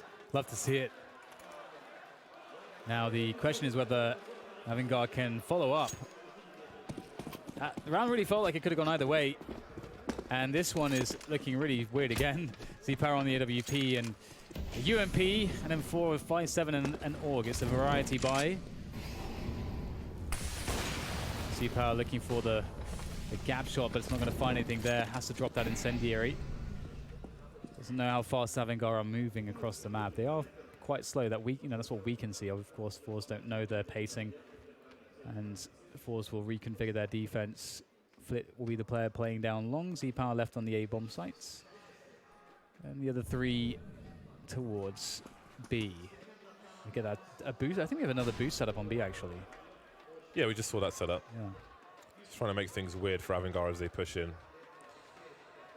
These teams very familiar with each other, so we'll see how much AVANGAR can expect these shenanigans. We've got another setup towards long, so that's the heavy investment with nobody inside the toilets. Buster clearing the entrance. Power just keeping an eye on a jump peak. Kika taken out towards B in the meantime, and Jerry's going straight through the tunnel. He doesn't have much to lose with the 5-7, so he can go for the info play. That said, AVANGAR are moving towards B now with the bomb in tow on James. 33 seconds left. They need to collapse on this site soon. Trend there with the smoke towards heaven, I believe. Sanji making his way across with the MP9, the MAC-10, sorry. He has a position. Poor position here. My goodness, Jerry spots that one out. And now they have a strong spot to retake the bomb site from, looking to push up the ramp. James looks to fall back, but he might have Jerry going quick to the trade position. There it is. And now it's just down to Adren. He's occupied by the harassment from Connector. Got Flit there, keeping him entertained whilst the rest of forZe occupy the bomb site. Adren's got to make some choices here, but he is frozen in place. And now that will be his resting place as forZe pick up the round. So it looks like AVANGAR can't find that momentum that they want, James. Yeah. It is back and forth, but seems to be favoring forZe at the moment. AVANGAR with not much money in the bank. James going to go for the hero, AK-47. I'm not sure if the team are going to buy behind it, but we'll soon see. Difficult start at the beginning of Overpass. Keeping each other poor. The money's not really perfect for either squad, obviously not for AVANGAR or Nico. We'll see what they can do with this AK. Love a solo rifle. These HEs have been pretty consistent, and you don't want your rifle player on 50 HP before he sees anybody. But they've seen those HEs come in round after round, so that's a little disappointing. Sanju, not much to offer on this occasion. Very brittle roll he has on AVANGAR. Taking bullets for the team, often with the SMGs and so on. So AVANGAR will try to do some damage. James creeping in the toilets, having a look towards long with the AK, but he won't find anything just yet. Yeah, it's really interesting how, again, strong forZe have been. And it's not great timing for AVANGAR, because I feel like if they get anything less than first place at this event, they're going to be hugely disappointed after their major run. Either way, not much rest since that major, so forZe in a good position in this final so far, and looking to make sure that they keep all 5 players alive, of course. James looking to complicate that. Right now, AVANGAR need to prioritize doing damage. They don't really have utility to get positions. They're going to have to fight for the position instead. Get the HEs in their flick. Go on, there it goes. Oh, I went at the front instead of the back. Or the inside, rather. 26 seconds. AVANGAR looking to burst onto the side with the remaining 3 players. And now it's remaining 1, and now it's remaining none. Damage was done, however. Flit was taken out. So that's something. Face Crack takes a UMP into the next round, so no gun was recovered in replacement of that. Maybe not in the right position, but only 1 play lost. Not too shabby. So now we'll see what the shortcomings are for AVANGAR after buying a rifle in the previous round. You can see James got 1900. So it's a CZ for him. So it's a calculated risk. Didn't quite work out for them, and now they're 3 rounds behind. Yeah, it's not great, is it? AVANGAR, very little to work with, but they have firepower at least. The timing from Jerry, you don't expect that. But there was a flashbang there from Flit as well. The combination, you can see that there's method to the madness from forZe as they pick up an early advantage. And again, you know, there's a smoke grenade and a flashbang remaining on AVANGAR. Now they're down a man. They one of the ways they could have mitigated disadvantage in this round was through numbers, and then that has now been taken away as well. So fours. It's all fours right now. We've seen Kika talk about how important the team aspect of forZe is, and of AVANGAR is, but there's a great example from forZe. Dren now with 2 men taken out, minute on the clock, the bomb's thrown towards the side. That Molotov's going to be a problem, however. Almeza taken out, leaving only 2 forZe players remaining. Z-Power and Flip. They don't really have position despite the odd piece of utility, so they will be forced away. Looks like it'll be round 3 for AVANGAR. So once again, the pendulum swings the other way. Kika's going to find Flitz. Z-Power really must save this. Their money's well, it's not great. Goes forward for the kill. That's actually really important because, as you can see now, he has a challenge against Jane, but at least he's not going to get pinched. So if he wins this fight, he still has a chance for survival. Oh my goodness. Z-Power might just do this, taking down another one. Actually finding the right way to dodge away from Sanji. And Z-Power is actually going to survive. Very impressive stuff. Very well done by Z-Power. Picked every right move in that scenario and keeps the AWP alive as a result, which also means that he's able to potentially drop a secondary AWP if they want to because of his money, or drop a rifle, which is what he did. So forZe looking good on the money. Well, I'm sorry, on the buy. If they're able to take this round, then momentum will begin all over again. Nice 2K from Adren to clear out the front of the B-bomb site. Still work to be done around the back. Now a tactical timeout has been called by AVANGAR as they focus on what to expect from forZe in this round and what they could do about it. Of course, Sanji has a MAC-10 with 4 AK-47s for the squad. So whereas Jame had a CZ previously, it's always going to be Sanji. He is very ready for these SMGs. At the major, we saw him burst out of Boiler on Inferno with the MAC-10 with some flash support. So they have setups for this, and we've seen him wide swing through Monster with the MAC-10 and take out 2 players as well. I want to say it was versus Astralis, but I can't remember 100% now. We need to get back into the game because the game is live. Kika taken out there. That must have been an aggressive peek from Z-Power. Look at the X on the screen. That's got to be through Monster.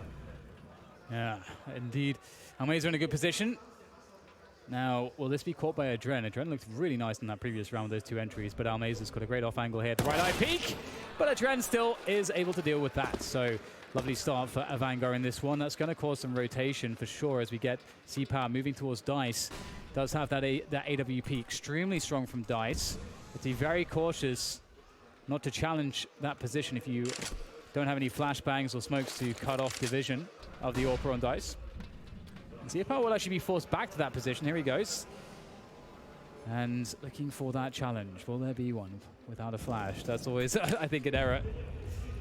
Adren's been taken up towards the long position. I don't know how much he has, how much information he has on the setup towards that long position or what they can do about it. Smokes on the side now, wall of smokes. MSL style. That's a nice spray from Face Crack. Sanji a little slow on the trigger finger there, which only leaves 2 AVANGAR players. 30 seconds, 2 versus 4. They've got at least 1 player flanking. They don't know that it's actually 2. How on earth are they going to plant the bomb? Because they need to. Boosting over the smoke, looking for a CT. Wrong place, wrong time. Will the trade be there? It will be. Z-Power the final frag.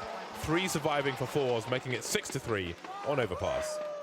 It's actually really amusing as well. I think, we had an interview with Jerry previously today where he was talking about how they, studied AVANGAR and their style of play and how that helped them have a really strong economy on their and how they play their CT side of Inferno against ENCE. And again, Z-Power, he's got 2 deaths right now, even though they've lost 3 rounds. That's pretty good. That is pretty darn good. He's held on to his AWP in a lot of difficult situations. Yeah. When they've had to give up a round on the B-bomb site. Taking some pot shots, not outstaying his welcome.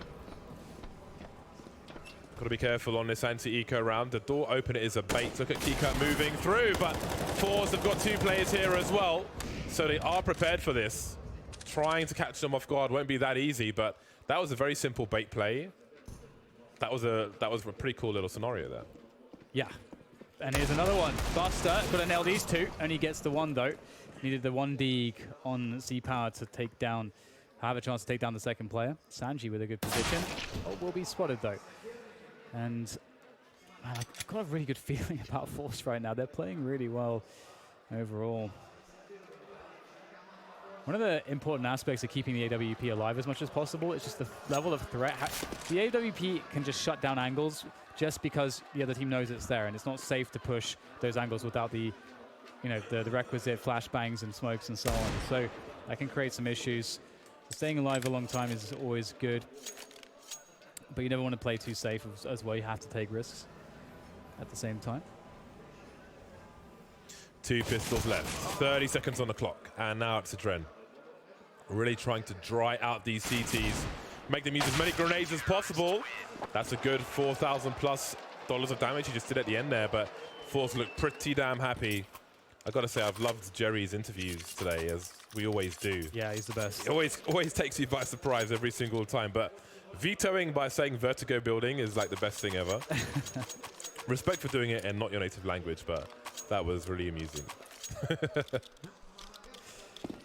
All right, 4-round lead for forZe. AVANGAR back on the buy. Sanji back on the Mac 10 as per usual. Low fragging game so far for pretty much the entire AVANGAR squad. Jay makes his way beyond the initial point of engagement very quickly and then starts to chill out. There's a big focus towards B for now from AVANGAR. Yeah, there's been money issues, which has created a spot where James can't really buy AWPs on this half. And this is a nice push from Almeza. Will he actually try to check that? Because sometimes you'll have a lurker there in a default. Oh, no! There goes Almeza. Easy one for James. And that could be a problem. Jerry now losing his battle towards Suez. Buster not expecting the trades to be so delayed. And FaceCrack going for another one. Knows he needs to deliver something here. They've got to take action. They're down a man. There's a minute to go. AVANGAR could do basically anything from this point. Yeah, it seems forZe are realizing that the push is coming. They're going to smell the weakness after that frag in the short B position. FaceCrack had to fall back, however, and now he's running off the distraction flit. That FaceCrack just enabled him. 3v3, 45 seconds on the clock. The bomb is in B, waiting for the Molotov to come and go. Sanji makes his way in. He's got an upgrade on the M4 now. 40 seconds to plant the bomb. There's still a rotation to come in from forZe. Flit has fallen, leaving FaceCrack with a lot to do. He's got to buy time for Z-Power to activate as well. James goes out, avoids the flashbang, but he can't avoid the trade. Sanji will take Z-Power out as well. And there is a round for AVANGAR. Even though they lost the round fours, I like the two-man plays they've been doing around the short B position, where they're baiting each other. They're only showing one player. This is so unlucky for Almeza as well. The play was really well timed, but James was looking back and forth as someone does, like outside A Mirage, for example, looking towards Palace and the ramp. Timing worked out for James there. Unlucky for forZe, but they can still buy. Just about. Yeah, I was a little bit surprised Almeza didn't check the playgrounds, but it's all good. We've seen him do well with a buy like this in the past. And importantly, Z-Power having that AWP can offer a lot with that. That is for certain. A slow round here for AVANGAR. They're really trying to make sure they don't get caught by any of the aggression. Knowing that forZe's buy will be a bit weak, but that's not bad from Jerry. That's an AK-47. That's pretty huge, picking up an AK in a round like this. That's got to feel... Okay, the pressure's got to start to mount now for AVANGAR. Going down 4 against 5 and giving up an AK. That was no easy frag we just saw there. He saw half of the guy's head and just flicked him with a 5.7, which is not the most reliable weapon at the moment. But that first shot certainly can be. So AVANGAR don't really have a lot of map control at the moment. You can see on the radar that forZe have the short B position, but they still got 4 people around B. The rotation towards A is starting because that's a lot of information for them. A smoke down on the short B tunnel, and all those players towards B, they start to move Jerry with the AK. Can he get there in time? It looks like it because AVANGAR are playing this so slow. And again, forZe don't have a perfect buy in this round. They've got a man advantage. They've stolen a weapon away, but AVANGAR are making this hard on themselves. 30 seconds. They've got 3 players on long. James far back holding the angle while 2 of the 4 start to push the site. And they're waiting for a rotation, but they've got to be successful on the A side to begin with. So far, so good. FaceCrack gets opened up, as does Jerry. This might just work out. Then again, it might not. The bomb's on the floor, and there are 15 seconds. Jane waiting patiently for that one, but there's not too much time left. You have to force the issue. Oh my goodness, Flit, can he deny the plant? Or maybe just about? No, he can't deny the plant. And he's got Z-Power coming in now, a little bit slow, and now it's getting really bad for Flit. Can even go for a reload. He's gonna make it happen with the USP, but Jane will take him down, and I feel like AVANGAR, James, that was a gift that perhaps should not have gone their way. Yeah, that felt like panic spray on the bomb planter. You could barely see any of him. James, how on earth? How on earth? Considering the situation, to get a frag like that, what if he doesn't get that? What Well, if that's the thing. Frag doesn't come in? That's the thing. You know, having to move around with the MP9, you don't even have to do it. You can just wait there with the MP9. So it's crazy the peak even came in. But you do peak really fast with an MP9, so it is a bit better. No, than it's the through a rifle, but smoke. still. It's through a smoke. Oh, through a smoke. Yeah. Bloom an egg. Okay. It's just through a smoke on long, completely through a smoke. Pistols, 4-4s. This round does not look good for them, and it does not look comfortable either. The pain begins quickly with Keycut taking Jerry out. Fours with a 3-man push on a long. And they start to make their way, probably for exits. This is a good round for Sanji to pick up some kills and make some money. You can see he's already searching. He smells the blood in the water, Sanji. Got the sound cues from Almeza as well. That'll be a free one. Some nice money for him. And the hunt continues. So looking at round number 5 for AVANGAR. But is there a chance to flip? I don't feel like this is reliable enough to do this, and it won't be, not on this occasion. Z-Power alone now with the USP. Gets a smoke grenade out of it. We'll try to get some money. Oh, they were lining up for him as well. I think he rang the bell of a Dren, but to no avail. Yeah, good recovery coming in from AVANGAR now at this point. I always switch between AVANGAR and AVANGAR. I don't know why that happens in my mind. Yeah, I do the same. I almost enjoy it. I mean, they both sound pretty good, so. We have commitment problems. AVANGAR. Anyway, the situational utility is pretty lacking for forZe. Wouldn't be surprised to see more aggression from them. Although, in the same respect, ouch, oh my goodness. In the same respects, AVANGAR have been playing very slow in their pace to try to catch aggressions, which actually does give you free map control if you're the CTs. So you can try to take advantage of that. This might be a good round to try to do that. Again, lacking utility, no AWP finally. AVANGAR starting to really threaten like they're going to take over this half. So good recovery. 6 rounds on T side also, pretty decent scoreline. So, you know, props to AVANGAR playing strong. 3 rounds in a row for them. Flip 13 for 8. James 12 for 9 at present. Those are the guys doing the most damage, at least in terms of casualties. Right, James out with the AWP now. The same cannot be said for Z-Power. Smoke in connector. Will the pop flash be there for Jerry to go towards short B again? I don't think so. Different kind of flash, but Adren has a spray. Very aware as Adren, very experienced, of course. Made more than 1 major final. Almeza doesn't want any more part of that. So forZe have 4. You've got to expect some aggression if you're AVANGAR. So how do they play the remainder of this round out? Yeah, it gets to the point where you need to take bigger and bigger risks. We have a play into Suez control, which is really good because they have Z-Power in connector. So if you get this position, it tells you a huge amount. But of course, they need to be looking down that monster tunnel. You can get an elevated position to do that safely, and that can give you some good information. Because we're going to see that AVANGAR are going to go towards this B bomb site. I don't know if there's any knowledge of this. Yeah, they've crept through Monster repeatedly in this half, and Adren's got a kill on short B as well, which leaves Face Crack in a horrible situation. I don't know if anybody's in position to flash for him. We've still got players looking towards A for forZe. That leaves them with only 2 players in the second last round of the half. And I think this one is over. Will Almeza get around the corner fast enough? Ooh, Sanji just about sees him. Trying to get there. It's such a weird one. Do you pull out the pistol to try and catch up with him? Do you pull out your knife and fear a 180? Almeza's made some steps now, but Sanji's got an idea as to where they're going. Yeah, he's got such a forward position. It's unlikely that... I mean, he will get a challenge at some point. Oh, and Bus is lurking by the stairs in connector. Could wait for the pinch. Depends if they know exactly where he is or not. I'm not sure if they do. Buster makes his way forward. Almeza could take the initiative. Gets the dink, but he gets one to the brain as well. Z-Power Ooh, that almost went sideways. And Z-Power will stay alive. Sanji can't find the trade on him.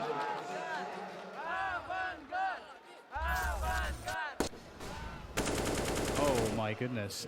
Such a dirty kill from Adren. He's having a good game so far. I've seen some impact frags from him, that is to be certain.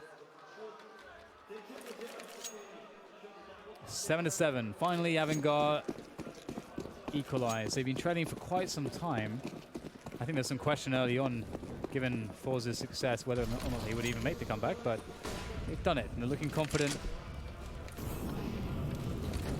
Very tough spot again for forZe, given that they don't have an AWP. They don't feel confident just sitting back on the bomb site and letting the T's come to them. They want to make plays before that, and you can see here one taking over the short B position in the sewers.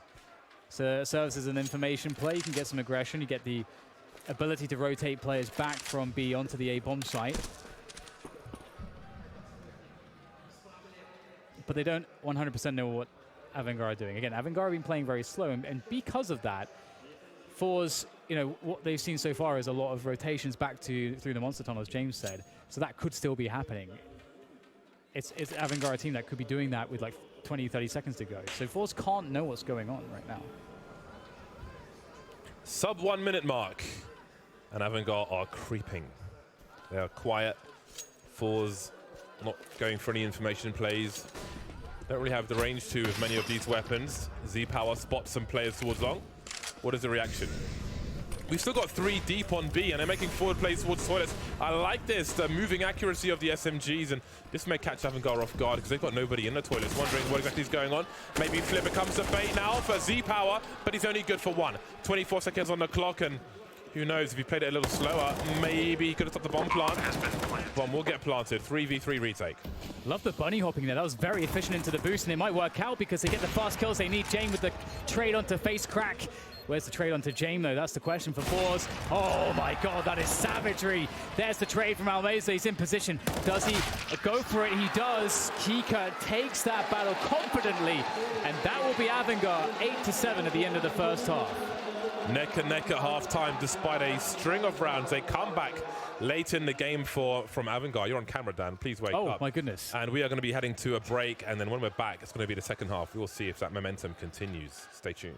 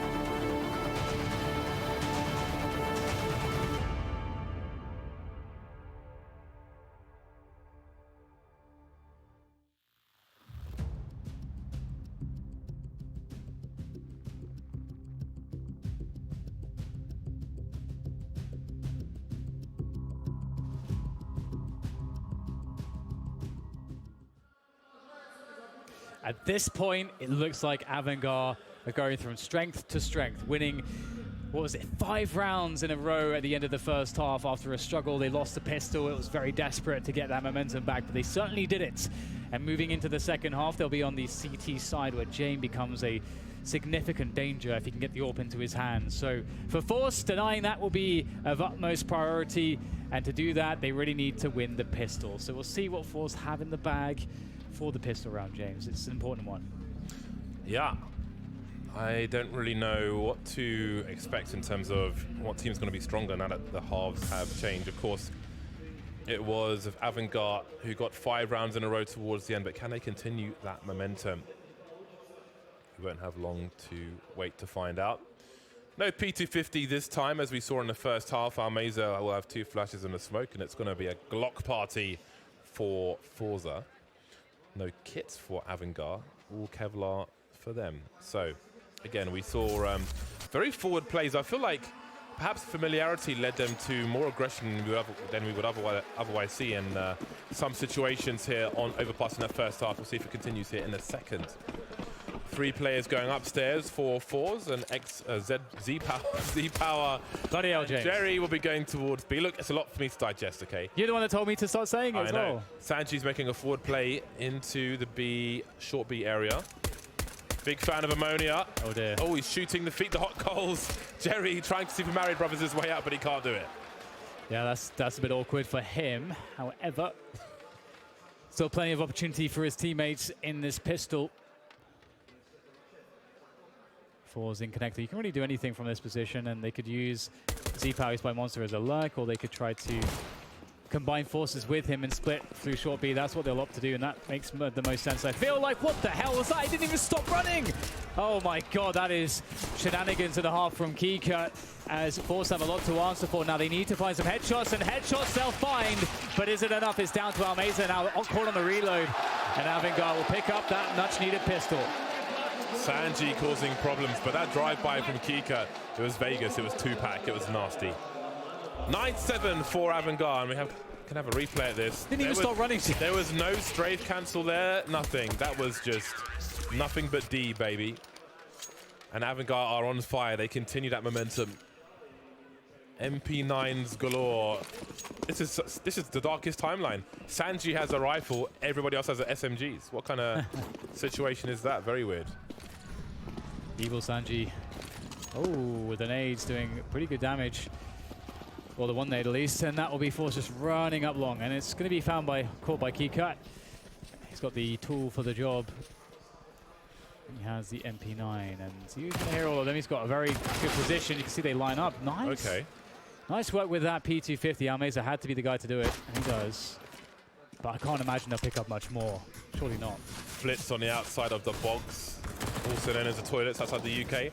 Flitz in the red. He's almost dead, but he's alive. Jay makes his way forward. He's going to try to limit the space that forZe have. He doesn't fear these players. He knows they are sans Kevlar. Some jumping accuracy from the MP9 as well. Not spectacular, but it is better than the other SMGs. James doesn't realize that Z-Power has gone beyond his position, but he'll fall back. He'll be more conservative in his approach.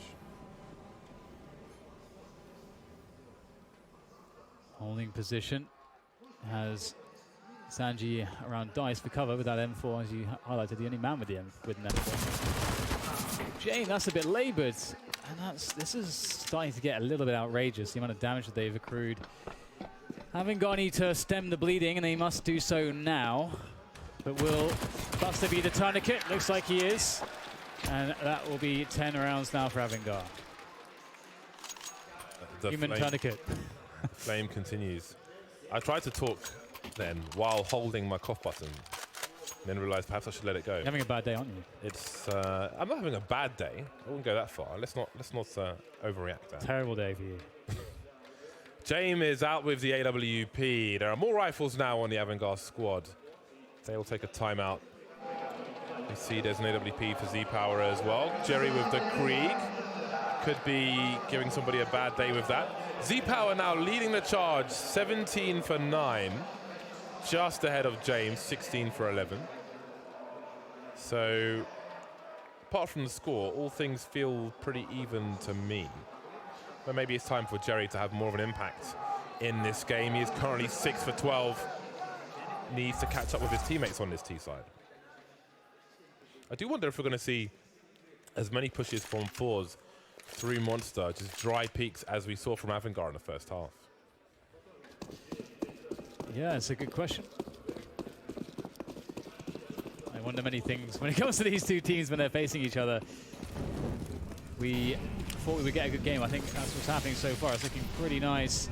Good nades coming in from AVANGAR. Buster close with the MP9 where it does its best work. Looking for that peak off the flashbang. The setup's there, but the opportunity is not.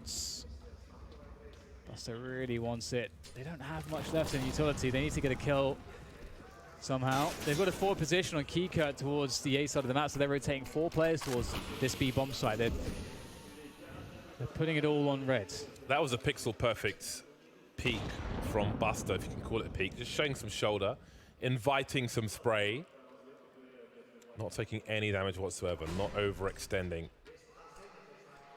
AVANGAR really trying to defend this B bomb site, but now we've got forZe trying to make inroads elsewhere. Kika in a very forward position. That should have been a free kill. He knows that. You can see it on his face. And look at the rotation. It's been heard by forZe. But the bomb is in sewers, and they're going to hear the running away from the B bomb site. Surely forZe have the information to know that it's just now 1 player or 1 to 2 players at most on this B-bomb site, and Almeiza's going to take down Sanji, and they'll take down the B-bomb site, or try to do so at least. Almeiza gets a look in, but they found James. James is a huge problem here. James could keep them from crossing to the site, and they know it, so they're going to rotate back to A. Around the world we go. That's really interesting.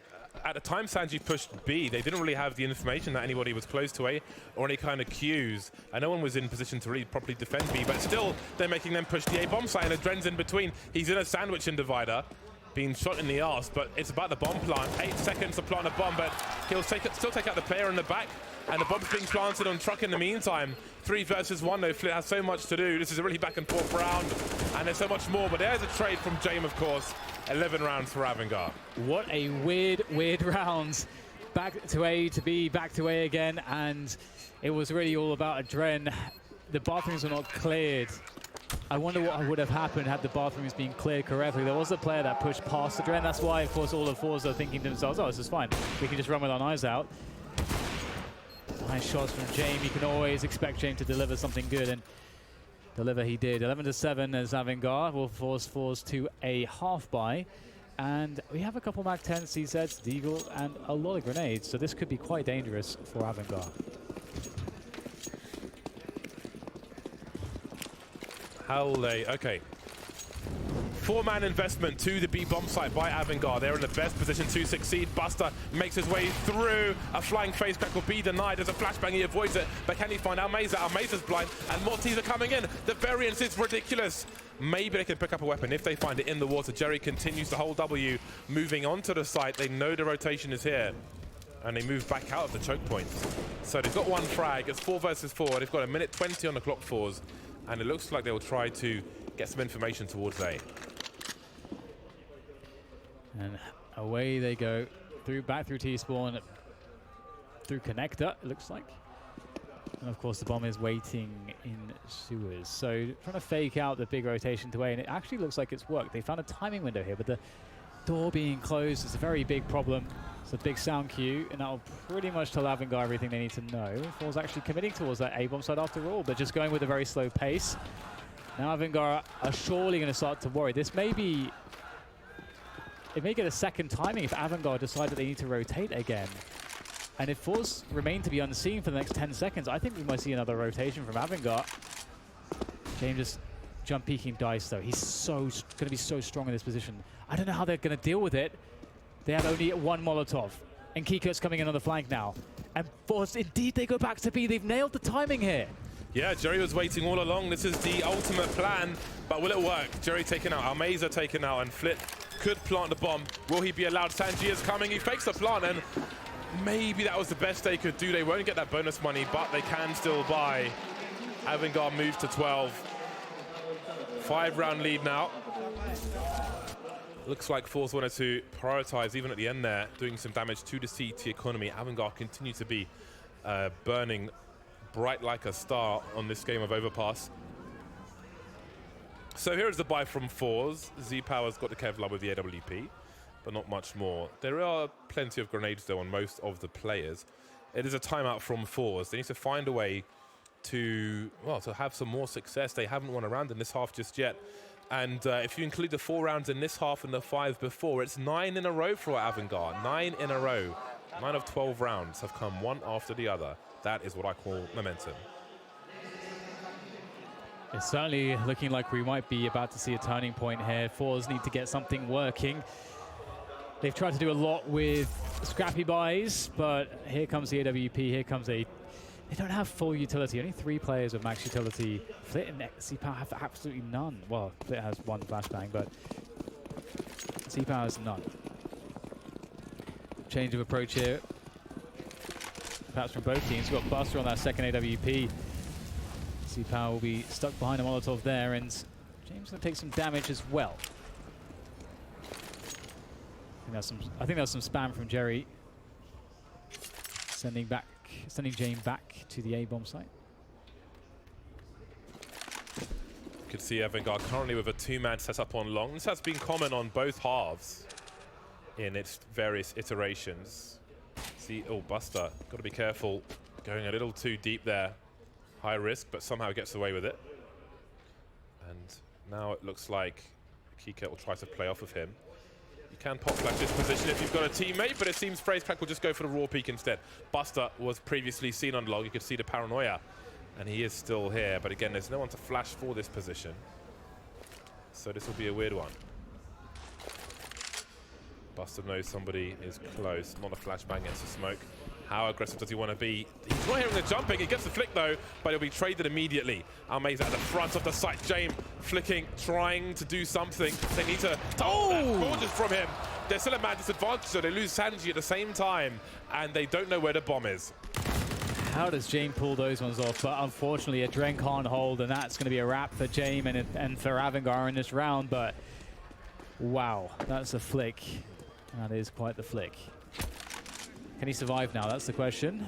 I mean, forZe are in a situation actually where their money's not very good, so there might be a gentleman's agreement here that everyone just tries to save.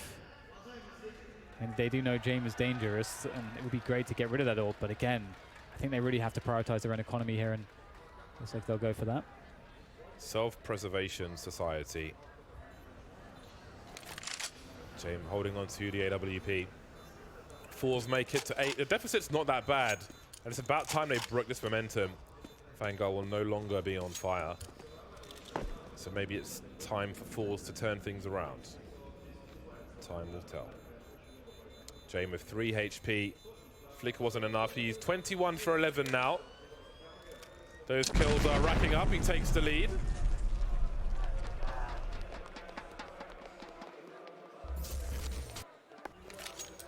Okay, so Buster will have a second AWP, and James will have the first. They'll buy around that saved AWP. We'll see what forZe have in store for them in this round. What you got, forZe? Need to keep the pressure up. The thing is that AVANGAR can mix things up so much as well. They're not necessarily the most aggressive team, but we'll see what they can do. James with the timing on the HE. Is it going to land? Yeah, it's a good chunk of damage there as well. So both teams pretty consistent with those HEs, around the 141 mark. James occupying that long position. Will forZe walk into it? FaceCrack is nearby. The flashbang for an AWPer around Divider, which would send him back. Allows players to come up connector, allows Z-Power, as you can see here, to emerge from the fountain. This is a very different setup we're seeing from AVANGAR. Buster was holding an angle towards long, or trying to, in a previous round. Now he's on B. James makes his way towards the A-bomb site. And they're keeping a late 4 players around that B area, with James delivering a kill, and there's Buster activating towards B. So how are forZe going to deal with this? The CT setup has changed dramatically, at least in terms of personnel. 3 players still towards B. Kika's made his way towards A, and Sanji's doing the same. That can be heard, though. But I'd like to flip, but do they have the personnel to do anything about it? James not delivering just yet. It will get some kind of trade kill, but Flit still has position. Yeah, Sanji doesn't want to overplay his hand there. He knows his teammates aren't there to support him just yet. Determined to see Zed. And here comes Buster from the back. Buster looking to be key. Trying to entertain, buy some time here. Sanji now activating from bank. That's a good find. From the bank. And now Flitz alone. Some good damage here, but he needs to frags. There's too many players, and Buster from the back with the AWP is going to nail it. And that's the round for AVANGAR. That almost looked a little bit hairy. forZe only had one thing to do when they had 3 players left, and that was just to rush the A bomb site, and they almost made it work. Yeah, James, more of a battle sniper when he wants to be, moving from long to the front of A and taking a player out by the toilets. And then the cards came falling down for forZe. Success has been limited in this half for them, and we are back into timeout territory. This time it's forZe calling it. What does their money look like? Well, this looks like a must-win round. It's 8-13 from their perspective. They can buy, but if they lose this, we are looking at game point for AVANGAR. Yeah, and I feel like they've been struggling to find a good, consistent approach against AVANGAR as well. We've had some good map control off of their defaults, but obviously they're having problems converting onto the bomb plants and actually having enough players alive to really have a favorable situation on those bomb plants. We'll see if they can build on that at all. I think ever since Buster picked up that secondary AWP as well, things have been looking a little bit more difficult for forZe. Requires on a map like this that you use a lot more utility to make things safe when there's 2 AWPs out there, and you can fight fire as well as zPower looks to challenge if there was to be a peek from Jame, but Jame plays back in Divider now. Ooh, we might get a fast play up long here. Is that what they're up to? Well, good luck with that because Jame is waiting. And again, AVANGAR are putting 4 players on the B bomb site, and maybe at a certain time they might rotate the second one, or maybe it'll be reactive once James sees some action. He sees the smoke grenade, trying to delay with a flashbang. Swinging past the A area, wondering what the options are. Putting a smoke down to create some space, or use it as a brick wall and focus on the inside of the toilets. That has caused a 2-man rotation. And it's the right tool, it's the right thing for the job at the moment. I think there was a little prod towards short B from the CTs, because now they're putting 4 on A. That's, doesn't work out for Kika. I thought it might have Sanji's out in the open. Can he find 2? He can't. The trades continue. Yeah, Dren's on the scene now, and let's not forget, Jame in the bathrooms can't find the angle against Almeza as the Dren tries to prevent the block from going down. It's awkward. The re-engage, the second peak does the job, as now a 2 versus 2 ensues. zPower has an answer for that, though. Buster, oh my goodness, that is fantastic. Can he finish it off, though? Just zPower left. Time is becoming a problem now for zPower. He goes to the plant straight away, knows that he has some time due to the fact that he threw that Molotov down, and Buster, he's got 6 HP, but it doesn't matter. AWP versus AWP, and it's a headshot from zPower. forZe win a much-needed round. I thought he might have peeked as soon as he heard the bomb was planted, because he has a slight advantage to take an angle over the player who's still just coming off of having planted the bomb, but maybe the delay was the difference. 13-9 now. The battle of the AWPs is won by forZe, and they won't let AVANGAR take it. That was a must-win, as we said, for forZe, and look what it's done to the economy of AVANGAR. This is the chance they were waiting for. This is a time where they can catch up. Early grenades towards the B bomb site, and nobody is home. We've got a cardio workout for AVANGAR, making their way down the long position with 4 players, and a Dren outside the toilets. One thing quickly about that last one I really like from Jame is that as soon as he realized that the bulk of players were coming from long, he left the bomb site and he took over bathrooms, knowing that when his teammates rotate, that means now they have bathrooms control and his teammates can take site control. So it's a much stronger way to defend the bomb site by him pushing forwards like that, even though he has an AWP. So that's the kind of stuff you need to be doing. Still didn't work out for them, though, and maybe that we have a round with no kill. Okay, no, there'll be a kill soon. Looks like Buster is on the case towards T spawn, and he's dead. He's very dead. Will we get any more kills here? Oh, they're gonna feed the beasts. Chug, chug, chug, chug. Yeah, that's $900, James. Sometimes I wonder if it's worth even going for the peaks there. Well, I mean, it's trying to get 1 kill, I guess. In the late game, a weapon collected like an AK over an M4 may make the difference. There's little to lose, I think. Yeah. It's all about what you have to gain. There's another tactical timeout pause. Both these teams feeling the tension here in Moscow. A very lively crowd. They have not been quiet for a single round. So now the gap is 3 rounds. forZe have made it to double figures finally.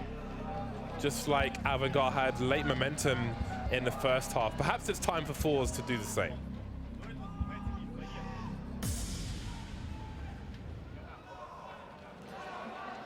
forZe summoning all their power, all the energy. There's like dueling chance. I was about to say, looks like there is some competition out there, though, in terms of that. It's not quite let's go Cena sucks, but it's there at the same time. And we can see that AVANGAR, they're in a rough spot. James has been gifted an AWP, and they've got a bunch of pistols. Takes a very forward spawn, has a look. Again, they all put the numbers towards the B bomb site. They've got some flashbangs as well, and maybe some distraction. Is there a trade? No. How on earth has Jerry survived that? Even looking away, I don't know how he is still alive. Oh dear, they needed to trade him. Even a 2-for-1 would have been good, but it's a 3-for-none at this point. James is just going to have to save the AWP, surely. He's actually going to commit himself, moving into the B-bomb site. Dangerous stuff. He's not going to be able to escape at this point. If they attack the B-bomb site, he's going to have to frag everyone if he wants to live. And there's 5 players strong, and they're coming from 2 sides at once. There's one. That's the bomb. There's not too many other players there, but the peek into 2 players doesn't work out. James, this did not look great at all for AVANGAR. Yeah, they did the best they could. There was a chance, but there was no panic from forZe with the bomb being dropped by Monster. They cleaned up, they bleached everything else, but the gap is reduced to 2. James had 5,900. I guess it was a Drenu sacrifice and dropped him. I can't remember if he was dropped or if he saved. Either way, he will have another AWP. And honestly, AVANGAR have got some mad calculations going the way they get these buys out. Sanji on the MP9 as per usual, nothing unusual there. That's not an uncomfortable position as it might be for some other teams. They are well prepared for that. He's jump peeking while Buster makes a play. Ding dong from Buster, and that's the man advantage they need early.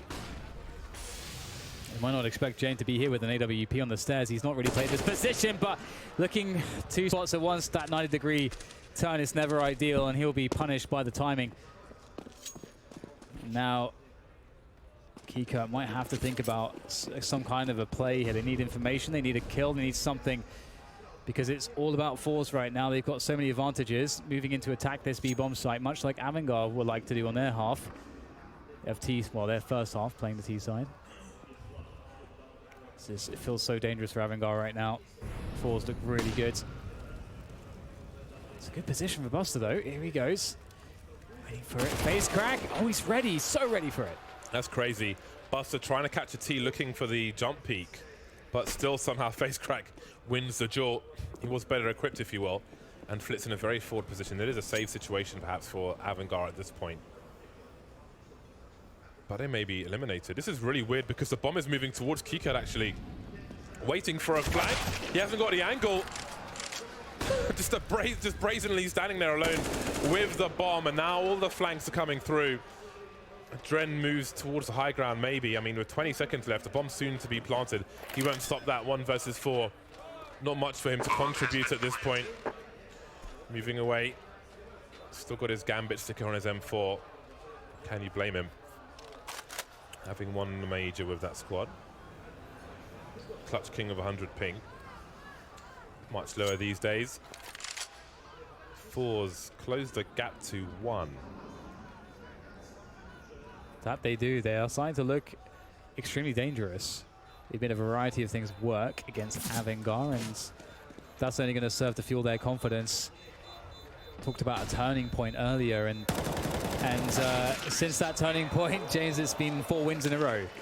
So the story has really changed. The energy's really changed. AVANGAR maybe need to make a change as well to keep up. And one of the issues was James getting caught in connector as well. It's a really rough situation. Losing James so early, and it looks like forZe are about to equalize here. Up against USPs. 2 deagles, triple nade, quad nades, 4 nades. What do we have with these nades? Looks like they're going outside the monster. Oh, at a short B position again. We saw 3 on a round much earlier on. But these ones have had more success. Not quite fatal, however. But I love these efficient plays in a bad situation when you're on eco. Really smart stuff. Now, Jerry could get caught off guard by one of these players. Oh, the timing! Dren could have traded. Back up he goes, and he's missed his opportunity. That's really unfortunate for him, but very fortunate for Jerry. The timing definitely not working out for AVANGAR. Trying to make the nades work. Desperation. Oh. And door will block that one. Oh, wow. Oh, wow. Flit working that door, working that AK, working the eco frags. Sanji looking for those headshots. Flit, surely he's going to get him as well. Flit's coming for all of you. Quad kill for Flit on the eco rounds, and their money is absolutely mad right now. Almeza's breached 11k, Jerry almost 10, Face Crack 8, Flit almost 16, 8 for C Power. They are loaded. Now who's on fire? The forZe logo looks pretty good on fire. You'll see it after these highlights. Great transfer from Flit. Of course, easier with no Kevlar. And there is Sanji, very, very focused. Tactical timeout has been called. We've got 2 AWPs out for AVANGAR. No more MP9 nonsense. Sanji's pulled out an M4. That's when you know he means business. This is great as well. I'm so happy that we're getting a close game here for the crowd. You know, it's got been back and forth. There's that forZe chance growing. It's louder. That's getting louder. It's kind of like where Rocky IV when he's in the USSR and they start raising the chance for him versus good old Ivan Drago. Not quite the same, of course, in this matchup. 13 apiece. Both teams have a good buy, although there's a lack of grenades on Jame and Buster. But the AWPs might just be enough. Jerry fast, quickly into that short B position. Taking some nade damage, but that's no big deal.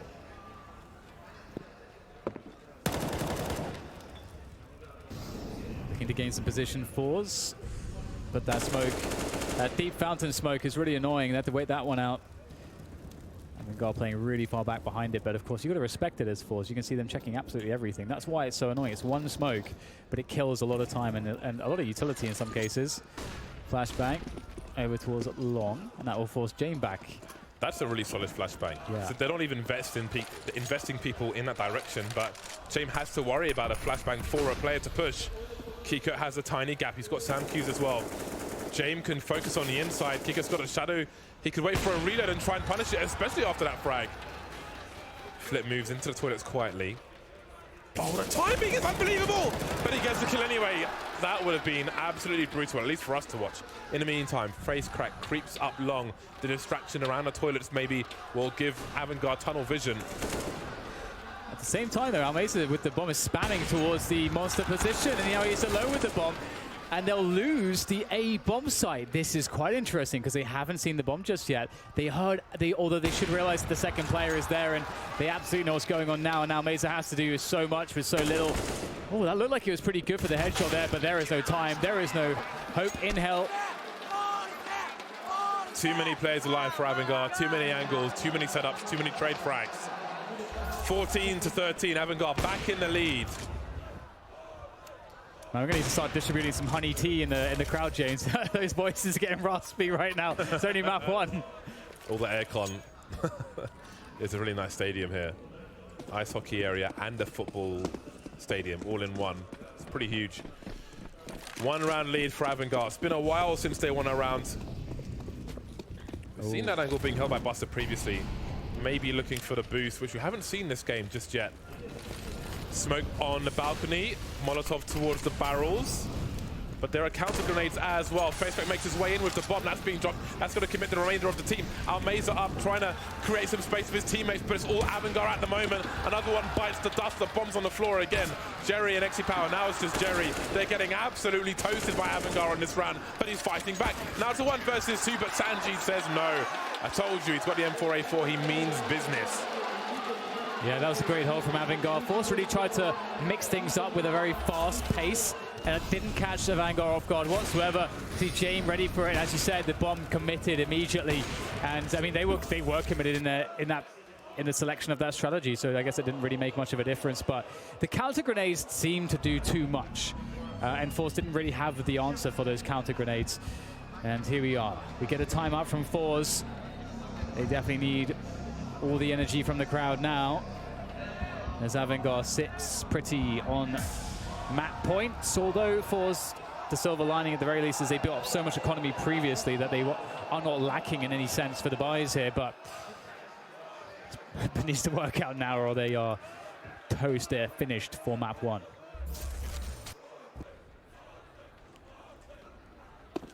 Crunch time for forZe. They need 2 from 2. Z-Power with 22 kills, Jame with 30. Man like Jame. So this is a boost Buster's been looking for. He's been looking over the, I think he spotted it. Yeah, he did. He even shot a bullet, so they should realize. Well, he doesn't have an AWP, but when he has had it on the balcony, he's been looking over for this specific boost. Yeah. But anyway, AVANGAR are far back for the most part, but sanji creeps. Sanji's so aggressive for the team. Honestly, I love his role on AVANGAR. It's so interesting to watch. He's even been afforded an AK-47 on this occasion. Game point, they gave him something special. Looking for a boost. Very aware are both these teams. Honestly, this is a really interesting matchup. Plenty of spray through the door, and Sanji's there to punish. And there's the molly so that he can reposition safely. That's really important, repositioning all the time as much as you can, and utility can afford you to do that. So you can see, case in point from Sanji.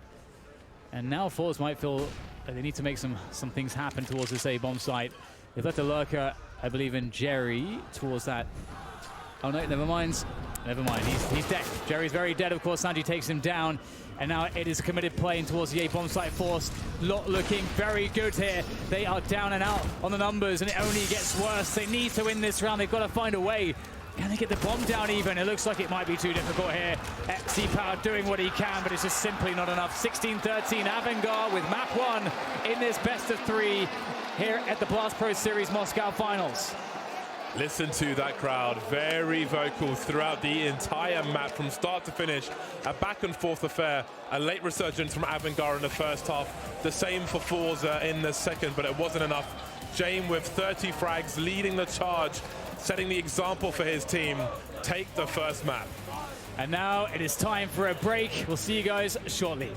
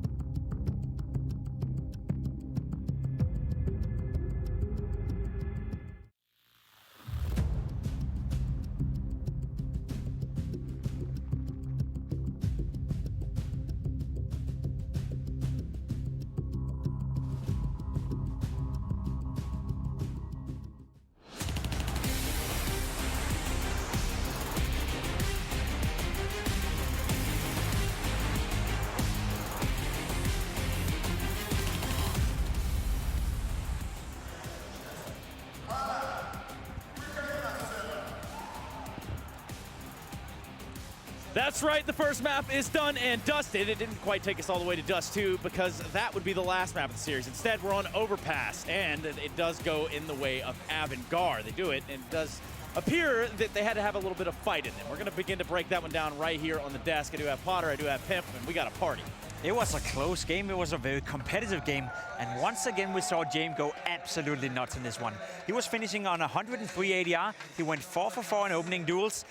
And he had 8 multi-kills, and I believe 8 of those were triple, sorry, not 8 of those, but 3 of those were triple kills with the AWP, both on the T side and on the CT side. If we're talking carry performance, James just showed us. He definitely did, and man, I gotta say, forZe had some missed opportunities in this matchup. In the very beginning, they were up 7-2, and somehow or another, some missed shots at the planner at that last second, and all of a sudden, they're down 12-7. And I gotta say, in the very last 5 rounds of that first half, we didn't see an op on Power, and that was one of his strengths, and so I gotta say, missed opportunities on forZe's end.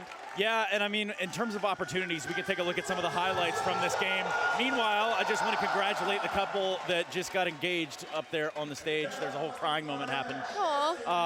But there's going to be some crying in the server now if AVANGAR win this map. Of course, forZe putting up a pretty good fight, all things considered. That's one thing to think about. And let's not forget that this was the map pick of AVANGAR, right? They're supposed to win this one, and I would even say they're supposed to win in a more, there's a convincing fashion. I don't think this was a strong performance from AVANGAR. They got by, and that was down to James playing one hell of a game.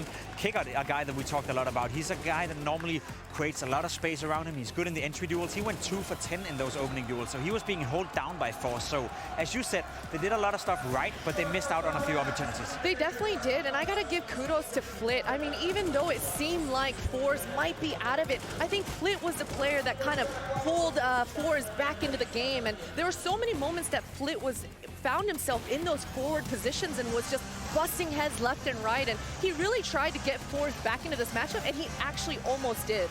Almost. It was close. It was a very close game, but in the end, I think we found the right winner. Yeah, I mean, they say almost only counts in horseshoes and hand grenades, right? So in this case, 16 is actually the number that you need, whereas 13 is what forZe has. Do we feel like going to their map pick is going to benefit them a little bit?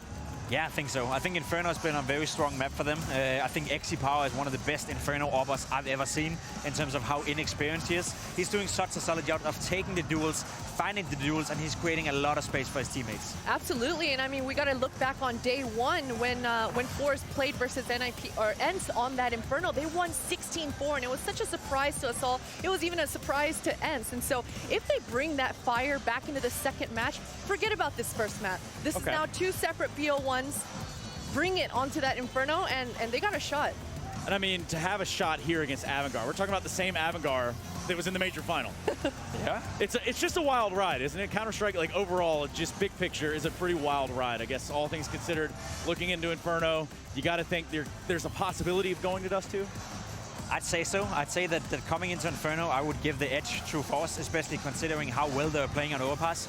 I do feel they could have won that game as well. I do feel that forZe could have been in a position where I would rate them to go 2-0. That being said, though, if James is playing at the same level we just saw here on Overpass, anything can happen on Inferno. I have to agree with you on that one. And I mean, we got to go back to what I mentioned earlier today, which is that forZe need to come in here with guns blazing. They cannot let AVANGAR play their own game. We saw that on this Overpass, actually, where AVANGAR James was just popping off, and it seemed like forZe were kind of falling back to a default. They were approaching the rounds very slow, and what we love about forZe, one of their strengths is that they're a pack unit. They go together, they trade together, and they get in the fights. Well, you want to talk about an approach and changing things up and basically just shaking the whole ground floor. We actually do have the opportunity to catch up right now with Mr. Nicholas Estrup. We're going to bring him on board right now. He's got some pretty exciting stuff to talk about. Let's get him wired in, fired up, ready to go. Make sure the mic works first. Hello. There we are. Hey. This Nicholas Hey, guys. Estrup, Director of Product and Experience of Refresh. And here we are. Here we are. Where do you want to start? I don't know. Coming hot off a proposal, I don't know how to follow that. Yeah, I mean, it is pretty romantic around here. I've got these two looking at me like they're ready to do the same with me any given time. So We're not touching you, don't worry. Good deal. No, Nicholas, it's beautiful. an exciting year. It's been a pretty big year overall for Blast. But let's talk about going forward. Yes, of course, and that's of course why we wanted to come on. We wanted to show everyone what we've been working on. We've been sitting on it for a while now, but it's time. It's time to show everyone what 2020 looks like for Blast. Well, let's do it.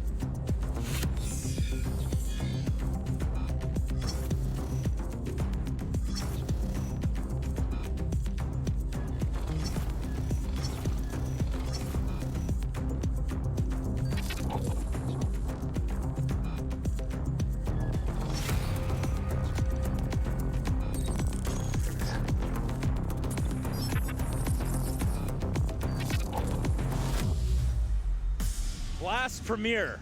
And that was quite the premiere by itself. I mean, we're talking about 2020. We're talking about 1 million big ones. 1 million big ones. I think for us it was important to put something out there, a shining beacon of gold, if you'd like, for all the teams to strive for, to help build the narrative that we've always wanted to do with the tournaments that we have. And I think that is the crown jewel to what will hopefully be a very, very competitive and wild year. So the real thing is storytelling throughout CSGO. And I mean, even through every iteration of CS, you guys can attribute to this as well. We're talking about storytelling at its finest. We actually had an example of it today, right? We watched Zeus play his last ever competitive right here in Moscow. How important is that in terms of going forward? Massive for us, because I think the story of Zeus, as we saw, end to some degree here. It's those kind of stories that we, as a tournament organizer, have a responsibility to build, to show, both to engage the fans that are there already, but more importantly, you know, make new fans of Zeus or any other teams that come on and compete. That helps drive, you know, focus into the game that we all love. You have any questions, Jacob? You look like you're ready. No, I mean... You look like you're ready to just jump right in there and get into it. I love it. I mean, the fact that you're now able to qualify as well for the events is helping that storytelling, right? Because we have 2 qualifying teams in the final right here. Without those qualifiers, we wouldn't be able to. No, exactly. And I think from a format perspective and what we learned, you know, first of all, we hear everyone. Okay. We see every comment. We take it to heart. Good and bad. But I mean, you do love that. Or you hate it. It's one way or the other. I don't know. No, I like it. I like it because it means people are invested in wanting this to become as good as possible. Okay. And I think that is what this essentially is our take on. We wanted it to become as good as possible, both from a competitive point of view, which we feel like this does. You know, we memed it a bit with best of 3s everywhere, but we mean it because we can understand that, you know, in the space we're in, it's a must for it to be that competitive level that people want. So, I mean, what you're telling me is that the feedback from the community is kind of driven these changes, kind of steered the ship.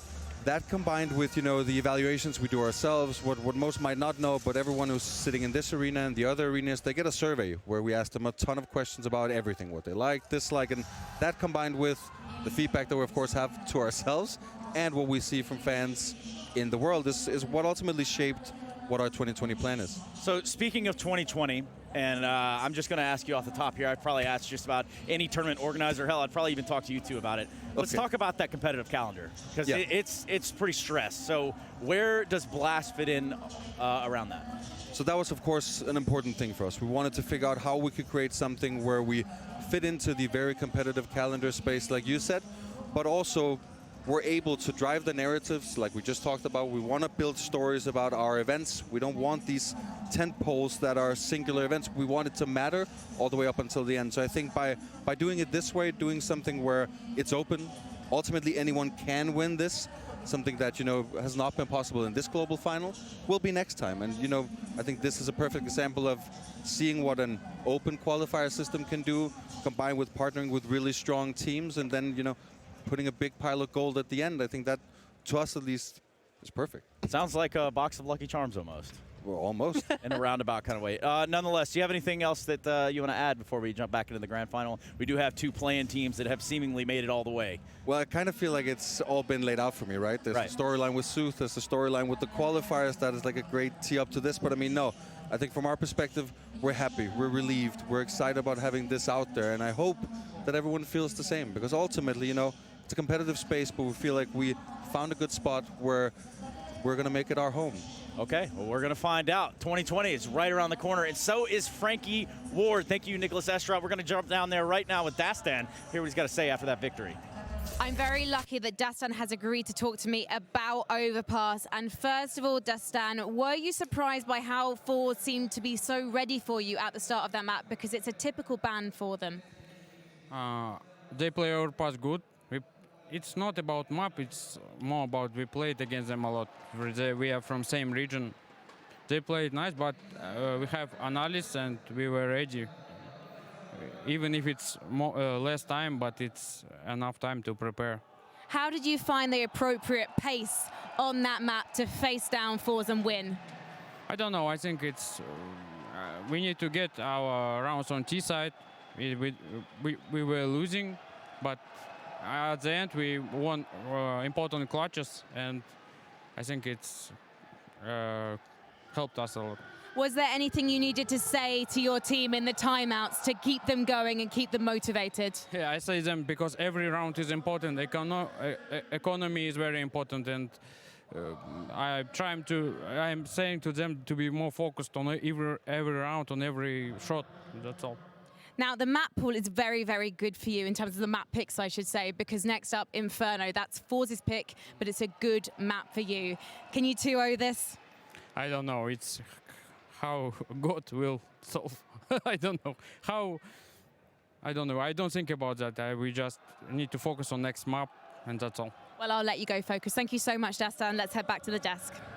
Focusing is what we have to do. We have yet just one more map in front of us, which we could be crowning a victor here in Moscow. We could have a champion at the end of this, and it could be AVANGAR. We're going to Inferno. Talk to me about why forZe can put them on a back foot here. Because Inferno is a little bit of a hit or miss map for AVANGAR. They played it 6 times during the major. They won 3 times, they lost 3 times. Some of the teams they were beating, G2, Simon Gaming, Complexity, decent teams in Inferno, but not teams that sticks out by any margin. Whereas the teams they lost to, Vitality, Astralis, and so forth, those are rough teams to beat on Inferno. So it's not that AVANGAR is a bad Inferno team, but they're just not, of the highest caliber. And what we've seen so far from forZe in this tournament, the 16-4 win against ENCE that you referred to, that was some high caliber Counter-Strike on Inferno. That definitely was, and I mean, it was very scrappy. You mentioned XyPower being such a strong opera on Inferno, and generally speaking, it's only on the CT side that we're talking about that op, but it was even on the T side. And XyPower is one of those operas that has the confidence to consistently bring it out, even if he's not hitting his shots, and he's just going to keep going and going until he succeeds. Let me put that to a test, though, real quick, because, I mean, we have,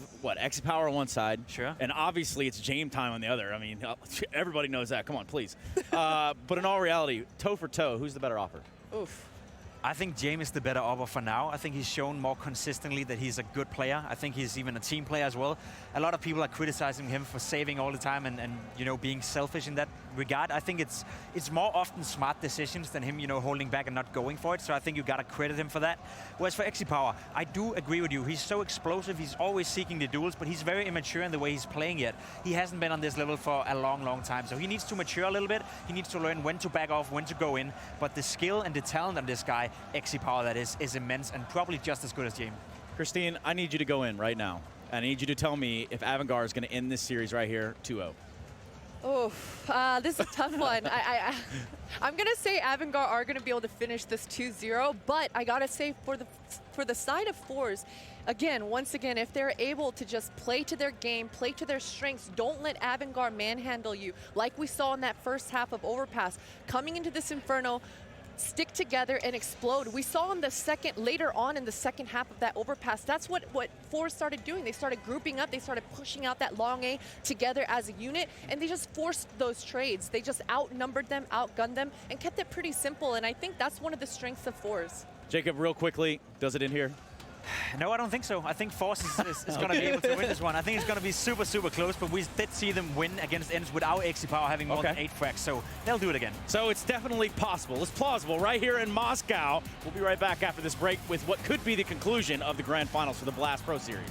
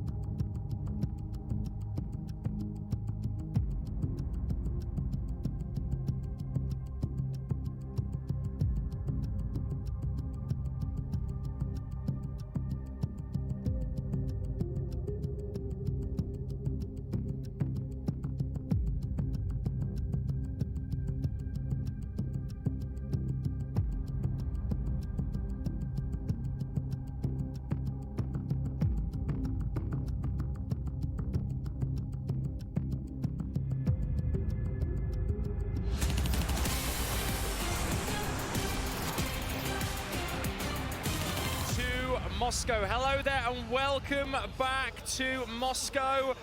This is exciting times. 1-0 to AVANGAR. What's going to happen next? No idea. Друзья, ребятки, wait. We're holding fire. He's getting very excited. Very exciting times. Very exciting times. Very exciting times.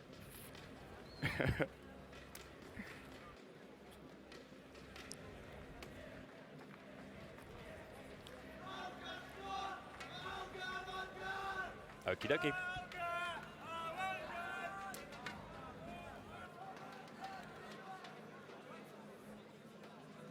No, we are waiting for the cue so the audience can hear our lovely voices. We can set this bad boy up. Get ready for map number 2.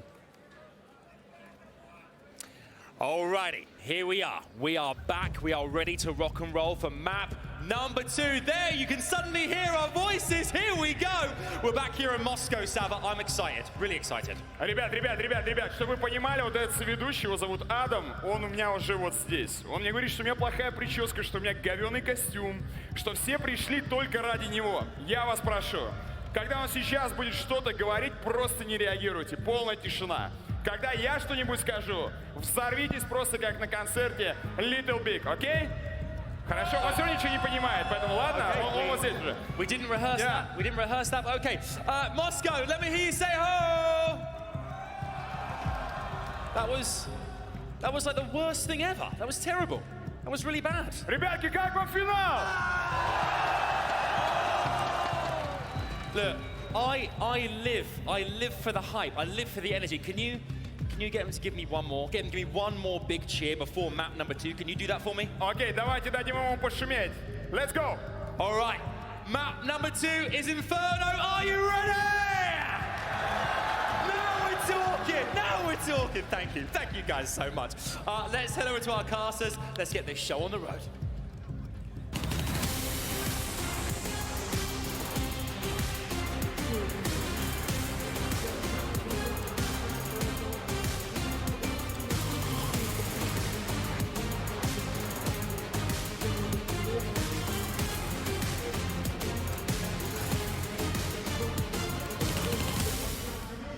All right, here we go. We're going to get into map 2. I actually think it's already started, so we're going to be jumping straight into it.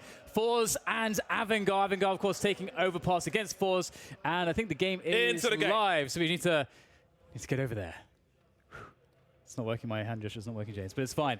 We can do this radio. Right, radio anyway, mode. there's a 3-man push down Banana from the CT side of forZe, and the T's, AVANGAR, are all over the A side. Face crack's been taken out. Almeza's by the arch position, and here you can see now 3 players up top mid, and the carnage is only just beginning. What the hell was that? Was that... I think Flit just got hit by a car in the face. It sounded like a plane flew past and dropped a bomb somewhere. Anyway, 3v3, Almeza forced back a little bit, down to 50 HP. Absolutely, Almeza looking to get a look in here. It's very difficult, that headshot position, finding it, but he will. And now it's down to Sanji in the back of the bomb side. Almeza, though, looks like he's practicing surgery. Opening up all the craniums on the A-bomb sites. And just enough time to get the defuse in, punching in those numbers. Almeza, he is the man that forZe needed. And they'll start off with the pistol victory. We saw good stuff from forZe earlier in the tournament. Yesterday, if you guys recall, it was against ENCE. And ENCE felt their wrath. They went down, well, forZe crushed them. It was a 16-4 result, which is pretty surprising. It looks like we may have a pause here. Do you believe it's another mic issue of some description? So we're waiting to get that one resolved. The round 2 pause, the grand final special. So, $1 million to the winner next year. What do you do with $1 million, James? Lend me a pound. Somebody lend me a pound. How many Rolexes could you buy with that? Don't ask me to do maths on stream. 100 is the answer, James. I wouldn't buy that many. Erlanger and Sonne is where it's at. Where the Germans at. Anyway. That's not too shabby, is it? $1 million. Yeah. $1 million. I would buy an Aston Martin. I would love to just see a bank account that had $1 million in it. Preferably my own. Yeah. You'd what? I'd buy an Aston Martin. I don't think you should be driving an Aston Martin. Why not? Or any car that can do more than 40 miles an hour. What do you mean? I think you would be a danger to the public. Why is that? In a powerful car. Because I know you, Dan. I know you. At least I have a driving license. I got a boat license. Yeah, it's not very good on the road, is it? It looks cool for the gram. It's good for the gram, Dad. You're halfway there to be able to, actually, ride an amphibious vehicle. I could drive a car, just not legally. I feel like you're the kind of guy that I haven't got time to go into an amphibious vehicle. I had a client who had an amphibious vehicle, a client in London, a property client, and he once got arrested in the Thames by the police because they thought he was a terrorist. That's a true story. He also has a tank, which maybe that's the context there. He wanted to build a building on a certain plot of land. Right. And they wouldn't give him permission to do what he wanted to do. So he's like, "Fine, I'm just going to put a tank here then." And he literally, to this day, there's a tank there. His protest was buying a tank, which can't be cheap. Yeah. Who do you even buy a tank from? There are a few guys here and there. Do you have a tank guy, James? In the UK? I could get a tank guy. I've seen people driving tanks around. I wouldn't drive one myself because I think I'd accidentally run somebody over. Mm. Anyway, we're back into the game. The pretty flowers that Valve added on a number of occasions to Inferno. A quick sight of those, and we're into the mix once more. AVANGAR have gone for a force buy. Kikat's got 1850. Oh my god, the deletions are real. He's been given an AK-47 and he's put it to good use to kick things off. Oof. That is violence from Buster, or Kika, I should say. And there goes the push. They're going to commit in with the flashbang. That was actually really smart of AVANGAR, the way that they waited. We can talk more about that in a moment, perhaps, as they'll take the bomb site, go for the plant. forZe might just have to go for the save here. Xpower's in a good position. Z-Power. Perhaps he can get something out of this, but it was very cool because AVANGAR were actually waiting. They actually waited for the info play, like in case there was a three-man setup on B, which often is the case. And you can see they were doing it in a way in which they were defended, or well, they weren't going to get destroyed by the flashbangs. And that push was designed to deal with AVANGAR if AVANGAR were further up, but they waited. So that's very cognizant of them, knowing the dynamics of playing Banana. Keep an eye on Sanji later on, because the round is going to come where he's going to burst out of Boiler with a MAC-10. Just like he did at the Major. I think it happened in the final once, and had some success, if I remember correctly. We'll see if it happens later on, but for now, it's a reasonable start for AVANGAR. Resetting the CTs immediately, putting their economy in the bin. I love the support that we have here for both teams, of course. I think there was the biggest support for Na'Vi. Disappointing run for them, but AVANGAR and forZe definitely very vocal support. Again, the crowd were loud for the entirety of the previous map, which was pretty damn awesome. We'll see if it continues here. Yeah, it's good to see that there's more options in Na'Vi if you're a fan of CIS Counter-Strike these days. AVANGAR and forZe making strong arguments, of course, and Banana will go the way of AVANGAR once again. Z-Power finding a scout shot in mid, it seems. Almeza defending with the UMP. Oh my goodness, everyone's going down. That's a lot of weapons to be collected. That's a big turnaround. Adren has to get kills. He's got to get kills here. He cannot allow them to pick up all these weapons. There's one, can't follow it up though. And that is a couple guns collected. Nice work from forZe. Yeah, they'll only take an AK into this next round from the T side. A UMP and a scout to go with it. So the forces continue, back and forth we go. Kikut and Adren will have some AK-47s. Double MAC-10s are out. Of course, Sanji has one. We'll see if this round is the round for the Banana play, the Boiler play, excuse me. See how the spawns dictate where they choose to go at the beginning. James had an awful one. And he will have the third AK-47, so the forces continue. It's a very different type of Molotov to what you normally see, but it's effective, it seems. HG's behind it as well, and forZe look to hold on to Banana. That is good news. It's been a struggle against AVANGAR so far on Banana control, and AVANGAR will redirect themselves towards middle, where forZe have 3 and soon a 4th player ready to defend. This is looking like a pretty standard timing from AVANGAR, and effectively they've got forZe have Almeza who can check Banana, and he actually will get a deep smoke down there. So right now AVANGAR they will have to commit towards A for now. Taking top mids. They can always go back to B. They can always go back at this point. Kika taking serious damage though. How much do forZe want to commit here? Jerry hanging out. He's going to fall back. They understand that at this point, AVANGAR can go back, and there's no info on Banana now, so that is a possibility. But still, they keep forward towards A, James, even though they've cleared top mid. And now that's been scouted by forZe, so now forZe think it's going to be a rotation to B. They've absolutely nailed it here, AVANGAR. But it seems that Ecstasy Power, Z Power has the nail gun puncturing AVANGAR, leaving them with 3 players. So despite having position, they also don't at the same time. The rotations come straight back, and forZe are delivering all the frags. 19 seconds. What do they choose to do, Jamin and Adrenaline? They can't win a round. They may have to just hold on to what they have, but they will not be allowed. Jerry racking up the kills now. Adrenaline apartments. It's time for him to run away. 6 seconds. He does not want to die after time. That's a nice tap, but there will be a trade. Only 1 player lost, and maybe the scout will be disposed of. There is some wild hype in Moscow today. Yeah, that's great. I have to say, I was secretly hoping AVANGAR would win that round just because I thought it was so cool that they anticipated an info play from forZe, and that when forZe went for that info play and see nothing top mid, they think that it's going to be a B play, and then AVANGAR create that rotation time. They create a timing whilst the opponents are rotating to B. So it's a sad shame that they couldn't make that work, but all the more credit to forZe. They are looking individually great again. Jerry in particular. And Almeza, steady hands for forZe today and yesterday. Not much for AVANGAR here. Not even a flashbang to work with at this point. Just the 1 deagle on Adren. He's got all the firepower. That was a P250 actually as well. I would imagine somebody's going to wide swing for him. Take a bullet. Probably going to be Sanji. Of course it is. He's the man to do it, and Adren will deliver. Buster picks up an AK for a second, but not for very long. An AWP, excuse me. Flip's been taken out, but I still don't think Adren's going to make it to that AWP, and if he did, he'd have some nice angles through Arch. Jerry makes his way up. The heads are showing, but it's the forZe guns that are glowing. 4-1. Adren, I feel like I think he kind of messed up his counter strafe there. I think he actually would have had that kill. The lineup was good. The pre-aim was on. 4-1 for forZe on their CT side. We saw them get going on the CT side against Sense, and it was really dangerous. AVANGAR though with another decent-looking buy, the UMP on Sanji, but as you say, James, he's used to it. And they have a good amount of utility, so this time perhaps not letting Banana go so easily.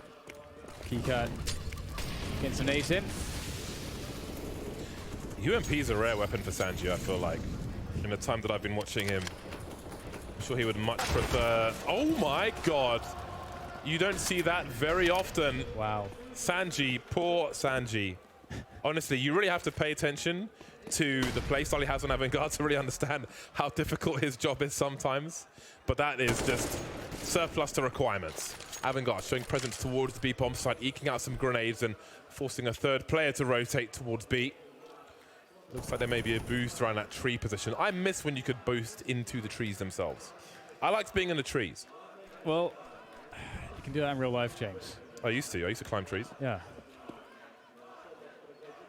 Well, forZe will keep 3 players towards B. They're not convinced that there's anything going on towards mid because there needs to be an argument of that, and there just simply isn't. It's smoked off at the moment. Some pressure will come in from AVANGAR, but it's fairly light. forZe committing to 3 to B. I have to say, against ENCE, forZe had great rotations on the CT side. They really read the map very well. It's one of the most difficult skill sets on Inferno. But it means everything for a good CT side, and the pre-aims there for Coffins, Keycuts. Oh, but look at the setup. Almeza engages first, and then Jerry activates. Almeza with the incendiary. They're walking into their doom, surely. The lineup is good. Flick contributes as well. It's a team effort on the B bomb site. Everyone gets at least 1 kill. Comfortable for forZe. 5-1. There's nothing you can do about that. Yeah, it seemed like at that point for the T side, it was a complete gamble because it didn't seem like they had the utility to really retake top middle, and that meant that effectively either they just have to like run straight in the head. Oh my god. Reports. Oh my god. That's so disgusting. Straight in the head. First bullet. Isn't it cool though that like how long has this iteration of Inferno been around? It's been around for ages, James. And yet I don't almost ever see stuff like that. Yeah, that's brilliant. Innovation continues. The calls for AVANGAR continue as well. I love that. The fans don't get quiet when the chips are down. They just continue. No singing only when you're winning. They sing from start to finish. They stand for all 90, as the Atlanta football fans say.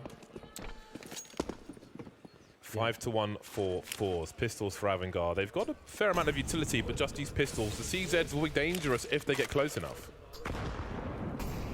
HE off the wall for T's moving up the second mid position.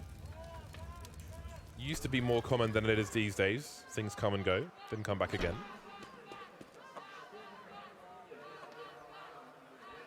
Almost want to let the AVANGAR fans commentate. Doing a great job out there. It would be quite repetitive. Yes, that's true. So back to be... forZe have the body bags ready.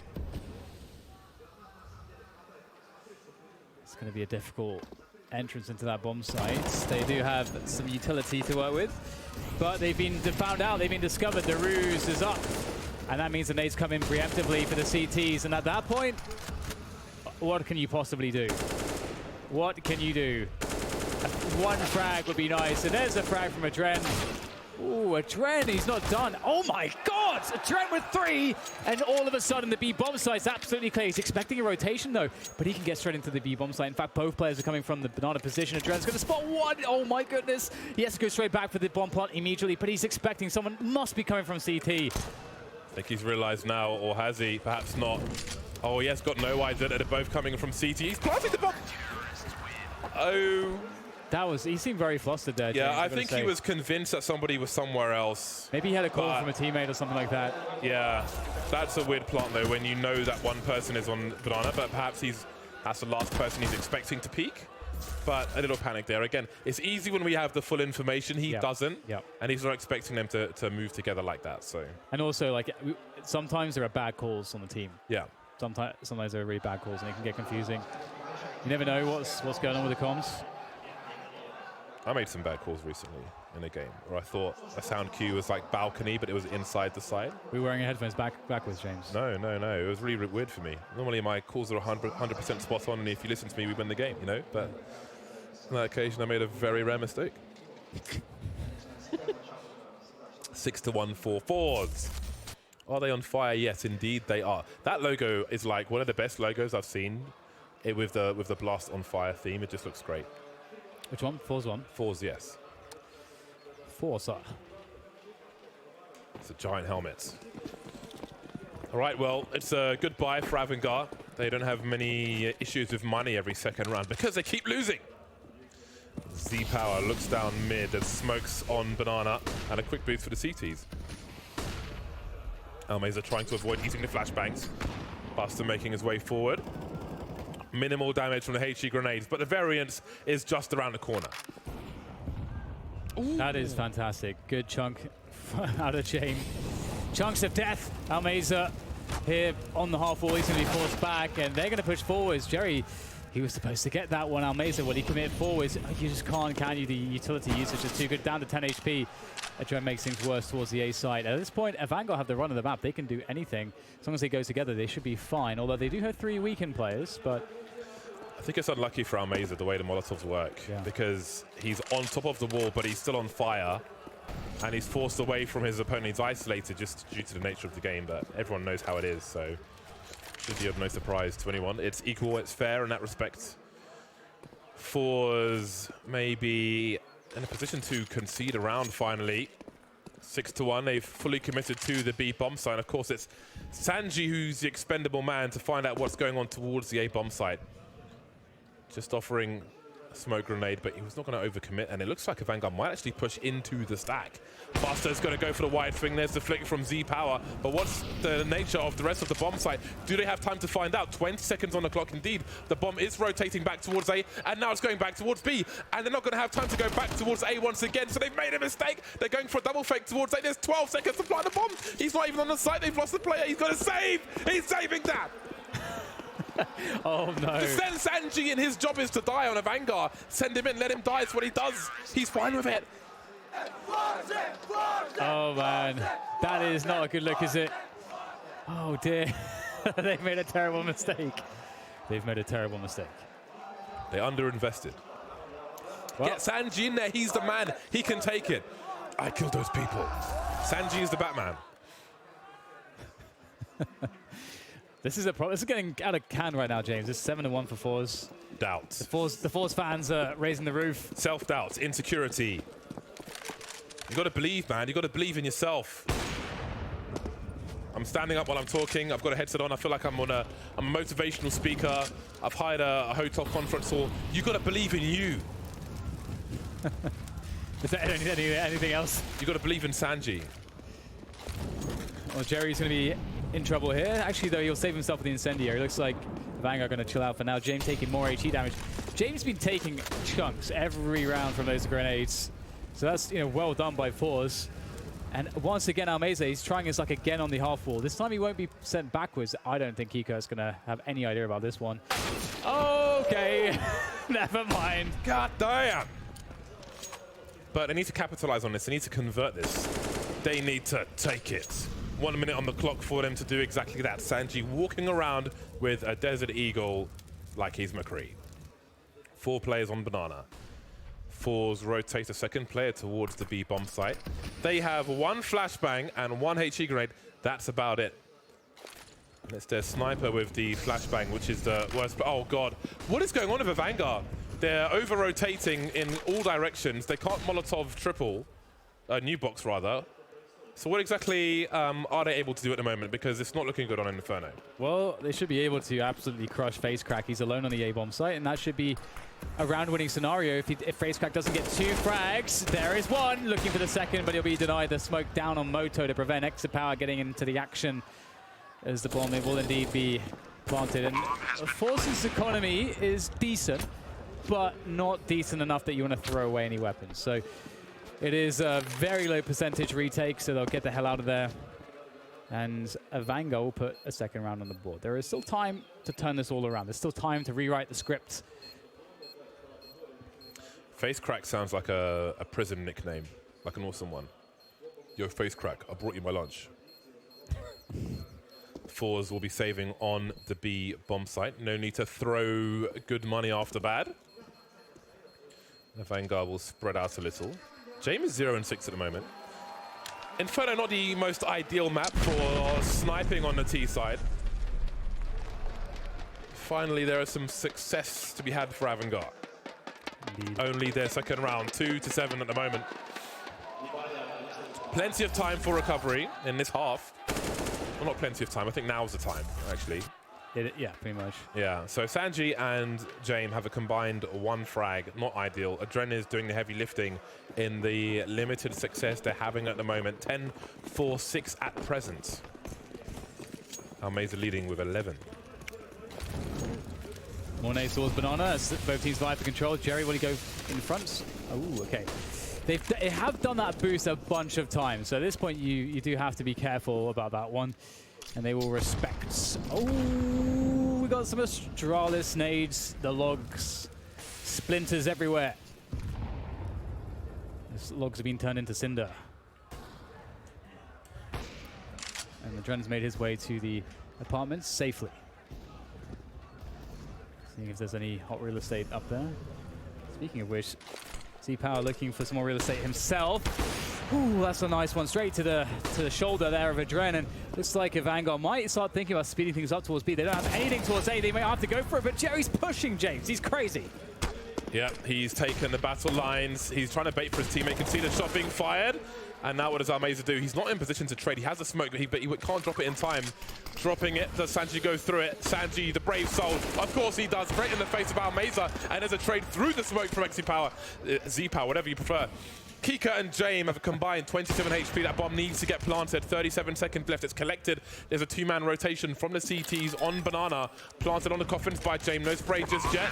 Nice flick. Stereo frags for forZe, and the round is over just as the bomb gets planted. Great effort there from forZe. Again, they just understand the rotation so well on the CT side. They're so active. What it leads me to believe is that they have excellent communication. Like the way that their communication set up, the protocols and so on that they have for communication, that is just very good, because otherwise, you know, it's very difficult to coordinate everybody in such fast-moving situations, and to be so proactively delivering the most crucial information that is the tipping point in what should be a rotation or not. Either way, 8-2 for a forZe. Things continue on. James, as you say, needs to get more on the board here. He's been a bit absent. It's on the AWP again. Get more boosts. forZe love a boost. They love a boost. Going up. Big fans of elevators. HE towards the balcony. Minimal damage done. All of 3 HP to James. Minute 20 and AVANGAR have to wait out the utility. Smokes are up. Molotovs are down on Banana. And in the balcony. Sanji lurking in apartments once again. See if they can offer a more thorough fake if that is their intention. A 4th player moving towards Banana perhaps as Drain goes to collect the bomb. Seems that James had the same idea. Now, at this point, there is not a lot of utility left for AVANGAR. They've got enough for a smoke wall and maybe a flash for a balcony burst, but they don't have any Molotovs. We see a boost on the flower bed in a short position. 50 seconds remain. They still got a lurker towards Banana. The bomb's been left in a neutral spot where it could go either way. Flit and face crack could do a lot of damage here. That is a very timely Molotov as well. That's going to completely cancel the plans of AVANGAR and send them back towards B. 2-man setup on B, though. We've seen this so many times. Classic. Almays are up on top of the U-boxes, and there's a double peek, and it's looking pretty good. Jerry gets another, and the trade is eventually there. James on the board in this round with that one, and Dren is far away looking for the rotation. He absolutely annihilates face crack. And James takes position in pool with the AWP. That is very close range indeed. Does have a Dren obviously to play crossfire with. The Dren can peek towards coffins. That's going to be really important. Has to keep James safe. A Dren, will he go for the peek? He's got to keep James safe. James looking for the crouch peek. Oh my goodness! That is stellar from Z-Power with the AWP. A Dren now is all on him. He's got to pick the perfect timing. He gets it, but is there time? Has he put enough time here? It's going to be close. It's going to be really close. Has he done enough? Oh my God! Yes, he has. A Dren. He picked the perfect moment. Marvelous stuff. They weren't exactly sure where a Dren was, but surely he could have only been on that Banana position. 3rd round for AVANGAR, but look how close it was. Let's go. I love the hype. More events in Moscow, please. That was really down to the wire, that one. It was awkward for forZe as well because Flit had the one flashbang, but he can't go back and flash for his teammate because his teammate's got AWP, so he's got to go forth and just dry peek. But that shot with the AWP into the pull position was unbelievable. That was unattainable, but still he managed to do it. Both teams on the buy once again. We've got the boost in the boiler position. The boiler's come and gone, but the CTs will remain for the time being. The hero Dren's reload. Will a Dren be ready for this? He won't be. Got to look 2 different ways. The trades are here, though. Who's going to come out on top? The bomb is at the feet of the CTs, and they've got a 2-man advantage. Almost 3. Swinging wide on James, but he will retain. Oh, no.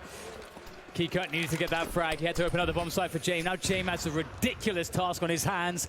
Oh, he's edged around the corner with the AWP. It wasn't expected by Almeza. James bought himself space, time, a plants. A hope to win this round as he smokes off Moto. He's got a base of operations now. He's killed enough time. He's repositioned. James has a way to make this work, but the flank from the balcony could be a huge, huge problem. Z-Power will work his way around there, and he'll time it with Jerry from Moto. How does he avoid getting traded? He's got to know they're getting closer. If he fears one is on the balcony, he may go around the corner of short. Smoke on the bomb. Z-Power holds the high ground. Nobody's touching the bombs just yet, and if he stops them once, surely it's going to be too late. There's the trade fragger. Got to get Jerry now. He's got to get a flick as well. No fear from him whatsoever. James with an absurd play survives the bomb blast. 4-8. This is crazy. What a sick They're clutch. still on the comeback, but these rounds are all going down to the last man. That is an absolutely sick clutch from James. He's got 5 frags now, and this was 3 of them. Beautiful, beautiful round. Listen to that. That's absolutely incredible. Z-Power has no choice as well, because if the diffuser is killed, the round is over, so he has to go and try and meat shield. He's got to run completely exposed like that. Played it to a T, James. James the man. but they're still 4 rounds behind. That's a good opening in this one. They've put forZe on Eco, and again, just like we saw in the previous map where it was a late resurgence on the T side from both teams, the same is happening here on Inferno.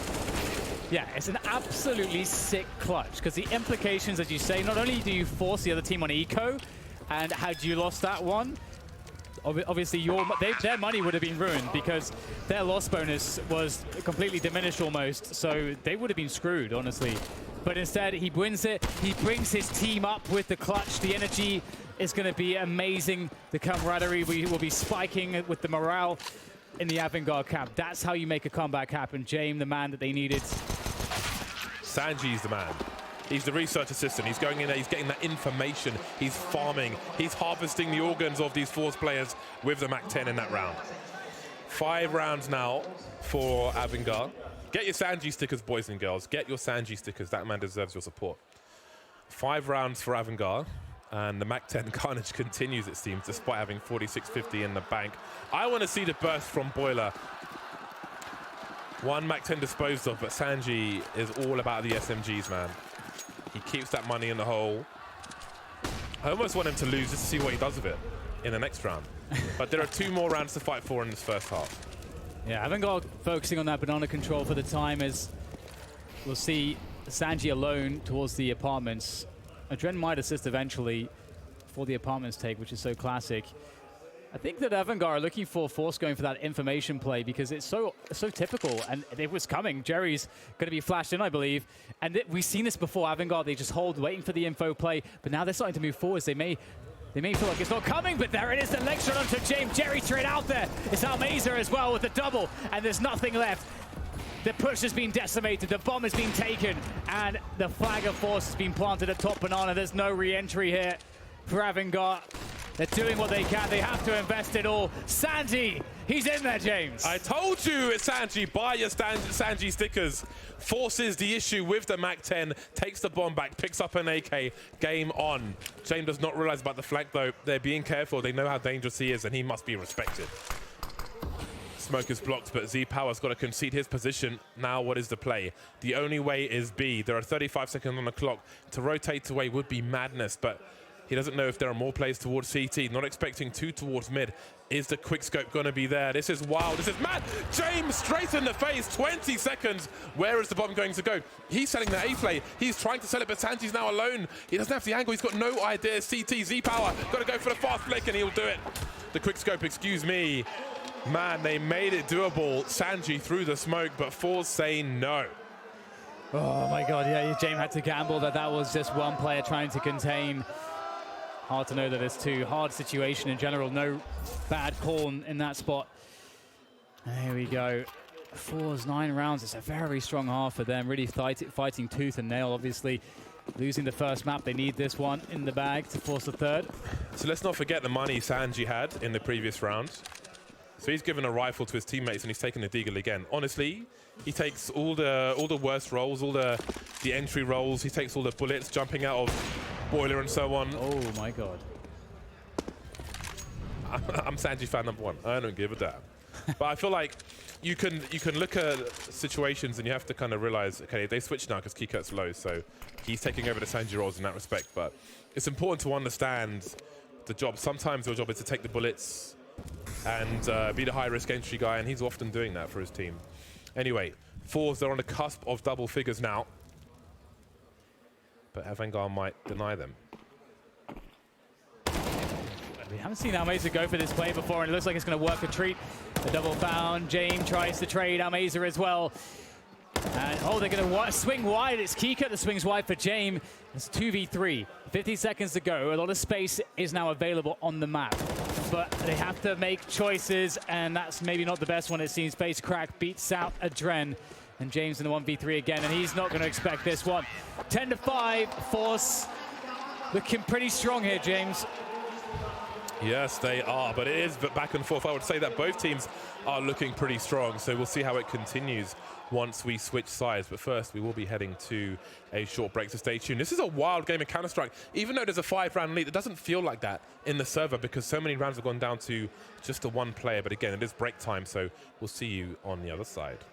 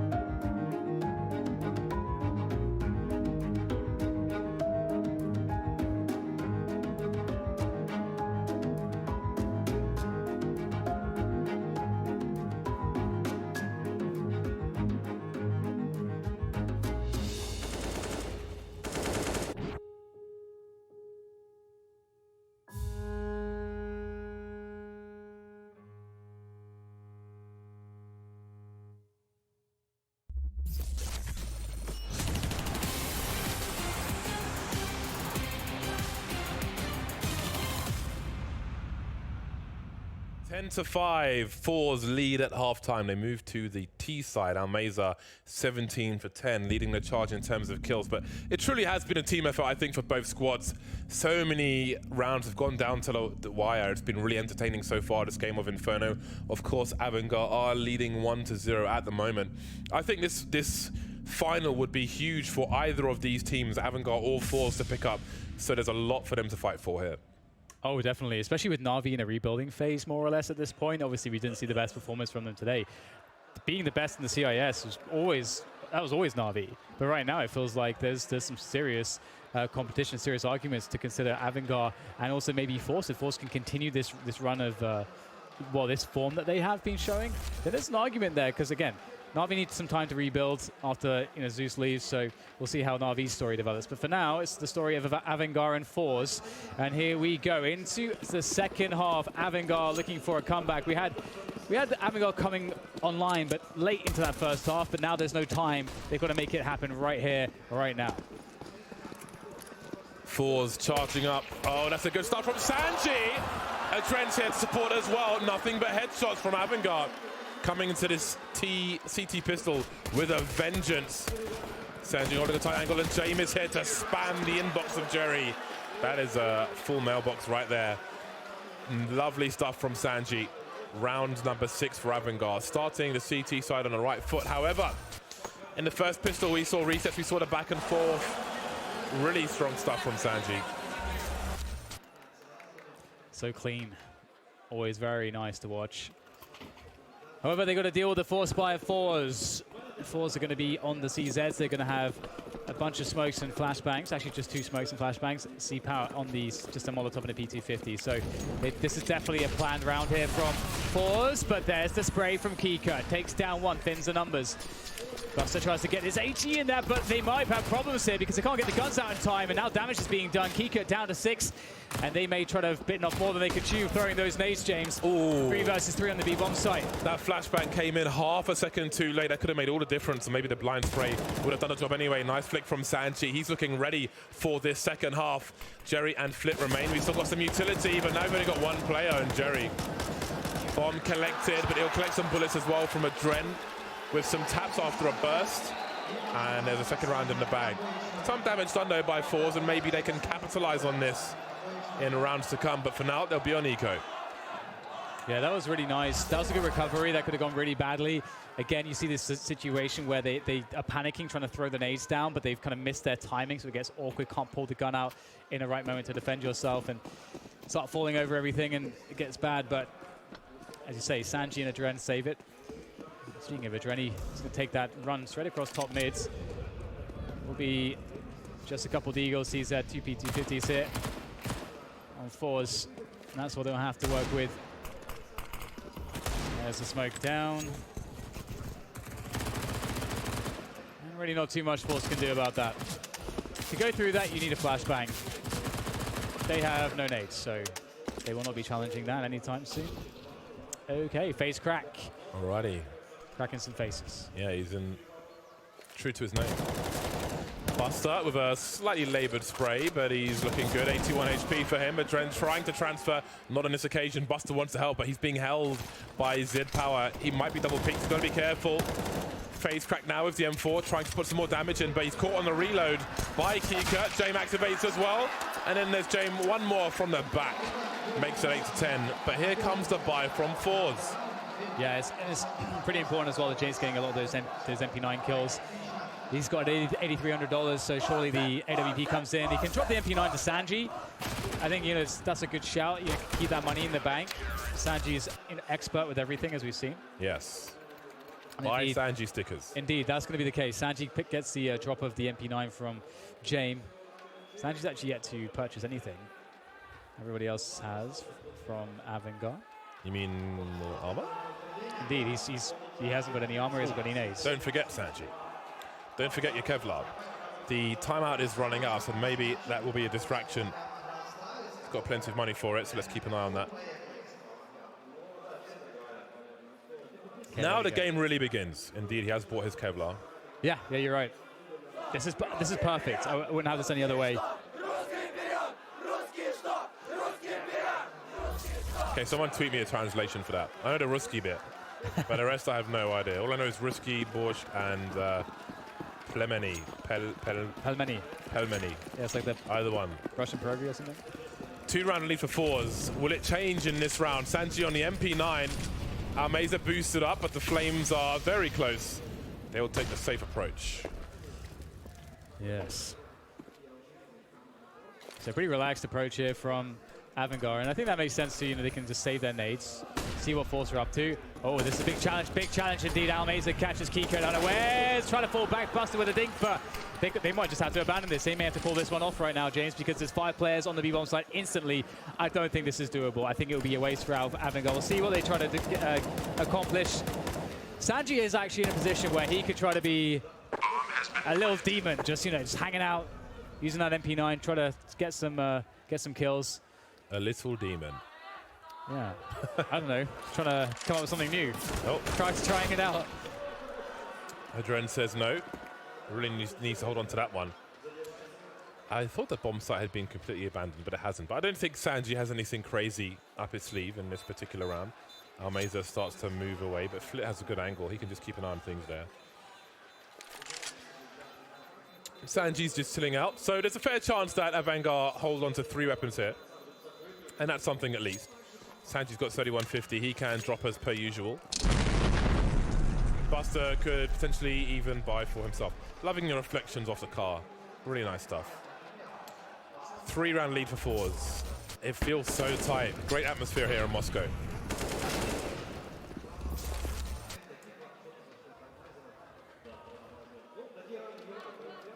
AVANGAR looking to get back on top of the full investment, of course, and they need to make sure that they do not fail this time, because they're going to run out of cash if they do. So this is a big one. This is a really, really big one for both teams. Fast take, a banana coming in from forZe. Some nades to try to deter them. You see the same position occupied. Sandbags. James, he's in trouble. Kiko tries to get more than just one, but at least it's a trade. Can maybe rescue that AWP. He's going to be careful. Oh my goodness. He cannot die here. He has to buy time for his teammates to come in. And they will. He has Buster with him. I think it's okay for now. forZe forcing AVANGAR to exert a lot of utility early. There's so much time on the clock, respectively. Only 2 smoke grenades. The AVANGAR chance rise once again. sanji waiting patiently. Hasn't been spotted just yet. Look, oh my God, he almost got 2 with the MP9.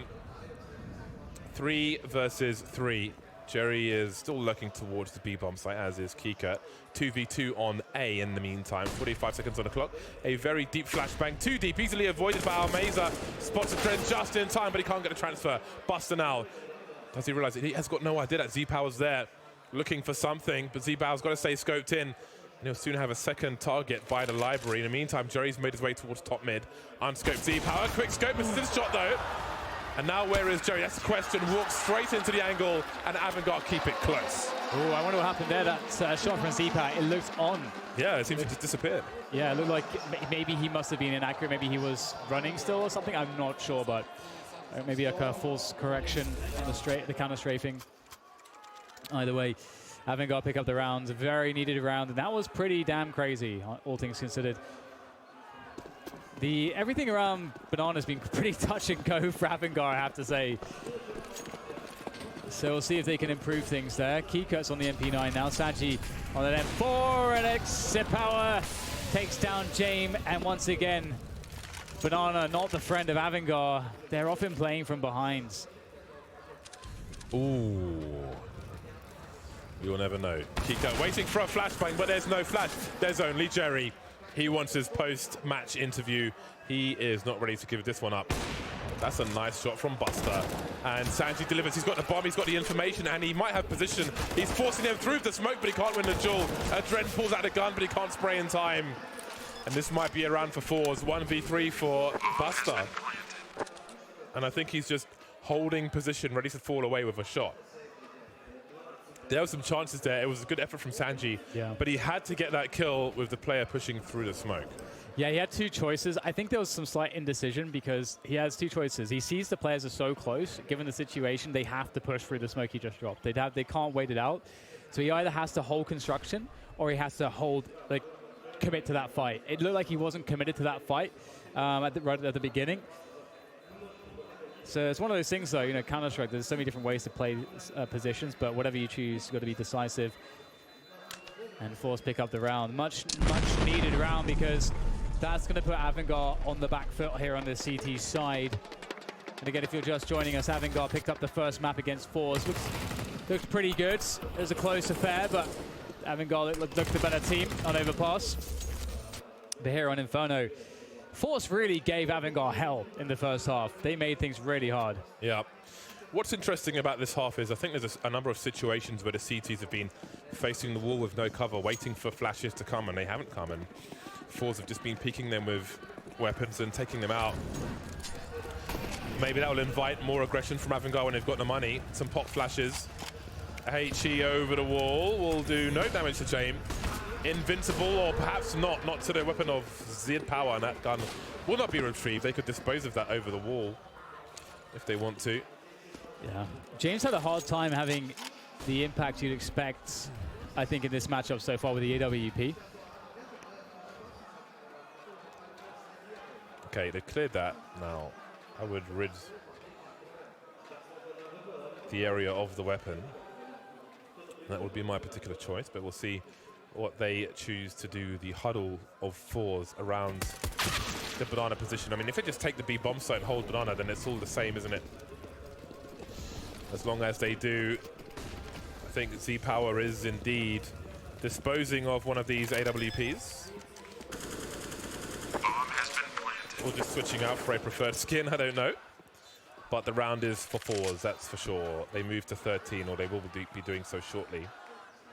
We'll see what AVANGAR have to offer in the next round and how deep Jerry goes. Not much to really hunt for, and you do risk losing a weapon if you go too far on your own. They could just contain at the bottom of banana. So he need not venture too far, and he won't. Just making sure there's no one in a sneaky position where they'll rotate and perhaps try to make a play. No, they're going to move a little further. Fair enough.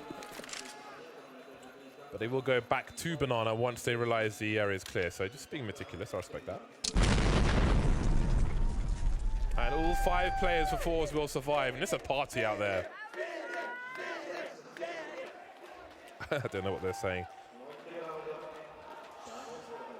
So somebody did tweet me and say that that chant before was basically go Russians, which is pretty cool. 13-9 for forZe. AVANGAR. These guys are awesome. AVANGAR will pull out an AWP for James, and you can see Sanji on the SMG. Nothing wrong with that. Adrenaline on the SMG as well. Not ideal. But we'll see what they can do. As long as they've got flashbangs, they can make forward plays. That HE deserved more. Did deserve more. James, though, he's going to earn something. Earn himself a kill. Flit's dead. And now he holds passively. I think it's cool that they've moved James. They're moving James around. So powerful, moving Europa around. Jerry looking for something as he peers in towards B, keeping them honest as well. It's really important to have a player here. And oh, there's a big gap. That is definitely exploitable. Oh, I don't think there'll be a peek across it though, but it's pretty rough to see that. In comes forZe towards the A bomb site, testing Adren with James nearby as well, and James is very much needed. Oh my goodness, he's gonna have 3 players really close.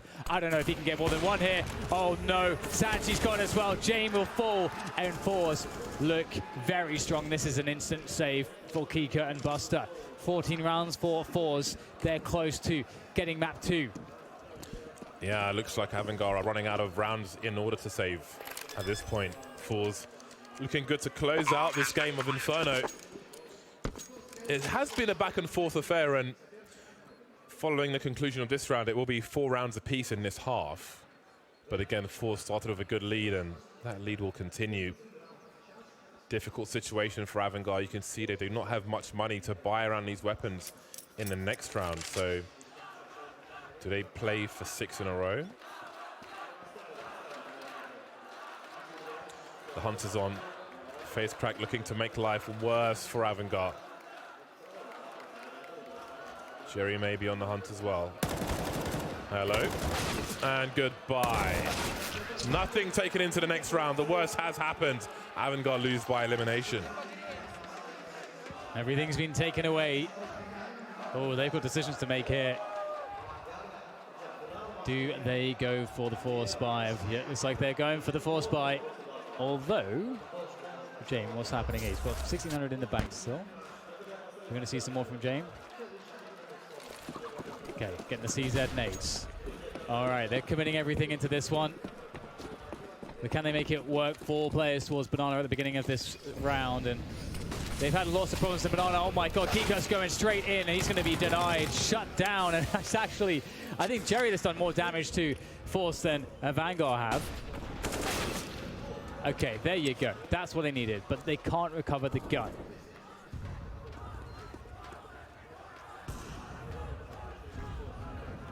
forZe continue to move up Banana, but look at the rotation from AVANGAR. Putting 3 back towards A. Footsteps can be heard, and all James has to offer is a CZ75. He is miles away from any AWP other than Z Powers, but that looks unlikely to be retrieved. forZe showing some presence behind the smoke, firing some guns, but then moving towards the stack. Do AVANGAR have the temerity to keep these 3 players towards the A bomb site? Looks like Sanji's getting curious, moving around. Oh, the timing could be perfect. He hears the footsteps, but what does he choose to do? What's his play? Sanji could make all the difference. He's going to find Flitz. Oh, Adrian force back with a flashbang. Going to go back in to commit to it. Sanji still, it's actually, I think, on the bomb site now. Sanji, Buster made his way into the back. And now between Sanji and Buster, it's looking all over here for force in this round. Z-Power has to, maybe he should just run away, save the orb so they can't pick it up. Because he has got a lot of work on his hands. Can go for it. He's going to take down James. But the bomb's lost on the site. He's going to have to go close range with this one. Do you want to give up the AWP if they 1v2 you with 10 seconds on the clock? Down to the pistol. He really wants to go for this. Through the flames, he finds one, but he falls to his own Molotov, which he finds hilarious, which is good. Keep the spirits high, but that's pretty high risk. I mean, he's giving the AWP to a team who I don't think could afford to buy one if he just went to save. He's got 9K in the back. That does not mean that you should give the AK to your opponent, AWP to your opponent. We'll see how it plays out. Yeah. I respect the attempts, but he was the architect of his own downfall. Yeah, that's one of those spots where that might be an experience thing for him. Oh my God, Sanji's back at it again, pushing down middle. This is a deep, deep position.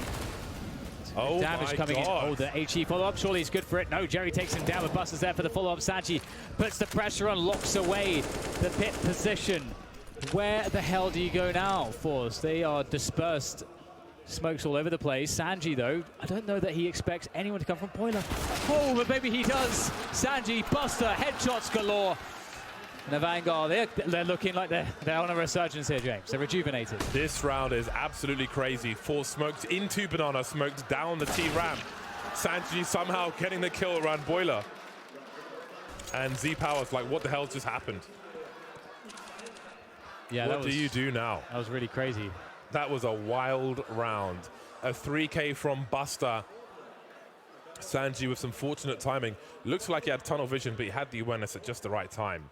It's a really bold call, isn't it, to just say, hey, let's try that round where we rush down mid with Sanji by himself. I'm telling you, man, Sanji's the man. He is the man. It's a Manji. Sanji Manji. I was never going to do that pun. Why not? Because, well, I'm sure the people at home, who are cringing right now will understand the sheer brutality of the words that came out of your mouth are nasty. 45 seconds is a long time to hold on to an AWP, but Z-Power's likely to do it. Unless Sanji wants to hunt. Adren will switch out a UMP for an AK-47. Nice upgrade for him.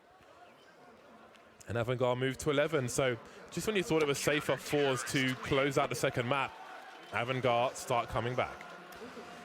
Yeah, everybody's economy is really fragile at this point as well. it's gonna be a full buy from forZe. They're gonna buy down to nothing. I imagine.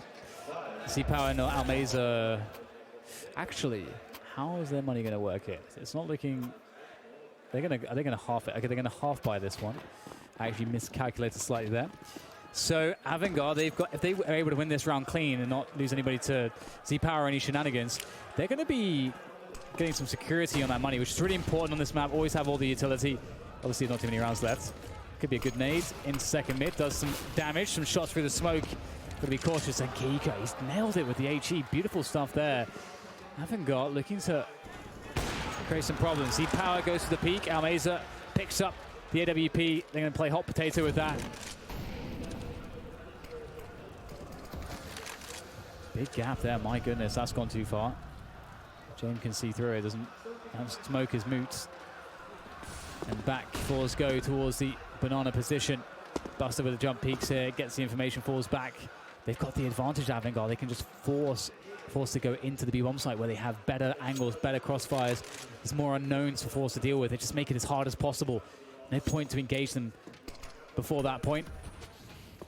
And I wonder if they'll try to save this AWP, because if Almeza can't find something and he goes down in this position, the AWP might be recoverable. But actually, this is quite strange here, because we get a top mid presence coming in from forZe as well. They really want to make sure that they can force AVANGAR into a position where they don't quite know what's going on. But you can see AVANGAR playing this perfectly. They're just playing safe positions. That's a great flick, but out comes Buster, and now it's down to 2. The Orb's out of play for now. Kika in the back of the bomb site as well. They're going to go for the coffins plant. It's desperation. Absolutely not happening. Absolutely denied. And another round for AVANGAR. The bait setups we've seen in this series have been really, really awesome. And that one had multiple layers the way the first frag went. Kika playing for the round win. Oh my God. Human missiles. Look at that transfer. Lovely for AVANGAR. The gap is close to 12. We've got timeouts from forZe now. What happened to their success? They had 4 rounds from 5, but the last 3 have been for AVANGAR. Almeza 25 for 17. Jane with a good average with his teammates now. He's 15 for 15. Had a big individual performance in the previous map, but it is a team effort for AVANGAR, as Kika always likes to say. Yeah, and one of the things too as well for forZe is that they were looking so strong, but one of the qualities of having that that stage experience of finals and so on is also making sure that you stay focused in moments where you feel like you're about to win it. You can't really let yourself fall into that mindset of thinking about the win before it's happened. But I think a lot of people have fallen prey to that. Myself included, it sucks. But here we go. Flitz makes his way forward. The nades come in. And it's not going too well for Mr. Flitz. forZe looking a bit flat towards Banana in this round. They will go for a flash play back in to try to contest this, but are they going to pull it off? Someone was spotted. Jerry manages to survive, and the B players get squashed like a bug on a windshield. forZe not overcommitting just yet, waiting for the utility to do the job. Create the wall. Crossover into the site. Take the post-plant positions, but that includes getting the bomb planted quickly. Ooh, he's seen just enough Z-Power. That is a big frag. It leaves them in a 2 versus 4 AVANGAR. And the money's not perfect, but maybe Sanji's at the point of no return. 2 versus 4. This is a huge risk they're taking, but it looks like they want to go for it. They may not know Sanji's here, but now they certainly do. See some heads turning as they look to maybe reposition to engage. The smoke comes out. Sanji able to dodge that one, but now with the Dren out of the picture, Sanji has absolutely no chance. He's going to have to try to get out of there, but I don't know if that's even possible at this rate. It depends on forZe, whether they let him pass, and they will absolutely not. Face crack with the AK. He's going to get it done as forZe move to map point. The Dren's got 5,800. But Kika will deploy 1 AWP and the Dren will buy the second one. So, Jame and Buster with the big guns in this round. forZe on the cusp of round 3. It's been difficult. AVANGAR found their way back from that round where Power self-immolated on the A-bomb site. And there will be a timeout called by forZe. They've reached the line, but can they cross it into that third map? That's a good question. It's definitely an uphill struggle for forZe against AVANGAR, their experience in their map pool. I think, again, you know, it's for AVANGAR, you know, they've just come off that major finals against Astralis. And you know, I think forZe are kind of in the position that AVANGAR are in, where AVANGAR was super fired up in that playoffs. They played lights out. Every single player played so insane. And I think for forZe here, it's a similar, we're seeing a similar effect. They're playing extremely well. Oh, wow, here comes the push, straight down, middle. Oh, there's a whiff. There's a chance for Adren. He gets one. Is that going to be enough? No trade coming out from James. As he looks for another in the apartments. They're in 4 positions. They must be cautious. Facecrack may just play straight into this, but James goes back. He did tag Z-Power, but tag's not enough, and that's a huge gap. And a team, oh no, that's a THE, not Team HE, excuse me. And move towards the short position. They need 3 from 3, AVANGAR, and they've got 2 on either side of the map. forZe have time to play with, but we've seen teams capitulate here before. We've seen them take too long, play too slow, and just fail boats and sink. Well, James holding down middle for now. Here comes the burst outside of the balcony. Not the ideal weapon for Sanji. James gets 2. And now it's a 2v2 as Kika swings in from arch side. The bomb is being planted. It's going to go down. Those numbers slowly ticking down. Buster has an AWP. Kika has a CZ75. There's 1 grenade between them. It's a smoke grenade. Z-Power in the pit position. It's a powerful position to play the AWP from. Especially in a position like this, they need to smoke it off. That has to be where the smoke goes. Buster, though, is looking for the shot, but it's flit. It's all flit. And now Z-Power secures it. 16-12. Inferno, map 2 goes to forZe, and we're going to a 3rd. This, oh, hello. That was quick. That was very quick. This is a pretty hype one. This is a pretty hype one. It's pretty mad, isn't it? Really back and forth, and I'm enjoying it. I think it's the best location for this match. Oh, yeah, of course, without a doubt. Going absolutely crazy, and there's more to come. Dust 2 comes after the break. We'll see you back here soon.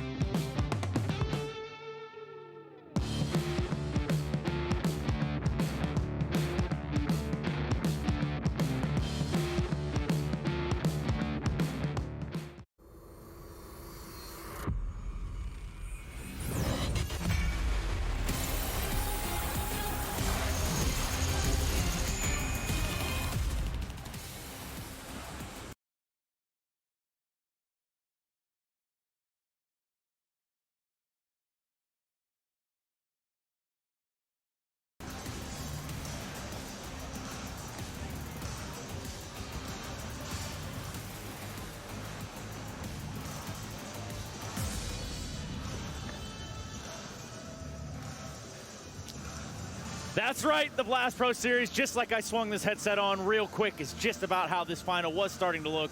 However, things have taken a little bit of a turn, and I do mean that in the favor of forZe, as we do push ourselves into a third map. I do have a new analyst here. We haven't seen him in some time. How you doing? Been hiding in the shadows. Just kind of hanging out in the back room. Talk to me a little bit about how that's been. I mean, you have been back there quite some time. I mean, I've been really just, in the lab, cooking up something new, really just getting my notes and preparing for some this kind of models, theory crafting. Exactly, for this very moment right here. So what is it that you brought to the table? Well, what I brought is the winning recipe for forZe on Inferno. And what they did so well was pretty much being able to, stop the momentum and pretty much play with AVANGAR's head for the better part of it on the T side. They were also super efficient in how they went about entry fragging. That's something they've been doing supremely well throughout the entire tournament. And this time they were actually able to close out rounds where they actually have an opening as well. So those things, and in particular Almazar just having an amazing game, that puts you off on the right track. No, I agree with Havo here. I think the entry fragging and the fact that any inch that AVANGAR would give them, when they're on the T side, they would instantly take. Yeah. The round would be 1 minute 29 seconds. You would have forZe players, top of banana, top of middle, trying to lurk, get these frags, get these entries. And anytime AVANGAR would play a little bit defensive, then the map control was done. So they would have all that time in the world to fake, try and get the peak, work with the advantage if they get it. So, and also on top of that, the skill. Man, the individual skill that there is on that forZe lineup is absolutely wild. Yeah, I mean, for forZe, absolutely. I mean, we're talking about Almazar and what he's doing, but take a look at AVANGAR stats, right? We're going to run some highlights back for you guys, and I'm just going to run you guys quickly through their stats, because, I mean, yes, this one could have been a little bit closer, not going to lie. Yeah. But for everything considered, I mean, they're pretty much around the same mark. We've got people between 19 and 14 in terms of frags. I mean, helping each other out, it seemed like a very cohesive unit. But they just did not have the answers to forZe and Inferno. They were a little bit slow to start, I think. Yes. Once they got around to the second half, sure, they make a better showing of themselves. But again, at that point, you've already given too much ground for forZe to really work with. Again, you can't necessarily rely on rounds like that from James to close you out. And in addition to that, because their first half was so shaky, you can't afford to throw away rounds like the 5v3. That was really the biggest shift in the entire game for me. Momentum-wise. Yeah, that's the weird thing, right? Because it is a momentum shift, even though AVANGAR hadn't yet established momentum. That was the key round for them to actually get back into the first half, and instead they drop the ball. They kind of get a little bit too, I guess, ahead of themselves in their own head. They do a lot of over-rotations that end up getting caught out in the middle of nowhere with no time left. I guess credit due to credit where credit is due for forZe, being able to stack a bomb site, sticking to it, actually being smart about how delayed they are with their reaction to pounce on the players actually clearing out the site, but that's still a mistake on AVANGAR's part. One of the indicator for me that forZe was just a better team on this map is how AVANGAR was forced to play aggressive on their CT side. It's one thing to be able to be aggressive sometimes, and you can surprise your opponent, that's perfect, but how many times have we seen Adrian being down middle, or we see Jamie in the baller area with the AWP trying to get the opening frag. Sanji. It becomes a necessity, and if it's a necessity, it's because in the depth of the game, you're being outplayed. Let's run that one back for a second. You made a critical error there, Maniac. What do you think it was? It's Jamie.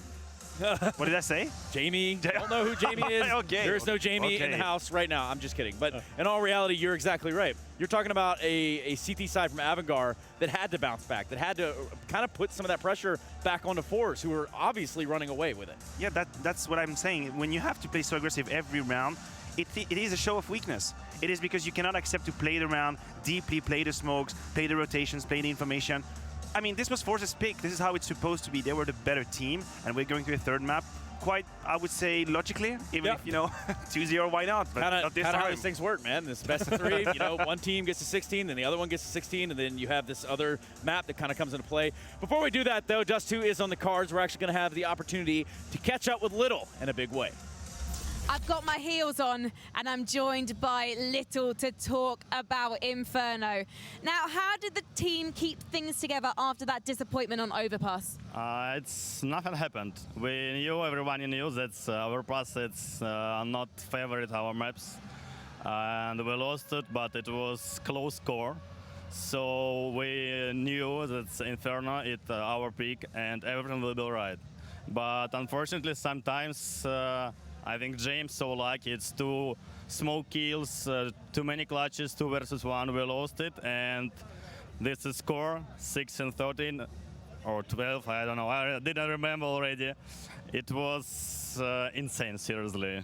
And actually, it was AVANGAR who looked like they lacked confidence in the first half of Inferno. Were you surprised by the number of mistakes they made? Seriously, I did not see mistakes. Maybe people who is watching stream, they are watching and they see. But from coach, from me, I didn't see enough, and I see only mistakes my team. Now, after the disappointment of the major, you're just one map away from lifting your first big trophy. What's it going to take to beat AVANGAR on Dust 2? Because we know they love this map. We already played in this championship with AVANGAR Dust 2. We won it first time. And now we understand that they are playing 2 ops. It's an insane tactic, it's a good tactic, but I think I will do something. So you're going to take down Buster and James? Oh, it's insane, man. He is playing very well. Yeah, I think about this. Watch out, James. forZe coming for you. Well, congratulations. It is definitely going to be over after this map, but that's all we can predict here backstage at Blast. So let's head back to the desk. Frankie, that's not a prediction. That's just the way it's going to be. So, one more map to rule them all. One more to settle the score here in Moscow as we do look to crown a victor. We do look to crown a champion at the end of this road that has been the Blast Pro Series, this best of 3. One more map, Dust 2. It's already been said. But now we need to look at it from a different perspective. We need to look at it from a way that either A, forZe win it, or B, AVANGAR win it. Yeah, I mean, there's a lot of factors that come into it as well. Little kind of talked about it as well as we hear the horn going off. Yo, it's a Little John coming out. Who's responsible for that? I thought it was an Undertaker. Isn't that what's happening? You remove the line. Sorry, guys. That's solid. No, but in all reality, Dust 2 yes. can't escape this one. We have to talk about it. You cannot just forget the fact that we got to a 3rd map. Credit be to forZe for putting up a fight and then securing a victory in something that was already looking to be heading back in the other direction in the way of AVANGAR. Do we think that the momentum shift will carry over into a 3rd match? It's tough to say. I think when it comes to Dust 2, you'd have to consider both teams tactically speaking. And I don't see really one that has the above on the other. I don't think forZe is a specialist on Dust 2 by any means. So if it's that, you have to consider the skill. And in terms of skill, I've been very convinced by forZe. I mean, they went to this grand final. They were pretty much assured after 4 matches. AVANGAR had to fight the whole way at the end as well to qualify. So when you talk about skill, you're talking about raw talent. There's definitely enough on the forZe side. Now, Jamie, with the AWP is going to have a lot to do. But when you see Z Power and his activation as well, I don't really know. Yeah, and this Almazar guy, my goodness. Almazar. Yeah, it's Almazar. Activated your trophy. No, I'm kidding. No, he has put up some significant fight. And I really think that if he can carry over some of that momentum of his own personal play and style, that there's going to be a big problem here for AVANGAR. I mean, that's what he did in the first matchup that they had. Keep in mind, they've played already in this tournament once. That was on Dust 2, and that was Almazar just raining havoc. Like him and Jerry just doing really, really well for themselves.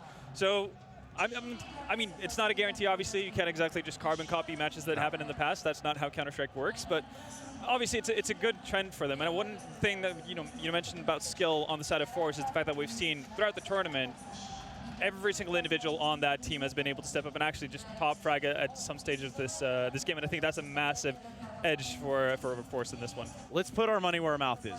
And by that, I mean, we're going to start with you, Halvor. I want you to use as many words as you could possibly think of. As many? Also, as many? That's a first. The least amount of words that you can possibly think of. And tell me who's going to win this series right now. This series is going to be won by forZe, and they're going to get their first big championship. Okay. I'll go with AVANGAR, just because I don't want to agree with you. Yeah, no, fair enough. That's the reason. Yeah, dude. And sick. because Kickert has been sleeping in dormant this whole best of 3, this whole event, and I think this is the map, this is when he wakes up.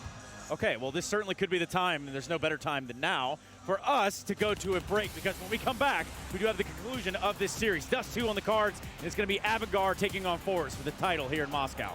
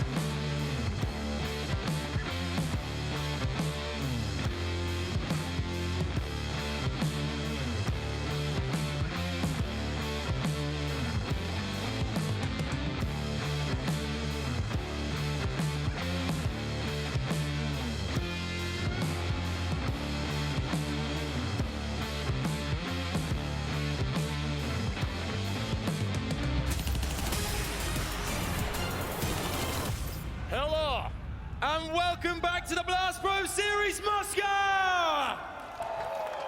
How are you guys doing? You ready? This is exciting. We have been here throughout the course of the day, and we have finally reached the climax of the Blast Pro Series Moscow. It is 1-1 in the grand final. We need a final surge of energy, okay? We are all about hype here, Sava. I love this. At the end of this, we're going to crown ourselves a champion. Sava, let's get everyone excited. Over to you. Let's kick things off. You ready for this? Yeah. Okay. Go ahead. Shall I start? I'll start. Yeah. Okay. If you're here for forZe, make some noise. Shout forZe! forZe! Ребятки, кто за авангар? forZe, make some noise, shout forZe! Авангар! forZe! Авангар! forZe! Авангар! forZe! Адам! Sava! Yeah! Blast Pro Series Moscow, it's time for Dust 2. It's the final. Let's do this, baby. Here we go. Woo!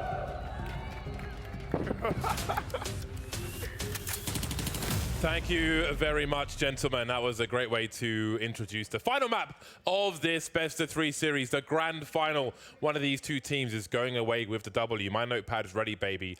We've seen some really interesting stuff, some two-man setups and so on, and I'm taking notes as per usual. And now we move to Dust 2, and I don't know if I think Knife has taken place already, and AVANGAR are going to be starting on the T side. Dan, who's going to win? I think you got to give it to AVANGAR for a Dust 2. They've shown a lot of crazy tech on this map at the major, but maybe that's some stuff that forZe have already been looking at. We'll have to see. We get a quick push up middle from them. Definitely a brave move, but I love it. It's my favorite way to play up TT pistol. I'm not gonna lie. Rush mid, Sanji defends, blitzed down. forZe, they've got to make sure that they're quick on their feet now because it's a fast movement into that B bomb site. It's being taken down, and Adren's covering the rotation. He's covering the flank. He spotted 2 players. He doesn't even have to commit to this, but he certainly will. He'll take down 1 more, make it a little bit harder for forZe. Bomb not planted just yet. forZe close enough. Bomb has been planted. Have position of apartments now, or the halls, whatever you want to call it. All down to the headshots. Such is the nature of a pistol round. Face Crack and Z-Power both with Kevlar. Just about the headshot. There is one. Spots one by double stack, but where is the trade? Fragger is not needed. There we go. English. James with the final headshot, and AVANGAR take the pistol. Adren just getting comfortable, making sure his setup is consistent. You can see how deep his arm is on his mouse pad. Got to make sure your setup is consistent, so you are consistent. Well, it's going to be an interesting spot now for forZe because, as I mentioned, AVANGAR have a pretty nasty game plan on their T side of Dust 2, and they showed it time and again at the major. Only really one team, I think it was, I want to say Vitality. I believe it was Vitality that dismantled. Oh, it was NRG. It was NRG. They were the only team that really completely dismantled it, but NRG obviously also showed one of the best Dust 2s at the major altogether. So we'll see if AVANGAR can get that game plan going. They'll have some late defaults, and they will have absolutely devastating set pieces. Looking forward to seeing it. But for now, defending against the force spy. Sanji covering any long aggressions. The Vanguard will slowly make their way forwards in mid. Jerry has been a dab hand with this 5-7. He has been showing me how it's done. AVANGAR like to drop this smoke up, gives good cover to move into the Xbox position in a short position. Jerry heads towards the B bomb site. forZe waits. Dust 2, very difficult map to win a force buy. And AVANGAR are meticulous. They've got enough time on the clock. They've got time for error correction. They have a few smokes to deploy. The usual AVANGAR smokes. There'll be some pot shots. There's one tag from Z-Power. Can he get any more? There's a headshot. Nice. 25 seconds. Now the CT start to swarm. Now there are problems. We might see some jumping attacks. They need to get this bomb planted. Yeah, it's actually looking a bit scary. 4 players there for forZe as they look to push up. They know that there's one player planting. There's a time to move, and Adren has to defend. James critically weak. James gets a great shot, though. I don't know how he pulled that one off. but it's a 2v2 with the bombs down, and I don't think there's really a kit here to be worked with. So no nades either. The forced position away from AVANGAR. Almeza might have to try to bait him out. Oh, he's got a tag. He's actually got a tag here. Now life gets very complicated. I think they know James at Gandalf. They're trying to spam it. James, oh my goodness. Sorry, Sanji, not James. Managed to hold his nerve there whilst all the spam was coming in. That was a close one though, and it's kind of crazy because AVANGAR's their one-way smoke that they throw in the kind of cat boost box, on the cat boost boxes, is pretty difficult to deal with, but Exopower still hit a ridiculous headshot. Yeah, that's a lot of damage done by forZe, and maybe they can capitalize on it in the round to come, but for now they're on eco. Some P250, some Desert Eagles. Desert Eagle putting our maze down to $1,900. He may be ill-equipped in the next round. We'll have to pay attention to that. Well, maybe it's worth it. It's Exopower though to... Do you know what? It's really hard for me to consistently say Z-Power right now, but I'm trying, man. You ruined everything, James. I am. Shall we just say Exopower? You can't go back on it now. All right, let's commit. You got to commit. Let's commit. I'm trying. Yeah. All I can do is try. 2 players by the mid doors. Is there a pop flash? How hungry is Buster feeling? He may have shown the barrel of his gun, but there's no response. Maybe it was deliberate. Minute 10 on the clock, and AVANGAR quietly moved towards short. Yeah. It's like, you know, forZe throwing some wrenches into the works, but again, AVANGAR, as long as they win these rounds, they'll be able to kind of execute their game plan. As long as they don't lose to a force buy or something like that, they'll be okay. But this is dangerous. Almeza. No, maybe not. Thought we were good for a 1D there, but he will avoid it.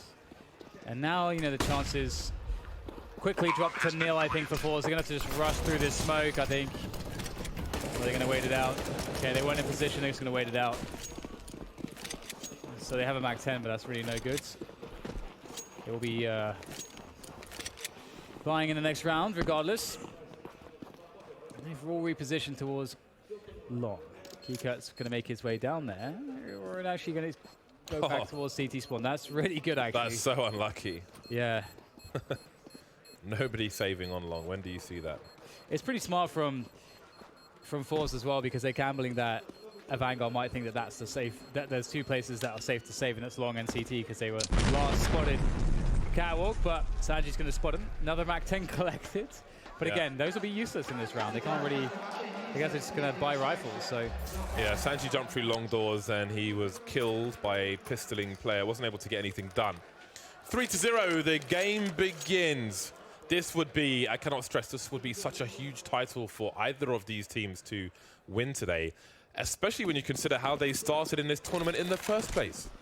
They were supposed to be facing each other for 1 spot, and now they're facing each other for the championship. Fast movement, 145, very fast time in the catwalk here for AVANGAR. Kika applying the pressure. That's going to pull players away from long, surely. Surely. You can see Jerry starts to move back here. They can't have 2 on long right at this point. You can see he's going to move towards likely the goose position, given that he's got a teammate over towards, which is Exopower, over towards the car position. The position that Jerry's in is very commonly Molotoved by Jerry. And we'll see if Jerry can manage to hold on to this spot, because we will get ourselves that classic AVANGAR set piece. Jerry's going to go close. This is actually a really good move. You can see exactly why. The spray is only good for 1, though, but that might be enough. Exopower delivers another. 1 minute on the clock. 3 versus 4. Kika trying to survive in this mid position. CT's holding on to long while the bomb's planted on A. And they're going to have to come in from the low ground. There's a high flash. It can be called, though. I'm sure it was heard. James trying to find something. Sanji certainly will. And Jay soon afterwards. Face track now, 1 versus 3. And there's something he could do here. Sanji's in the red. He's dead. The bomb's planted for Kika. But who will win the duel? Ooh, he gets his bell rung down to 4 HP. But he survives, and AVANGAR keep a clean sheet. Good effort from Face Crack. Really good effort. But unfortunately for them, it's not going to work out. And, you know, I remember at the major, we started to see these set pieces from AVANGAR. Oh, my goodness. One of the key talking points on the analyst desk was that you kind of have to let, in a lot of cases, if you can, AVANGAR just take the A bomb site, find ways to play retake once all the nades are gone, because their nades are their setups are so strong. Unless you 100% know what they're doing and have the counter, it's very hard to hold. forZe did a good job, but it wasn't great enough. But Kiko's going to go in there, and he's going to go down. And that's a gun collected, an AK for Jerry. Jerry's got armor and a helmet as well. AVANGAR seem to be heading towards the B bomb site. You can see Sanji catching up as well. And forZe on the rotation. What do they choose to do? This AK-47 is high value. So they may not want to lose.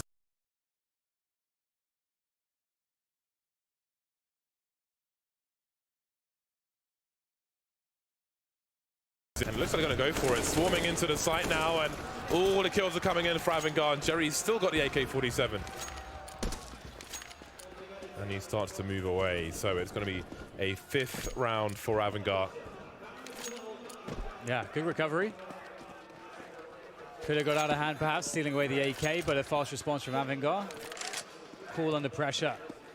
Calm and calculated. It pays off. Jerry might do some damage here. Could stick it to AVANGAR with a couple of kills. Nice headshot. Catches a Dren mid-air, no less. Lops his head straight off. And Jerry looks good to keep this AK alive. AVANGAR, the trident of AVANGAR will be aflame. The fire damage being applied to the trident. All the frags raining in. Big fat 5-0 for AVANGAR, and forZe have taken a pause. How do they stop the rot? How do they stop the bleeding? How do they coagulate? And AWP has been purchased by Z-Power, no surprise there. But the rest of the team haven't done too much just yet. Jerry on the 5-7. Got to pay more attention to Jerry's 5-7. Just that first bullet accuracy is pretty good for Jerry. Perhaps Z-Power will be the human tourniquet for you, James. He'll be the one to take the action. A human tourniquet. That is quite an image. Sorry, I didn't really mean for it to... for your imagery to get fired off there, but nicely done from James. Gets a tag onto Flit, down to 12. It's not the kill, but it's hard to ask for that. We will see a default from AVANGAR once again. I really, really love how AVANGAR throw their Xbox smoke. I mean, it's not an Xbox smoke, but obviously that's what it does. I feel like it does the job better where they place it in hinge of the door. Works out really nicely. And it's instant as well. It just immediately blooms. And you can see Adren's often the guy that we're throwing it. He's often the guy that uses his nade set to clear the close positions mid as well, as you can see on camera right now. And he's Crack looking to defend. Catwalk, he will be forced back by these Molotovs. Can't really take any angles here. Looks like AVANGAR have done really well in just forcing forwards back with the utility. FaceCrack was trying to play some of those headshot positions, but it's just the flames make those positions impossible. You cannot see anything.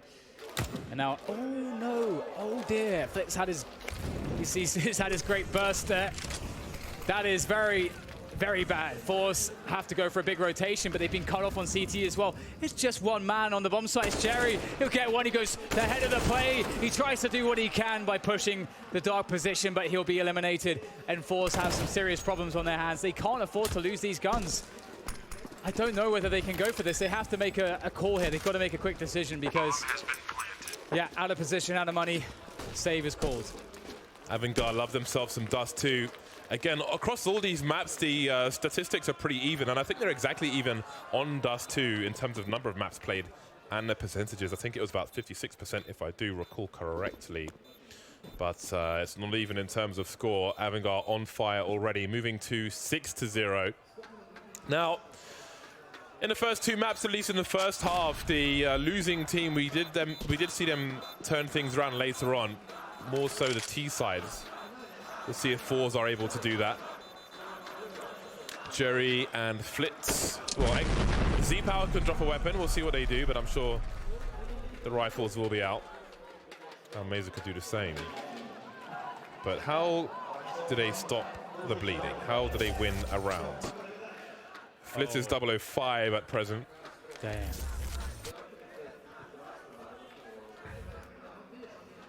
That kill was just everything. That really collapsed the round for forZe. Just one frag and that's it.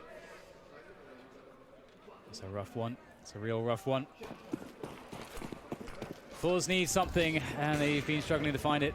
Looks like a fast play for Kika once again to Long. He's got the assist of the flashbangs. He makes his way in. He's completely blind and he turns, but looks like the CTs are not too blind. Oh my God, Sanji lighting him up there on the long position. And blink and you miss it, and now 3 players are dead for forZe. That's how Sanji do. James carrying the bomb, joining his teammates by those long doors, and they will make their entry with 3 players. AVANGAR smashing forZe at the moment with a mallet. Buster spots the cross, I do believe. Doesn't know where the second player is, but there was some expectation in this position. Face crack finishes off the job. Not sure if Amazer made a connection there. Buster's creeping now on short. 1 minute on the clock, and they continue to push slowly, but surely face crack looks for this. Buster's got to be careful. He could concede his position. Oh my God. He didn't know what was behind the smoke grenade, and this round is falling to pieces, and it's down to a Dren 1 versus 1. Rifle versus rifle. Collects the bomb, but he has no idea where face crack is. He's made his way to Gandalf. 37 seconds. He's gone beyond that. He spots the head! Almost, but not quite. Maybe it should have been a round for AVANGAR, but it wasn't. It's the first round for forZe. The problem is that they lost every single player in that round except 1, so their economy will be stretched. Of course, they have some loss bonus left over. Oh my goodness, Sanji, that transfer, the transfer of dreams. Sandbagging with the SMGs all day. Yeah, I know, right? Okay, James going down suicide for the pick. It's timing shots. Doesn't work out the flashbang. He is, okay, James lost, oh my goodness, he spotted 1 towards the catwalk position. That was actually exit power, and he's fallen back. James took a bullet through the wall, maybe in the leg, because he's only taken 10 damage from the AWP somehow.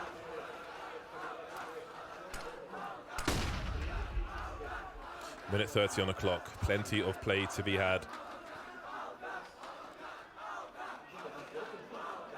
Lots of AVANGAR chance.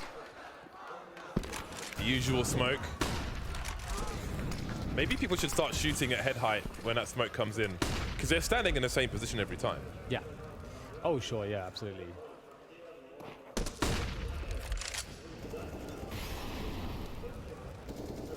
forZe, re-smoke catwalk. Power looking over towards the catwalk, but I don't know if he's... Oh, God, it's James on the other end of it. He's not looking this time, though. Oh, good nades coming in. AHE doing huge damage to Kika and James. AVANGAR sitting on catwalk. They've got to make a move here because they are running out of time, and it will be a split with Long. The bomb is at Long there as well. Just have to see if this works out for them. Well, James opens it up towards middle, and now the push commences. Just running wide, swinging with better weapons, and face crack has so much to do. He's in a sandwich, and that was finished off pretty quickly indeed. Fliss and Jerry. This is the nightmare situation as Shadow is spotted, but there's plenty of sound cues as well. Kika has a look, and forZe are still going to have to move away. They don't have position. They don't have the man advantage. That's what AVANGAR have. And indeed, they need to hold on to these weapons. Surviving with 1 player only in the previous round simply was not enough. And so AVANGAR get back to their winning ways. And considering the position they were in, AVANGAR, in the round they lost previously, I feel like it should be an 8-0 here, so it's not looking good for forZe at all.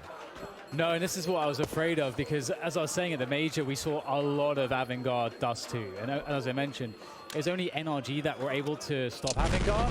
And one of the ways NRG did it was it's not easy, because they were able to disrupt the AVANGAR defaults. Oh my. And that's really one of the key elements. We had all these pushes from NRG. We had like Cirque pushing into lower dark on various rounds. We had Tarek going mad. We had Ethan also getting some aggression going, and they just won all their fights. So preventing AVANGAR from having the setups before they get to the point where they can get the setup. So that's kind of one of the ways that you do it against AVANGAR. And you also have to know how their game plan looks, because when they get those set pieces, you have to know the right response. If you're just dealing with it without any prior knowledge, I think it's very, very hard indeed. And forZe actually have done a pretty good job. If you think back to some of the early gun rounds, some of them were very close actually, and some of the rounds where forZe just had pistols, very close. 7-1. forZe have got a pretty good buy, all things considered. Pretty good buy indeed. I suppose their loss bonus didn't fall too much. James looking for a player to jump on the plateau early. Not something you want to do without the relevant utility, a flash and a smoke. Keykurt's been taken out. Running towards blue, it seems. They have kept 3 players entertained towards long. And in the meantime, here comes the burst. Jerry just playing anti-flash. This looks good for forZe, but not looking as good right now. The B-bomb site has been taken. Sanji still on a rotation. Bomb has to go down quickly. There's still 2 smoke grenades left on AVANGAR. Flip might have to make the play through the smoke with the flashbang. Oh, he whiffs everything. The bomb couldn't go down because of the flames. James gonna actually bait it out. Has plenty of time to do it. Oh no, oh no. I believe they have another smoke. Sanji has the smoke. So he can get another smoke on the doors, but it's not ideal. There it is. Bomb has been planted. And there goes the bomb. forZe, oh god, you really hate to give up this round, don't you, James? It's not a good look, but they have to do it. Save Simulator 2019 Moscow edition. forZe forced away. C-Power hiding in plain sight, but does he have that much to gain from this? Really, he needs to hold on to this weapon. He needs to move away. James Dragonlaw is taken away. And so is this round by AVANGAR. They are sweeping this half so far. 8-1, should be 9-0. And yet another explosion. YAE, yet another explosion. That's pretty much what this half is, because there have been 6 detonations. Yeah, again, AVANGAR's game plan is pretty good. They've got some good variations as well to their tempo, which I think can catch you off guard. For example, you're seeing James just jump down into Suicide, going deep with the AWP, or seeing Keycut rushing Catwalk at a fast timing as well. Hello? Oh no, that's not good. Not nice. Oh, that's a rough pill to swallow. Really not nice. James going to spot one more place. He's confident. He's looking to go for this perhaps. The flashbang goes out. Zero support yet. Trent's going to get the usual nade set out there. We've talked about it before. James 11-3 on Dust 2. Not a good situation. Flit 0 for 7, even worse. All from the forZe perspective, of course.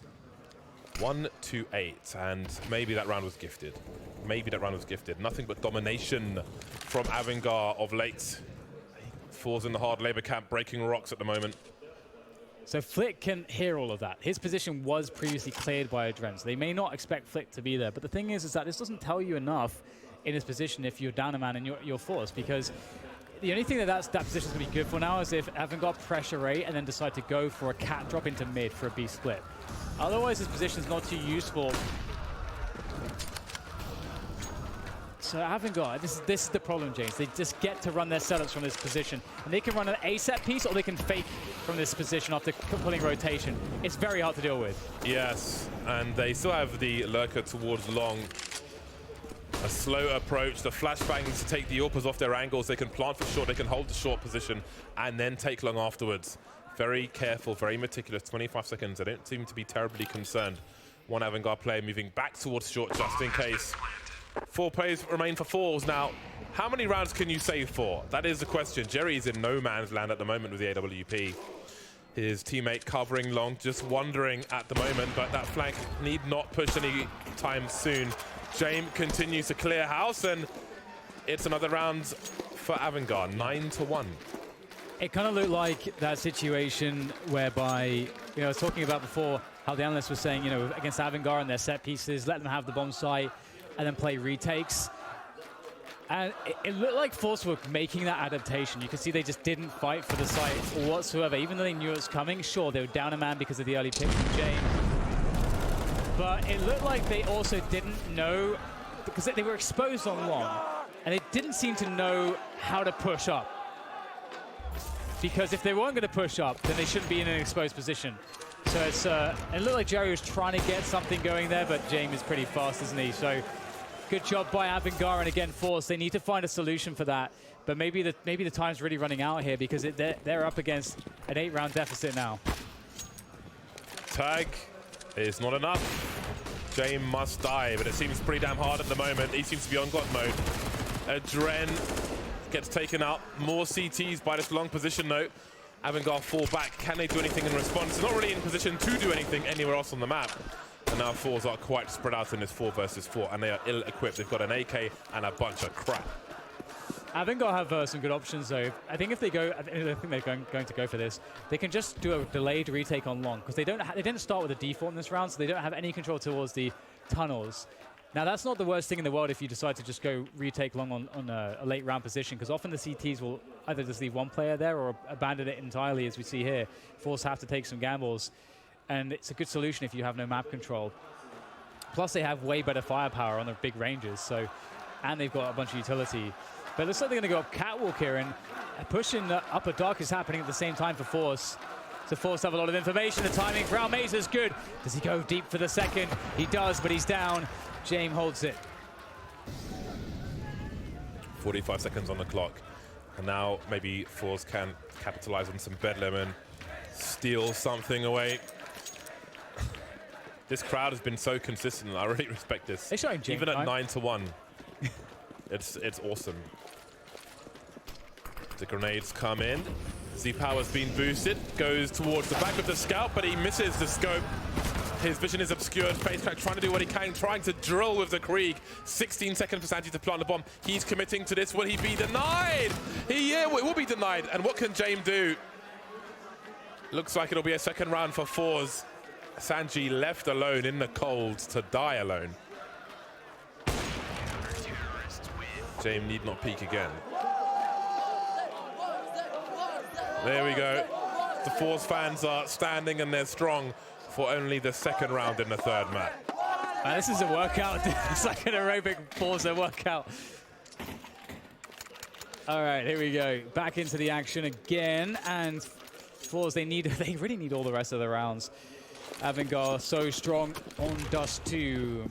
James looking for that mid pick again.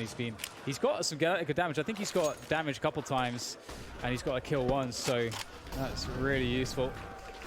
Okay, so we have the default here, but Keycurt's in catwalk at a very fast timing, and that's pretty brave. You have to run down suicide to get this timing, but James was covering him. Now the flashbang out, that is scary. Keycurt going in. Look at the pressure he's applying so quick. What's the response here for forZe? They've dropped down one player to CT, that's split. He's going to go towards... It's going to be a watchdog on that double doors position. That leaves A vulnerable. What are AVANGAR looking for? They're slowing things down here. They finally made their way to catwalk, where they often will be. Again, it's always a part of the T default. And again, they can set up their set piece to A, or they can try to fake it and go down to a B split. Ace would be stronger in this current situation. Smokes up, the usual stuff, but look at the lurkers towards B. Will they commit? James just firing randomly. Oh, Jerry's close. That's the bomb. That's the information they need, but what can they do about it? Sanji is creeping. The bomb's dropped once again, but the bomb's collected by James, making his way towards the window. Sanji's got to activate. He's top mid, he can't find the frag. Buster now, oh, that's a dirty frag. By the door, there's no engagement. Here come the CTs surely. Bomb by the window, one player's close, 16 seconds, does he commit jumping up? Flit takes one straight in the face, absolutely deleted. Almeza 2 HP now, 10 seconds. He goes wide, Buster, and he finishes off the job. 10-2 for AVANGAR, merciless. He had 11 HP and he still gets the headshot, James. That's too much. Buster, I think it was it Keycurt that at the major said that Buster has the best mechanics on the team, and I think we saw that absolutely here. Lethal precision from him, and that is quite the shutdown, quite the denial of that round. That looked pretty good for forZe. It was so chaotic. James looking for more timing picks. Oh, it might be, are we going for a B rush here? Are they going to go down the stairs? It might be one of those situations where it's almost like an option select, whereby if James gets the B pick, the pick through the mid doors, you rush into B, but if he doesn't, we just spread out into the default. And it looks like that's what's going to happen. Adren likely to throw his nade set. Oh, I think they burst here with a flashbang. It's a burst we'll get from Adren.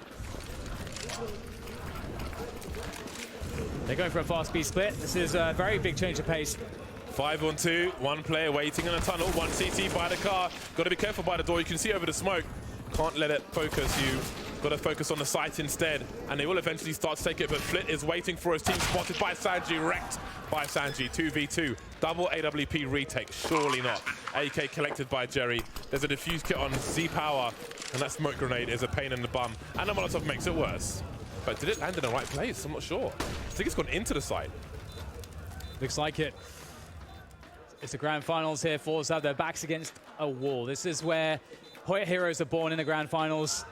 But are there any heroes here ready to step up here for forZe? It's a very difficult situation. Buster with that. Krieg as well, baiting for Sanji. And it's going to be tough. Sanji's eliminating everybody. Great bait there from Buster. And that's another round for AVANGAR, 11-2. Man like Sanji. James 14 for 5, Sanji 15 for 8. Leading the charge as he deserves to, on occasion at least. 11-2. And there is a counter-terrorist timeout from forZe. Maximum loss bonus is only so good for them. Face crack with the MVP stars for the 2 rounds they've won. This is a stressful situation for forZe. It's a good start for AVANGAR, but as you can tell by the faces on the AVANGAR side, this is by no means won. They'll make no assumptions. They've got to close it out. Only then is it time for celebration. Yes, yes, yes. Got to stay focused until the end. And they have more than enough experience at this point. And I have to say, I was really impressed by AVANGAR at the major, because they were, even in the New Legends phase, there was first that situation against Astralis, which I thought they were going to throw it away. They almost were, but they recovered it. So yeah, AVANGAR, I don't expect to see them throwing anything away or becoming complacent. So Power looking to get himself some action towards Catwalk. Oh, it's a whiff though. That looked like it was on. Very unfortunate for him. An early pick would be everything, but instead it's nothing. A fast movement. Look at this change of pace from AVANGAR. They're doing the running. Oh my God, Jerry, what are you doing? The Deagle comes out to play, and there's still much more damage to be done. And Z-Power lurks below with the AWP. James is alone. 1 versus 4. What has Jerry done, James? He's ravaged the entire T side. Where did that come from? James won't be able to do anything else. Jerry, he's happy with that. Good spirits despite the score. What an effort from Jerry, and 1, 2, okay, not too shabby at all. A third round, a much needed third round. Moving into the last round of the first half, they of course have a good bye. They've been the max loss bonus pretty much forever. There'll be another timeout. Called by AVANGAR. Not allowing momentum. Their money is quite ropey, actually. Yeah. Yeah, I mean, these rounds have been really chaotic. I love that jab from Jerry, almost a hook, not quite. Now it's going to be time for AVANGAR to get the scout in, it seems. James on that. Mac 10 on Adren. Krieg on Buster, Sanji and Kikut on P250s. It's definitely not the best, but you know what? They've already got 11 rounds, so winning this would be a bonus anyway. Jamie's so dangerous, isn't he? Once again, we get everybody rushing towards the upper dock. We saw this before. James gets something in mids, then they make the play into B. If he doesn't, then they go into the default. Face cracks there to cover for that. Oh dear. Oh dearie dear. We'll have to see whether or not Sanji is going to be... Oh, sorry, whether Sanji teammates will be able to recover from this position. Flit will be able to defend. Kikut goes down. Playing from outside the bomb site. But it looks like the bomb should be able to be planted here. And Buster's still alive with the Krieg. That Molotov is key. That's going to really delay things. Oh, Buster, he defends. Down to 15, though, gets dinked. Now Z-Power's turn to step up to the plate. Looking to deliver. And deliver he will. Adrendo with the Mac 10, looking to push out the window. They need to get out of there because in comes Z-Power. And that's beautiful. They've escaped the bomb site. Z-Power now, they're in trouble. Z-Power's in real trouble here. How does he manage to pull this one off? It has some coverage to it, but they have such a quick path to that bomb site. No, oh my God, he's done it! He has time as well. How on earth has he done that one? That's fantastic. Gives forZe something more. It looked out of the question, but that's going to be a wrap for the first half. 4 rounds for forZe and 11 for AVANGAR. And it's time to go to a quick break. We'll see you after the break to conclude the winner of the Blast Pro Series Moscow.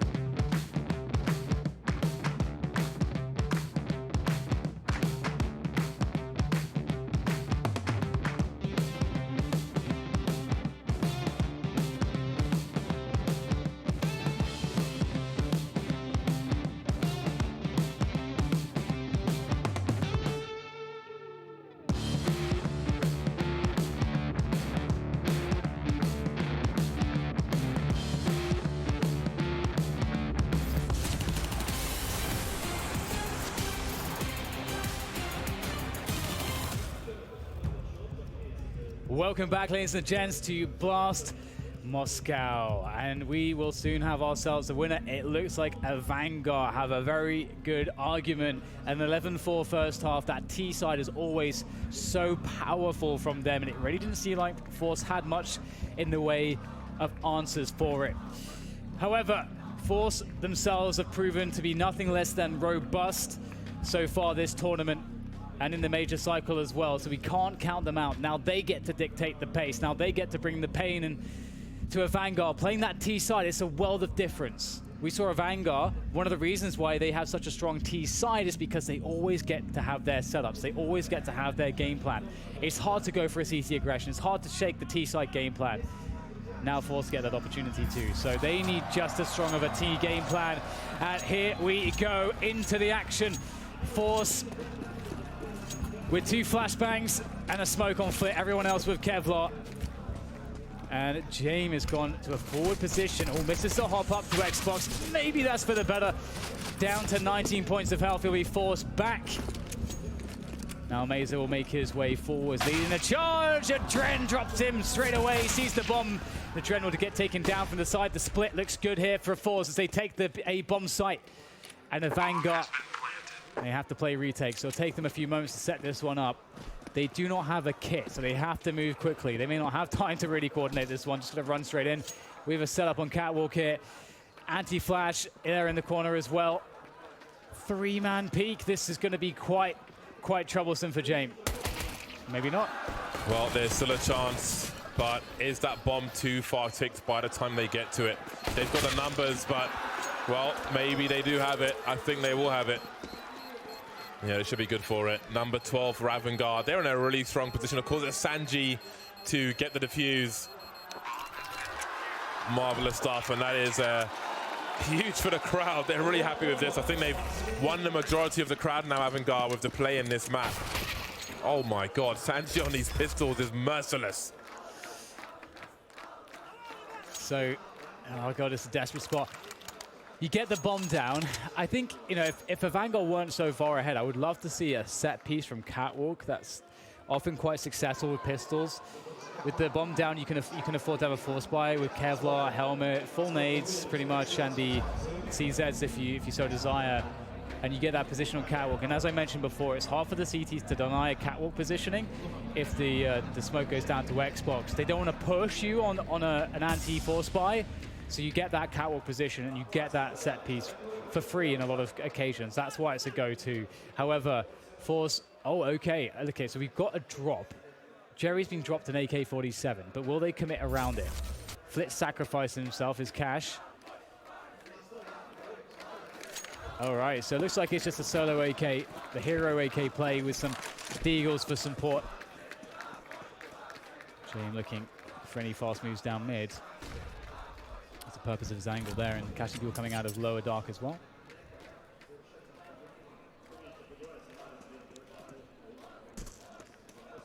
Some cheers for forZe. Oh, that's a difficult place. That's a daring peek from Jerry.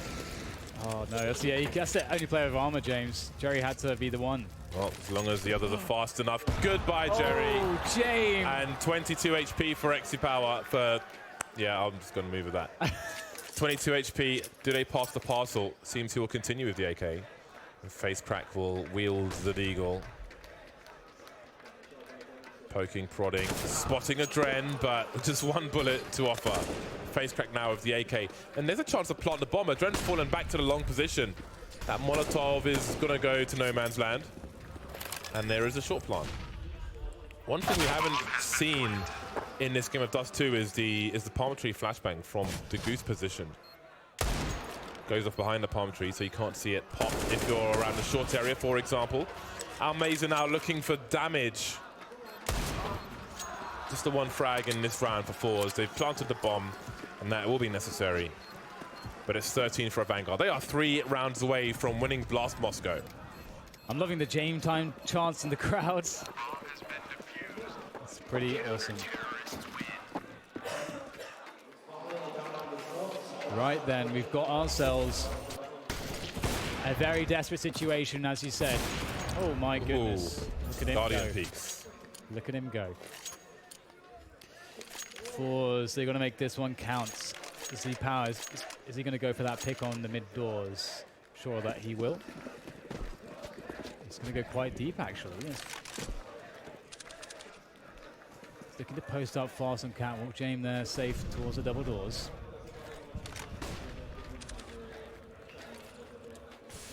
Jame feels so deadly right now. Really coming into his own. Flashbang for Catwalk so Jerry can peek should there be a boost. Systematically taking control of the mid positions in Catwalk.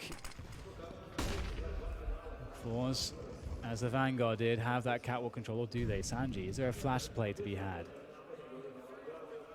Oh, he's getting very close to this, isn't he? Oh, is he going to go for it? Sanji, where's the timing? Oh, that's going to force them. forZe, that's beautiful. And there's the smoke as well. What do you do there for forZe? You have to abandon it. You got to sack this position, surely. Someone's got to pick up the bomb as well. It's around the corner from the T spawn position while they're trying to clear out this area. We've got a 2-man push in the lower tunnel. Has all been spotted. There is a trade from Kika. Someone's still got to get the bomb. So even though they've got issues, oh, that's a nice one-tap. Almazer, he's spotted Sanji as well. He knows he's there. Bomb collected in the meantime. Bomb rotating towards long. At the same time, there will be issues in the lower tunnel position. Oh my God, he's got no idea. Free kill, just about to FaceCrack. And Jame now in CT spawn, the last man standing. Sanji fell to the flames on the A bomb site. And forZe should be good for 5. Yeah, they're absolutely good for 5. But Jame, of course, if he can save this AWP, that could really turn the tide for AVANGAR. And I would imagine, actually, that they would consider going for a force if he saves this AWP, because their money's not horrendous. Obviously, they'll have no loss bonus, so they'll get $1,400 in addition to what you see on the left, bottom left of your screens. So there is an argument for them to force up behind James AWP if he can keep it alive, which it looks like he will. So we'll have to see if they do that. There's also an argument for them to half buy around it. So they have some options. The issue with Dust 2 is that, as I mentioned before, it's very hard to get aggressions working. There's maybe like a couple surprising plays that you can do, but generally speaking, it's hard to find consistency with aggression. It's no Cash, it's no Mirage. Man, I haven't said Cash in a while. It's been a while since we saw a Cash. Well then, let's see what James can do. He needs to get some frags. Does he take further risk? Is he boosted on short or something along those lines? He'll be heading to the A site itself with numbers towards long. That's where the initial fight will be. Flip being flashed into the ramp position, but that's an irretrievable rifle, or is it? Will they stand their ground here, forZe? It looks like they'll try to. They'll get some frags. Only 2 players remaining. James is out in the open now, and he's going to get smoked like a kipper. That leaves Buster with a Desert Eagle versus 3, making his way up the short position. Do they smoke him off? No, they're going to leave it out in the open. Nowhere for him to hide. They'll take him out at range. A brief round for forZe. I feel like ultimately 2 kills is actually a good result because they didn't really invest into that round too heavily. Obviously, they had the saved AWP, and that's why the AWP was there. But beyond that, it was pretty light. So they got 2 kills, trying to keep the economy honest of forZe. And the AWP comes out again for James. Everything being spent now. Doubled MP9, Sanji and Kika. Now, where do they decide to make the play with those? It looks like they're going to make the play with those towards the upper dark position. They're going to go for a tunnels push, I believe, with those MP9s. One would imagine at least. The MP9s, they are pretty bad outside of close ranges, so you got to try to find a way to force the issue so you can play the situations in which they're strong, because most of Dust 2 is long range. How curious are you? Too curious, perhaps? No. James knows his... Oh, the timing. How does he know? Oh, no! That is unreal. James delivers the second one as well, of course. James, how do you know? The timing could not be more perfect. Jerry down to 25 HP. Oh, the brutality. It's just inhumane, isn't it? That is just unfair. It's unreasonable. I just don't know what to say about that, but forZe are still fighting tooth and nail. 3 versus 3, they've got themselves mid.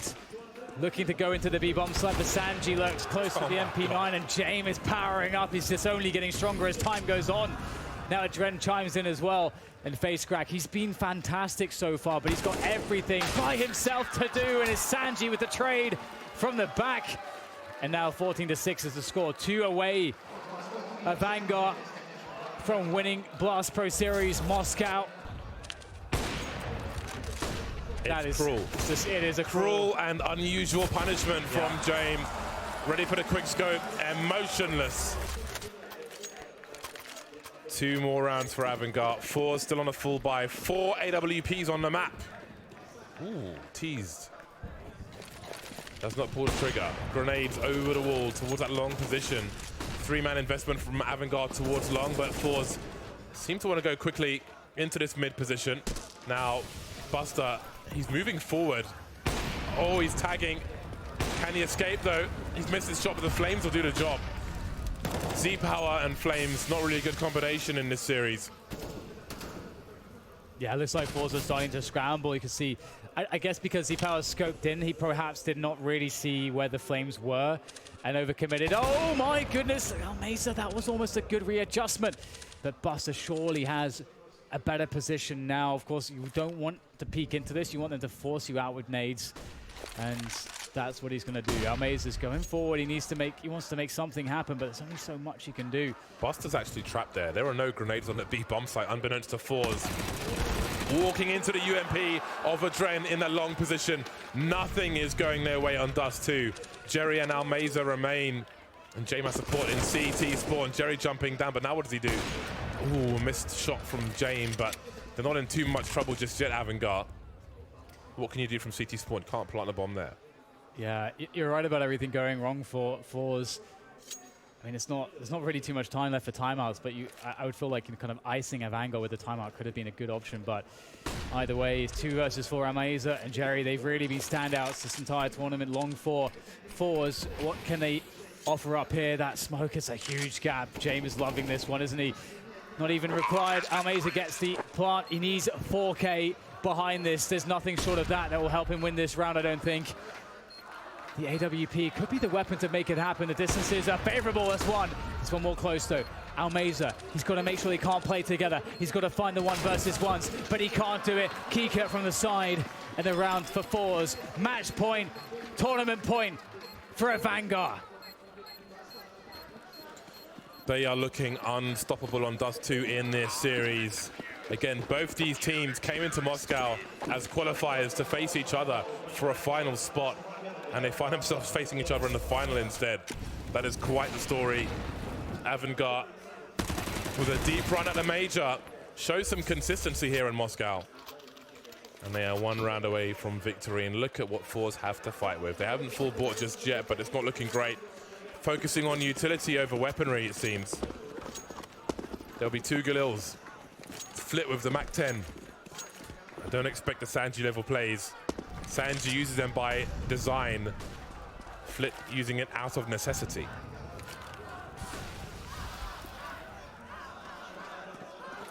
Dren looking for some information towards Catwalk. It's actually going to be a trade in middle there. James still doing damage with that AWP. And Dren with the defense, he's absolutely menacing. And the trades once again come in. James, the steady hand with the AWP. Jerry takes one in the chest. And there it is. Last Moscow champions. It's AVANGAR, of course. Fresh off the major finals, they couldn't win that, but they'll certainly win this, and they deserved it. What an impressive team. This is just the beginning.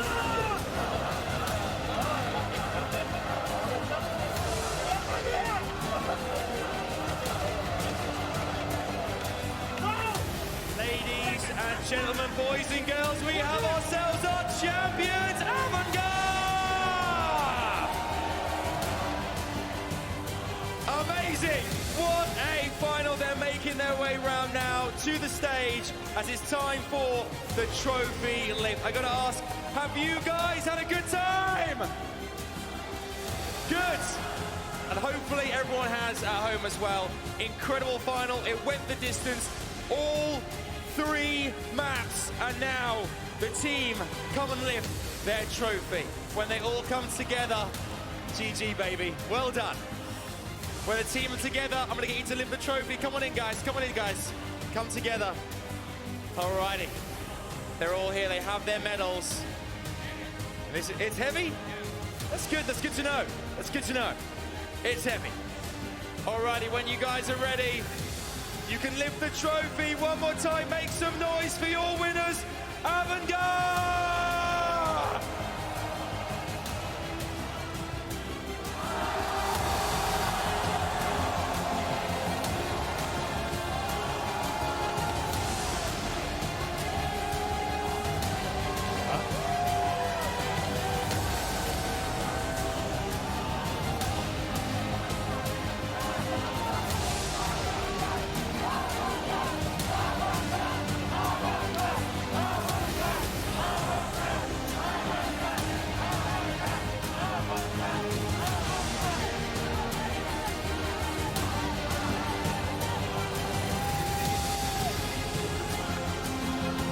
Showering, man.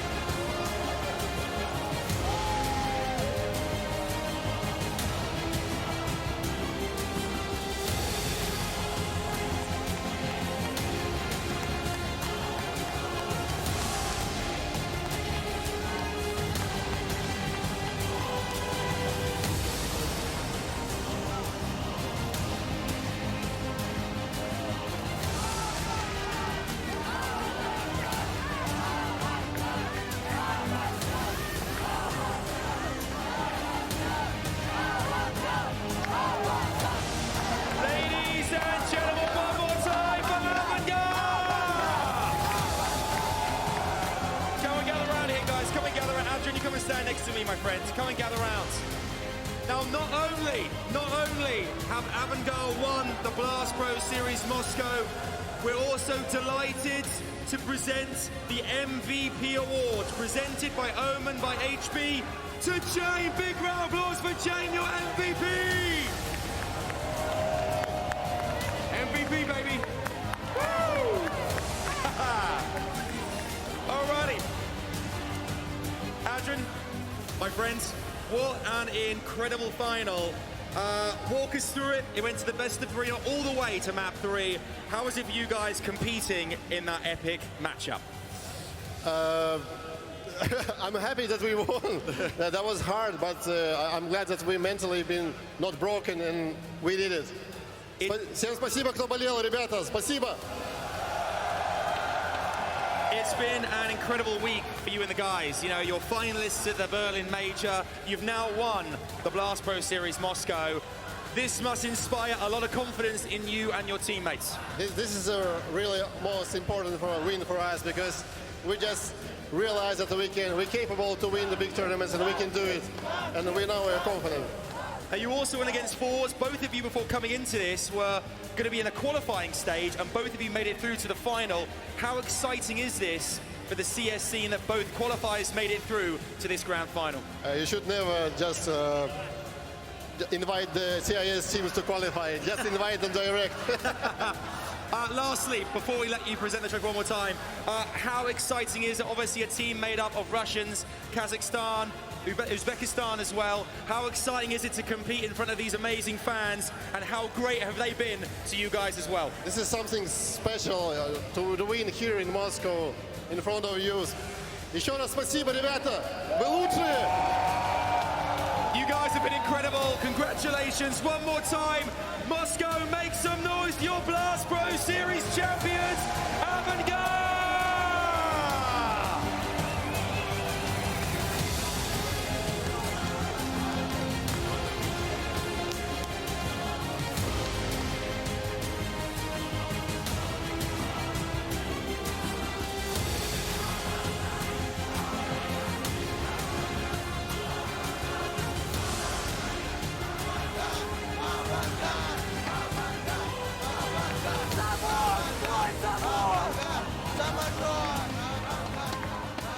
AVANGAR, who just 1 week off of a major grand final against the elites in Astralis, now have hoisted the trophy in Moscow.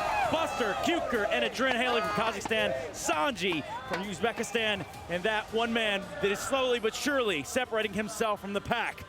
Doing it on home soil and with somewhat of a subtle yet distinct spiritual essence is James. And now is the time. It's AVANGAR that lift the trophy in Moscow. It really is James time. MVP time, call it what you want. He's been excellent from start to finish throughout this tournament. Never actually having a bad performance, it felt like. He was always there for them. Whenever they needed him the most, he carried them through from what was, initially a rough day. Got some help from Buster to start off day 2, but when you get to finals time, James is going to show up. Yeah, what a victory from AVANGAR, right? I doubted them. I did. Coming into this event, Shame on you guys. They come from the major final, and there is a question about what is their motivation, what is the mental spirit. They were just in the grand final of the major. They come here. The first day it's not easy. It's not a good first day, right? They're 0-2 after the first day, and after that they beat back to back to back. MIBR ends. They go into the grand final, make it 3 maps, and take that victory. You said it, Buster. Yes, Jamie is the MVP. Jamie again has a magnificent event, but Buster was the man that pulled them through that difficult period, and what a trophy for them. And this is why statistics don't completely speak the story, right? Because if we look at James' statistics from this series, plus 26, he goes like 70 and 44 according to the numbers. Yeah, no, it's wild. You talk about Buster, 42-53, still a heavy impact,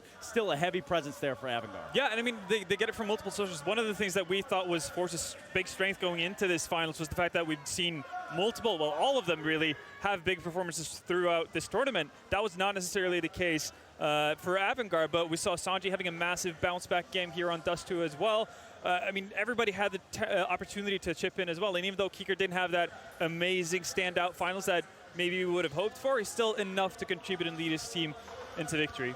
So here's the sweet, sweet part, right? So we've got this whole MVP package, and it's pretty much aligned right now for one gentleman. In fact, why don't we take a deeper dive into what he's just earned?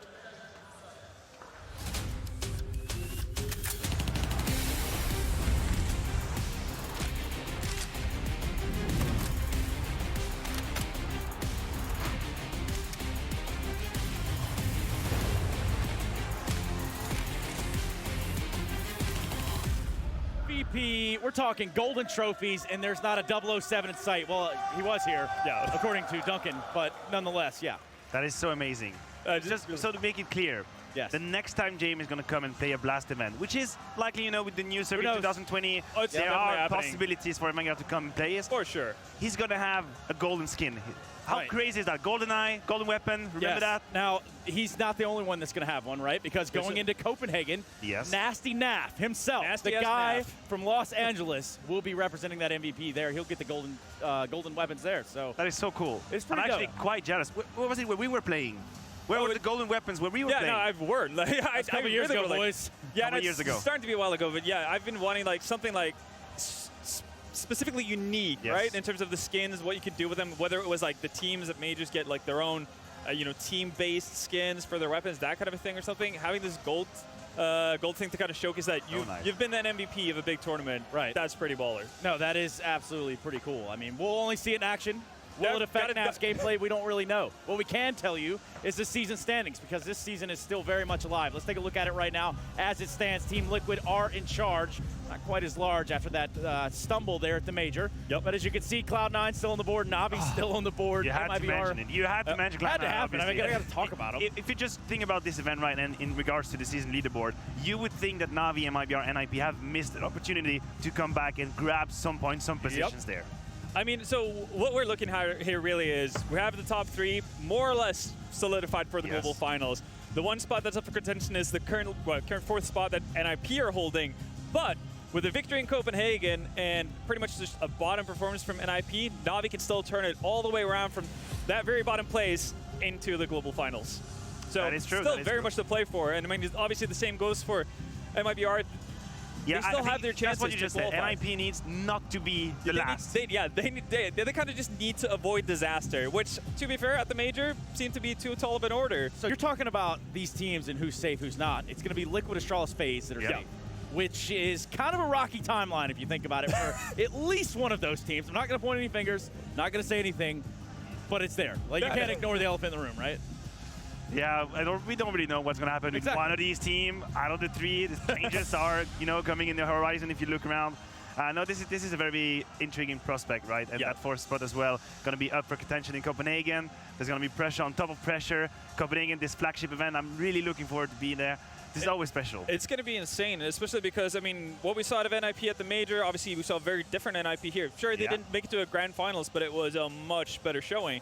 And if all they have to do is avoid last place, there's a fair chance we might see NIP playing a global finals. But then again, like it's up for grabs for pretty much every team attending there. It's a toss-up. Yeah, it really is. I mean, given all the drama that's coming down from, say, the major, the trickle-down effect of roster change after transfer, after this, that, and the other, we're still not going to see all the residual effects of that for quite some time. No, I mean, the face of Counter-Strike is still going to change, right? We have seen some of these changes here in action. That was very interesting to see.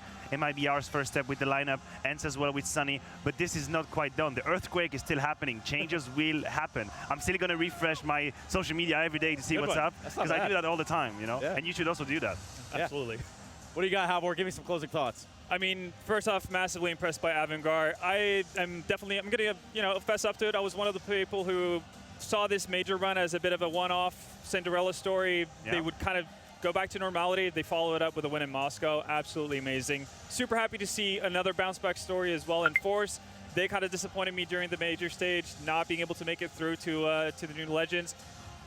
Actually seeing them get to a finals here, that's just awesome. It grows well in the CIS region, to put it mildly. You're talking about a Blast Pro Series trophy right here in Moscow. That's going to be the home for it, at least until that of November, when we're going to be seeing it go down in Copenhagen. And I can tell you right now, that's one you don't want to miss, is there's going to be several teams that are vying for that global final spot at the end of the road. I'm going to give a quick shout out right now to all those that made this very much possible, and Betway, Omen by HP, and of course Twitch. Can't forget that of Toyota, CS.Money. There's a whole crew of people working behind the scenes right now that have worked tirelessly to bring this content to you. So, without any further ado, it's my honor to say good night, and I'll see you around. That's Dania, I think is what we say.